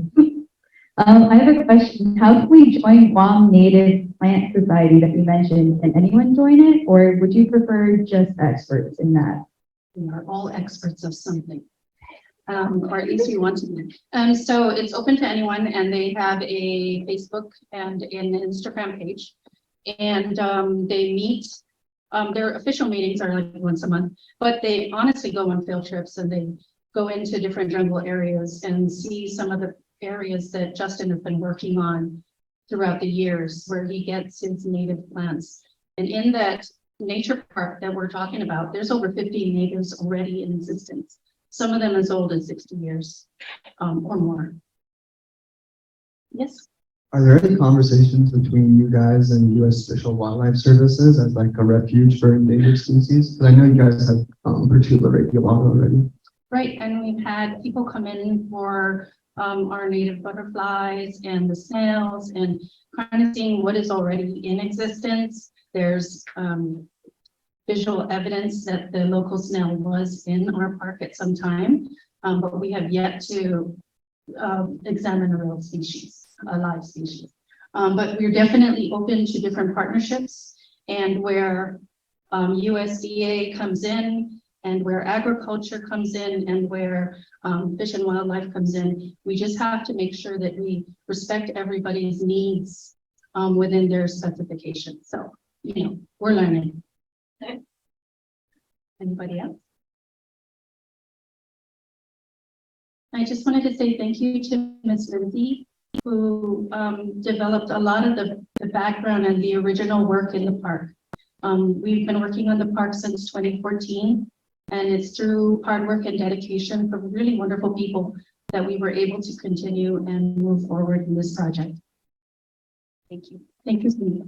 Thank you. My name is Celia Polino, and I'm currently I just got picked up as a lead biologist at the MTCC. Thank you. And I'll be presenting what I did for my master's thesis, which I just defended this past December. And it's titled, can you hear me now? Yes. Okay. So my thesis was Seeding Enemy Ecology in the Pacific Island Limestone.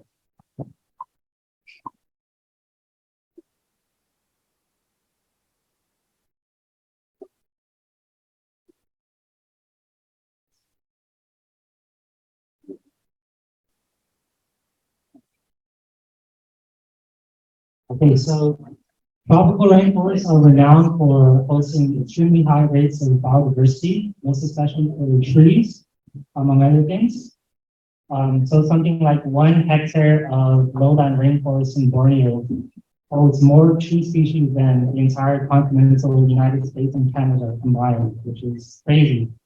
And that level of diversity has stumped ecologists for quite a while. And they've always asked, how can so many tree species coexist in such a small space? And so far, the leading hypothesis is the Jansen-Kano hypothesis. So it was introduced by Daniel Jansen and Joseph Connell back in the early 70s. They wrote these two fundamental papers separately, and they posited that seedling predators, mostly herbivorous insect and phytopathogens, reduce recruitment for the dominant tree species that bring space and resources for the rare species. And a better way to think of this is with this diagram I have here. So the Jansen-Kano hypothesis is both distance and density dependent. So seedling mortality should be higher closer to the parent tree rather than further from the parent tree because there's more herbivores and pathogens present under the parent tree. And same thing for density. So you have clusters of seedlings, the most dense species, so the species with no fill, should exhibit higher mortality than the purple pine tree right here.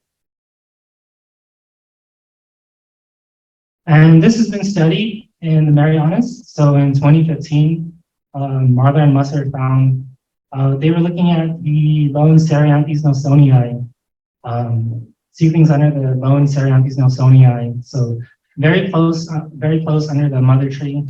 And they found that when you eliminate fungal pathogens with fungicide, seedling survival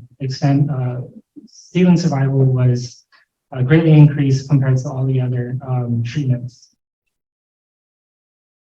And in another paper by Frick et al., they found distance effects for 2 of the 3 focal species.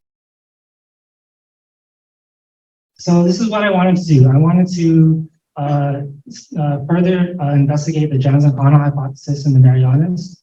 But specifically, I wanted to look at how enemy pressure was affected by how enemy pressure responded to differences in seedling diversity.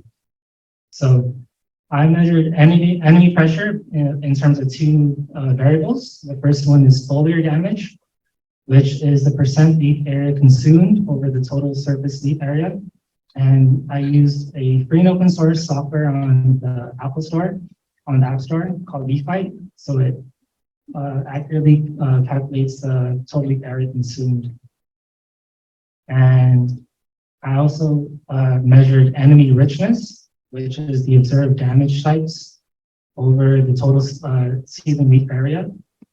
So these damage types are based off the size, position, and shape of the damage on the leaf. So this is a pretty good proxy of the diversity of insects consuming the seedlings.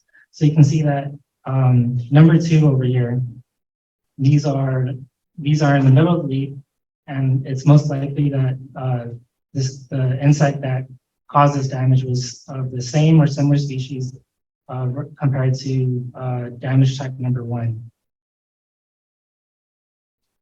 So I compared these two dependent variables to the density of conspecifics, conspecific seedling density, heterospecific seedling density, and seedling height in 69 to 1 square meter subplots in my site. And I put that through a generalized linear model. And here are the results. The one I want to point out here is conspecific seedling density. So from this, you can see that the seedling community did not conform to the Jansen-Kahn hypothesis. We saw a negative trend in foliar damage associated with conspecific seedling density. If it did follow the Jansen-Kahn hypothesis, we would have seen a positive trend. And we believe that this is due to acrosia. It made up a third of all the seedlings all the seedlings in the community. And although it was really abundant, it had mild to moderate enemy richness and foliar damage. And as you can see here, sometimes the acrosia would just carpet the entire forest floor, and that's been shown to kind of offer some sort of herd protection against enemies. And they also disperse by gravity, but there's not a lot of birds or bats that can really spread their seeds. So they have larger seeds that have more energy reserves to resist pests and abiotic stress. So if you look at the graph, you see that it does follow the same trend as the community. So we see a decrease in foliar damage with increasing conspecific seedling density in acrosia. And when you compare it to a bird dispersed species like Myogeny cylindricarpa, likewise Chimone, it had pretty high seedling density, but it has small fleshy fruit that require dispersal from birds and bats. And we see that it has the opposite effect. We see an increase in foliar damage with conspecific seedling density. So altogether, the community did not conform to the Jansen-Kahn hypothesis. This trend could be driven by the dominant species, Morinda citrifolia. However, more sampling is needed for the less abundant species to get a better idea of what exactly is happening. So that's all.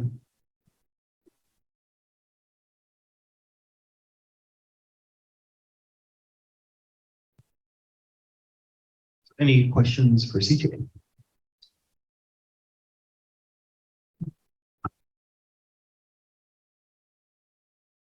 I'm very sorry. Could you repeat how the fruit in Myogeny results in an opposite trend? Yeah, so unlike acrosia, they have larger fruits which don't rely on birds. So they could be more evolved or more resistant to pest and disease compared to Myogeny, which require birds and bats to disperse their seeds further away from the parent tree and avoid pests and pathogens that could be present underneath the parent tree.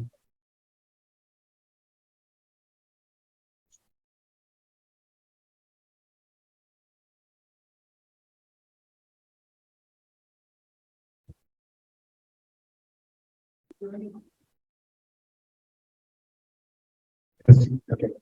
Is there any evidence that sort of species-specific traits might be mediating the herbivory? For example, I mean, I don't know if there's any evidence that acrosia, perhaps the sap might be toxic to herbivores. Yeah, for ungulates, I think that was one species that Anne-Marie mentioned in her paper. Ungulates didn't really like consuming acrosia seedlings just because of the sap. So that's another factor too, but I was mostly focusing on insects and pathogens for this study.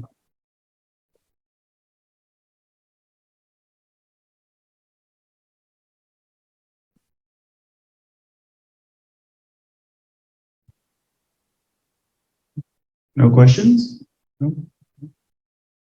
Great. Well, CJ, thank you. Thanks, everyone. And it's fun to follow CJ's talk because I feel like it's very similar themes, understanding plant community dynamics with dispersers and the role of seed dispersers. I just want to start by recognizing and expressing my gratitude to the Chamorro people whose land we are standing on right here and in whose lands this work has been done. Many of you, like me, are guests in this land. And I think I want to have us all think back to the call for environmental justice that was expressed so beautifully this morning by Mina and Moñeka, and to think about how we can do a better job of promoting environmental justice with our work and our time and our efforts while we're here in this beautiful place. I also want to express gratitude to the variety of people who have worked on this particular project and people who worked on the EBL project over the years. Some of them, including Moñeka, are right here in this photo, as well as the local Department of Fish and Wildlife in CNMI and the Department of Ag in Guam. And, you know, we also have to have a beautiful forest picture of all the nice, diverse limestone forests.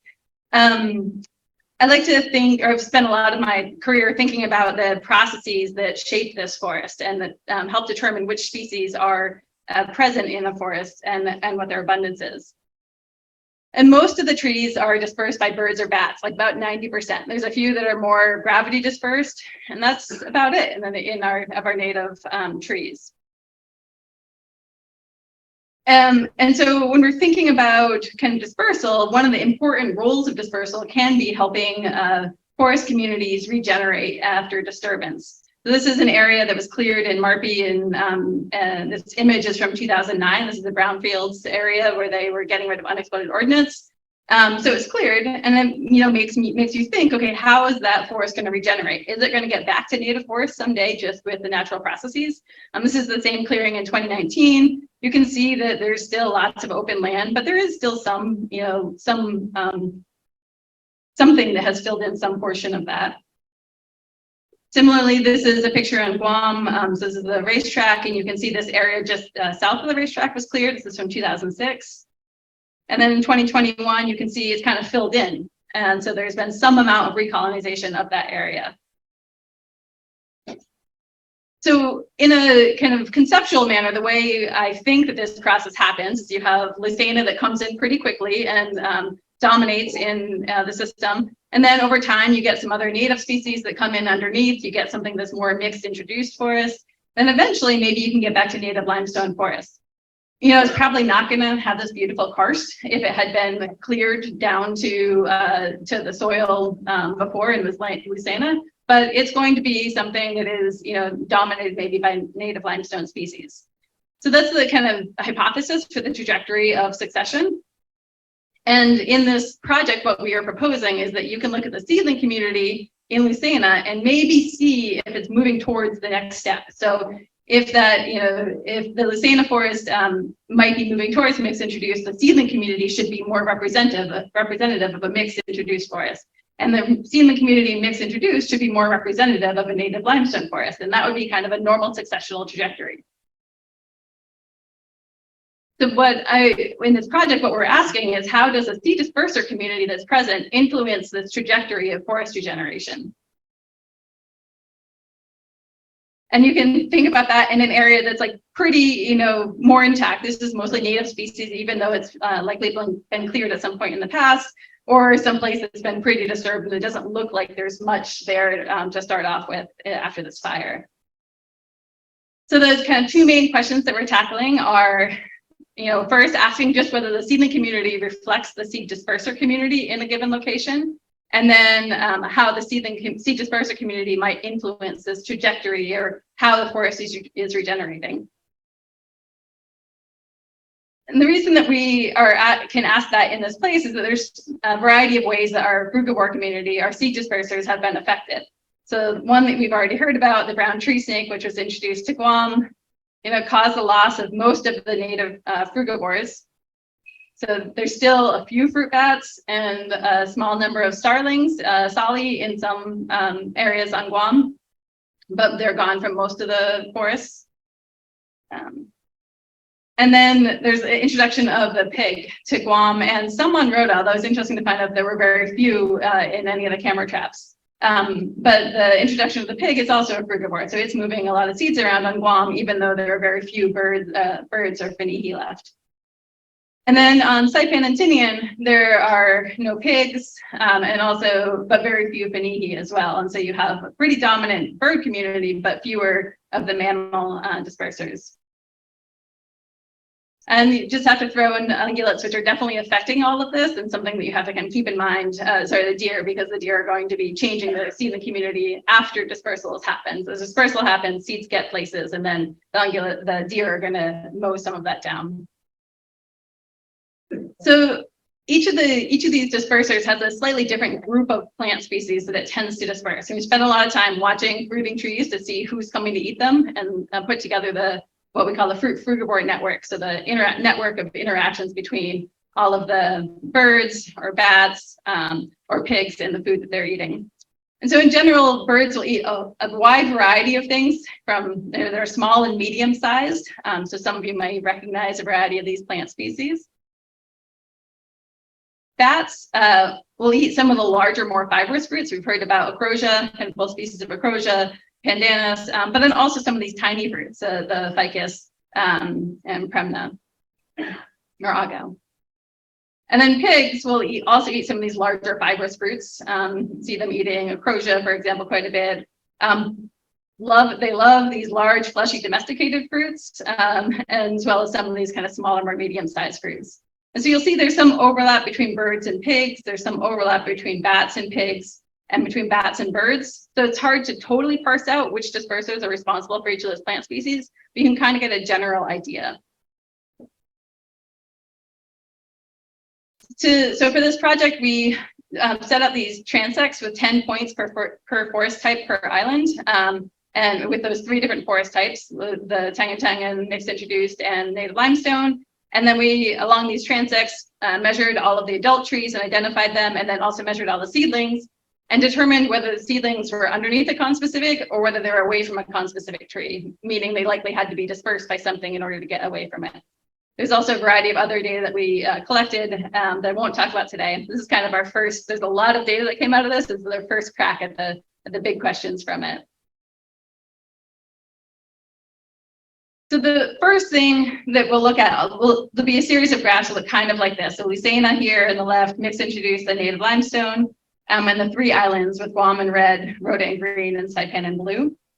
This is asking how many seedlings are found away from the conspecific tree. And what you see here is there's just very few on Guam. So there's very little seed dispersal, moving seedlings away from their parent tree on Guam, whereas there's much more in Rota and Saipan. That's kind of not surprising given some of our previous work in the system. The thing that's the mixed introduced, kind of no difference between the islands. And Lucena forest, there's actually a lot more seedlings away from the parent tree. And that's mostly because they're things like soursop or the pickle tree or noni, which pigs love. And so pigs are doing a great job dispersing things in Lucena forest. So then we think about just the bird dispersed species. And remember, there's some overlap between birds and bats or birds and pigs. But just of the bird dispersed species, the total number of seedlings that we found on Guam is lower than on Rota or Saipan, as well as the number of species that are found of bird dispersed plant trees on Guam than Rota and Saipan. So that suggests there's some evidence of this bird loss impacting the native forest community on Guam. In terms of mixed introduced, kind of the no difference in the mixed introduced and the number of seedlings of bird dispersed species between the islands.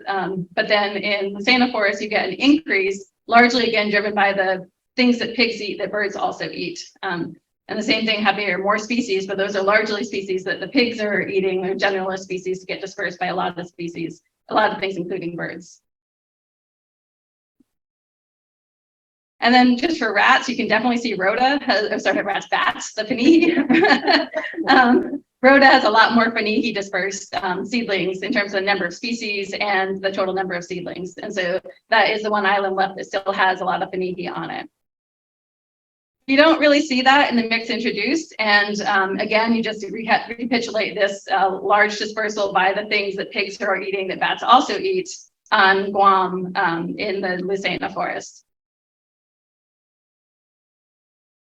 So overall, there's some evidence of the seedling community being influenced by the disperser community. One of the other notes is that we really found very little breadfruit recruiting anywhere except for rhoda, and it seems like that's something that is potentially strongly tied to bats, which are its main disperser.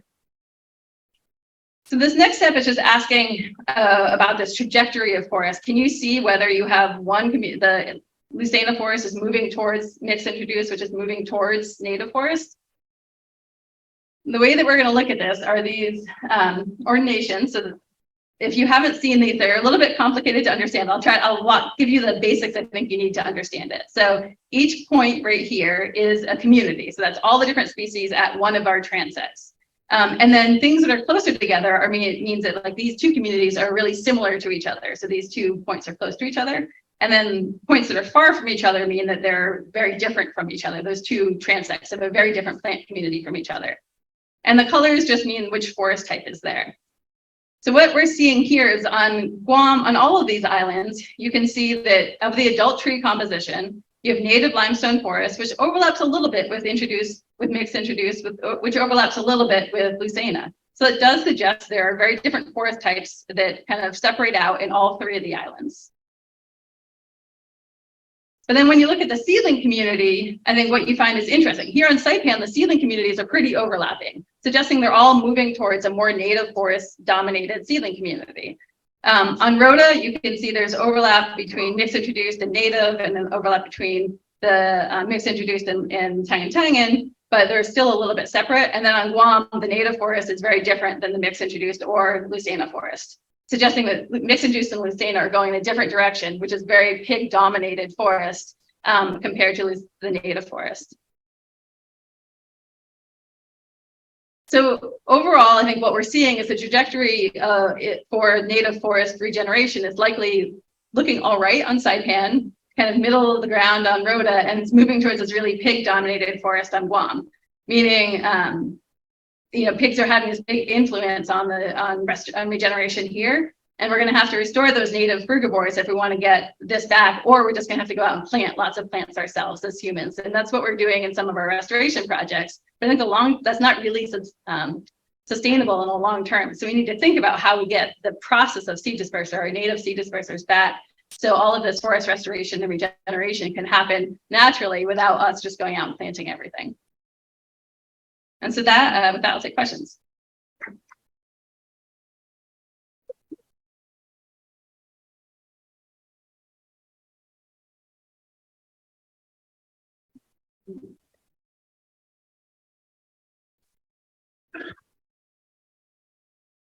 I know you've done some work with rat predation on seeds and seed boosts. How do you expect that to affect the results of this study? Yeah, I think so. What we found with the rats, this is a lot of work that Anne-Marie did, was that they destroy basically everything. So the very small number of the smallest seeded things they pass. They may do some scatter hoarding of some of the larger ones that are more like bat pig dispersed, like some of the larger huskier ones. And so I didn't, in this talk, we didn't, you think about either rats or deer in a major way. They're definitely influencing that community as well. They're not going to influence where something lands. And so like that, how many are away from the parent, it's not going to, they might, there may be some ways they could selectively harvest some things, but they will have an overall influence on the abundance of species for sure. So I think that it does get slightly more complicated. I think with rats, yeah, I don't know. It was interesting to us. I think that they weren't dispersing very much, but then also we've done some seed predation trials, and like seed predation on Saipan and Guam was very similar for all the species that we tested. So I'm not really quite sure what role rats are having overall. Hi, what is your perspective on like the emulation of these of these original seed dispersers via like seed ball dispersal through like drones? Yeah, great question. I mean, I think that is a way of scaling up the kind of human replacement of our native seed dispersers. And if you put the right species in there that are the ones the birds use to disperse that are not getting dispersed now, then yeah, that definitely could be an effective way of adding seeds at scale. I think we need to do more of that, just adding seeds lots of places and letting nature decide where the right place is for those seeds to grow instead of growing everything in a nursery and then outplanting it at a massive scale. I think there's a lot, we can probably do better at letting nature decide and is spreading lots of seeds around. So, and drones seem like a good way.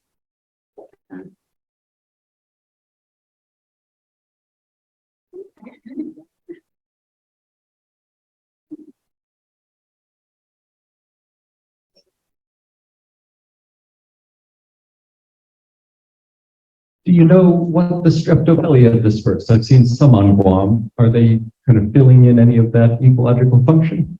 We're pretty sure they mostly destroy the seeds that they are moving around. So we haven't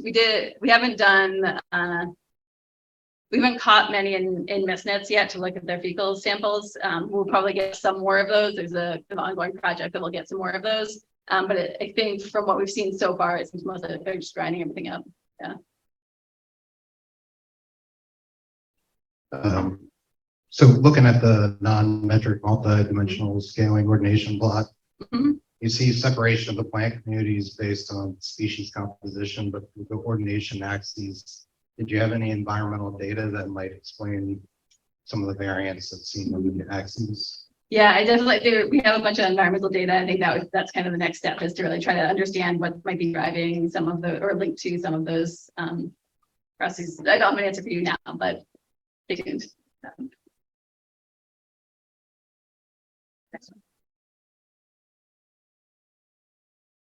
All right, thank you, Huldra.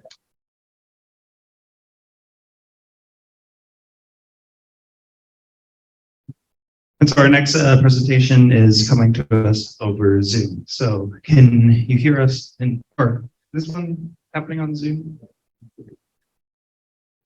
What's happening on Zoom? Oh yeah, sorry. So I need to change them.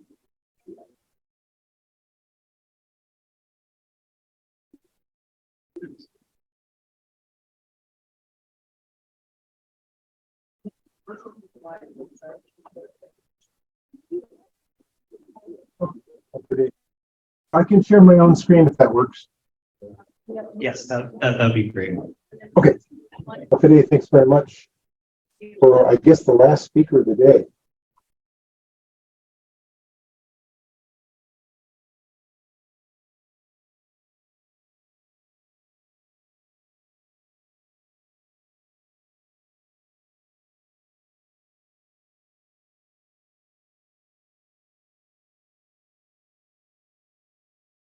There we go. Are we seeing the right slide there? We do not see anything. I don't see anything. Sorry about that.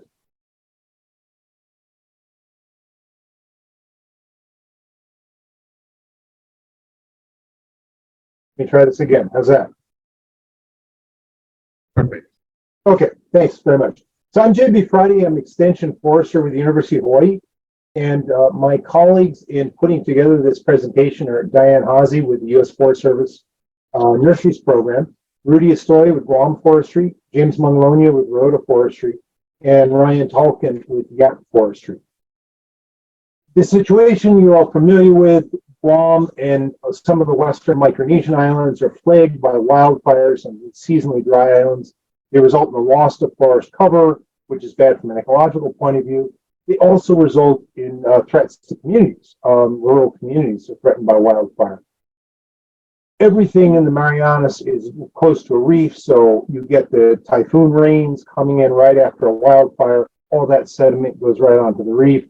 And I get these pictures such as southern Guam with Asan Reef there.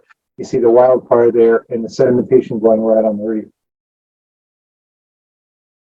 The Western Pacific, the Marianas, and Yap and Palau are hugely plagued by wildfires. There's more wildfires per acre in Guam than there's any of the, in a year like 2019 than any of the big Western states.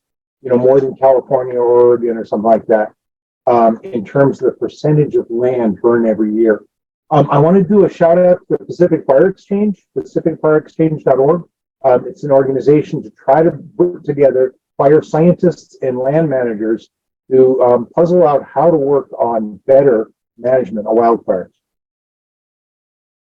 One of the issues that happens with wildfires, one of the tactics that forestry agencies on all these 3 islands is taking to try to solve this problem is to reforest these fire-prone grasslands.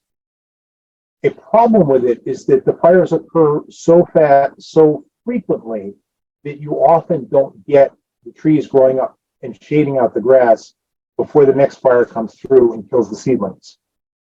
One of the reasons for that is a lot of the soils in here are degraded. They're acidic, aluminum toxic, and other such stuff, leading to slow tree growth. So you can't get the reforestation to close the canopy to shade out grass before the next fire comes through and kills the seedlings again.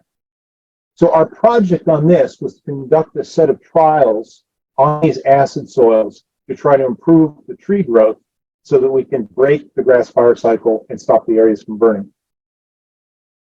We did 4 different projects, which I'll go through, 1 on Yap, 2 on Yap, 1 on Guam, and 1 on Rota.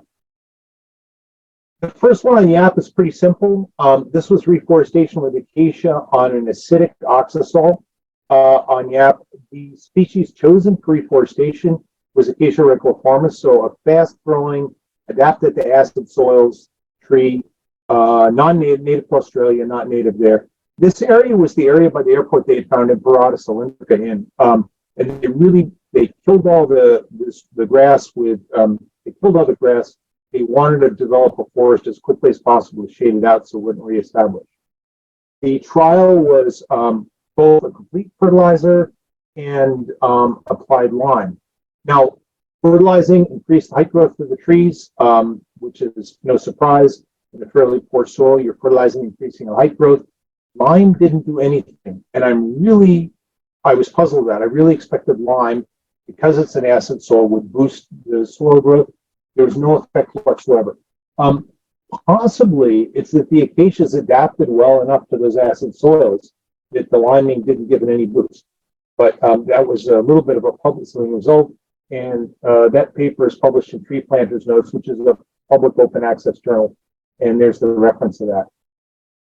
The second is in the Talakaja Plain up on Rota.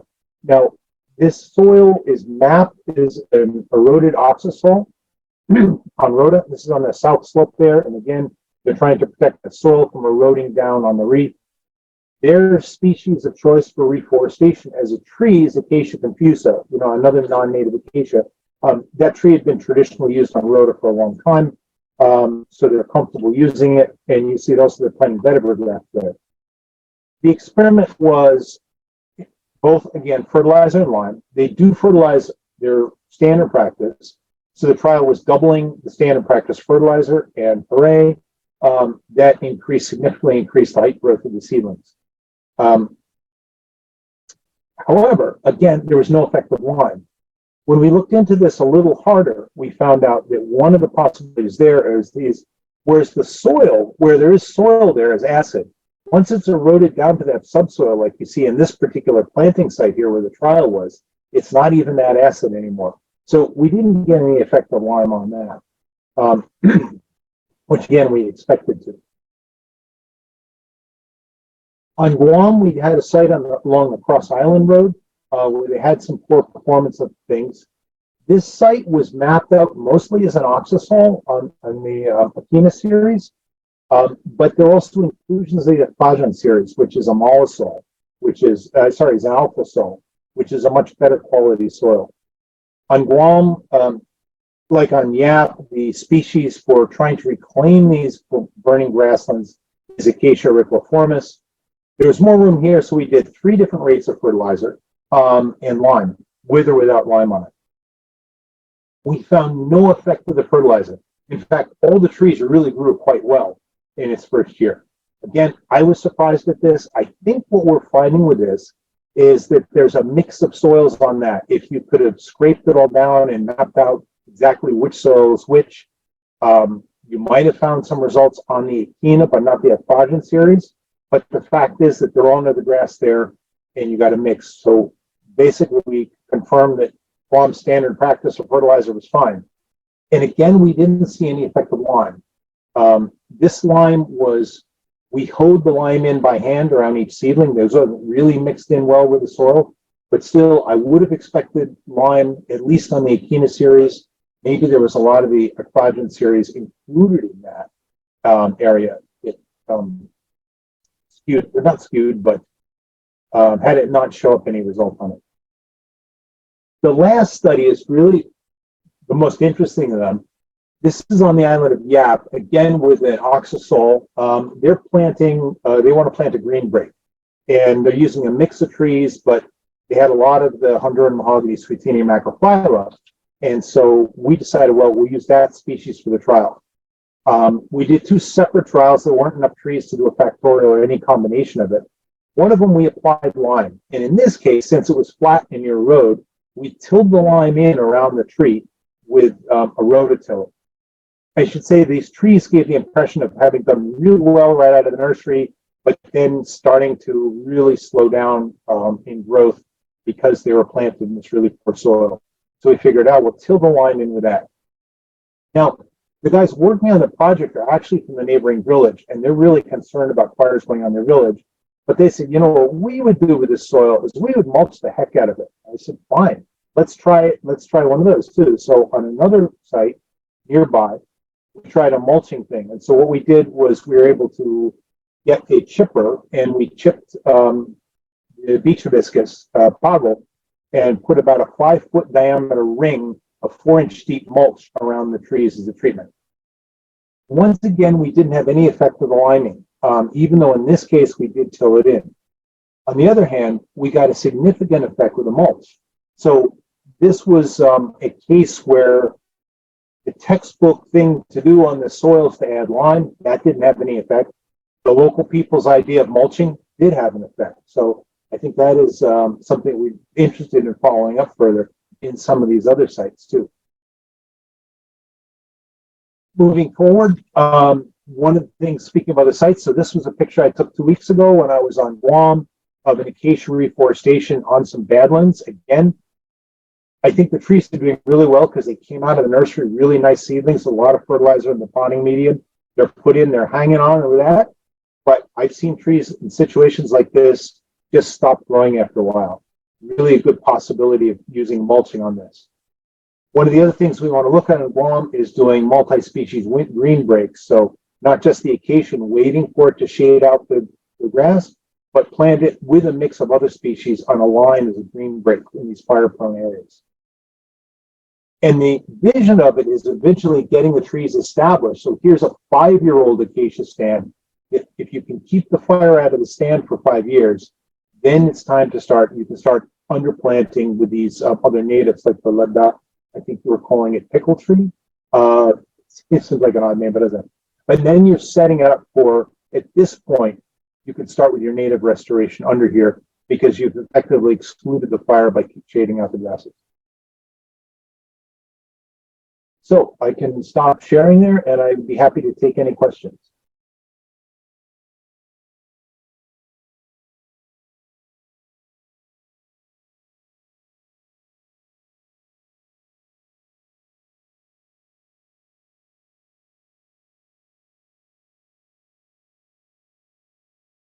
So I know some of the acacia species have allelopathic properties, or at least allelopathic chemicals into the soil. Have you seen any of that impact any of the underplantings of the native species, or seen any negative influence of acacia on the regrowth of native species? Well, I've seen a lot of negative impacts on it, but it's because of shading. There's only a few species that are going to come up through the shade there. You have to work really hard to prove allelopathy, and I'm a pretty big skeptic about it. In fact, I have not heard anything about allelopathy on acacia, but for certain, they're going to compete for water, and the main thing is for light. So you're going to have to use something that's shade tolerant underneath them. That's going to be the main effect.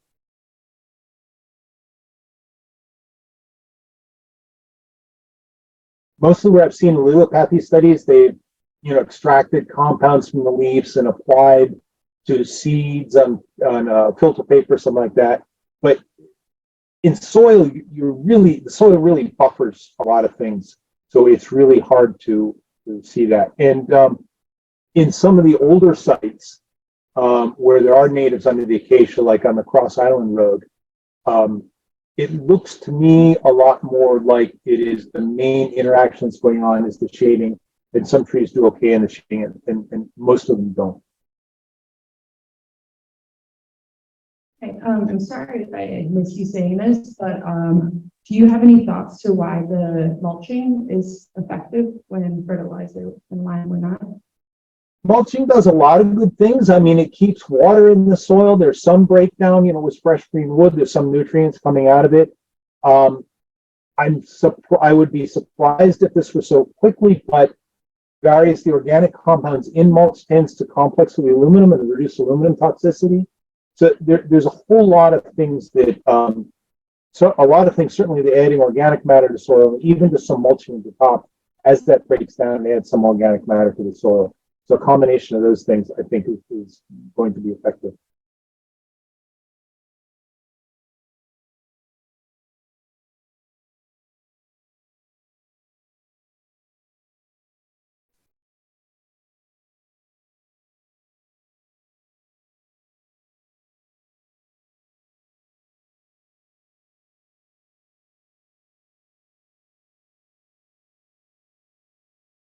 Quick question, for the second project in Yap, where was your source of seedlings in mahogany? In Yap? Sorry, the source of seedlings for the Yap project, it was Yap Forestry grew them in their nursery. All of these, the local forestry agency grew them in their nursery. Rhoda Forestry, Guam Forestry, and Yap Forestry. I mean, the mahogany was imported to Yap a long time ago. I don't know how long ago.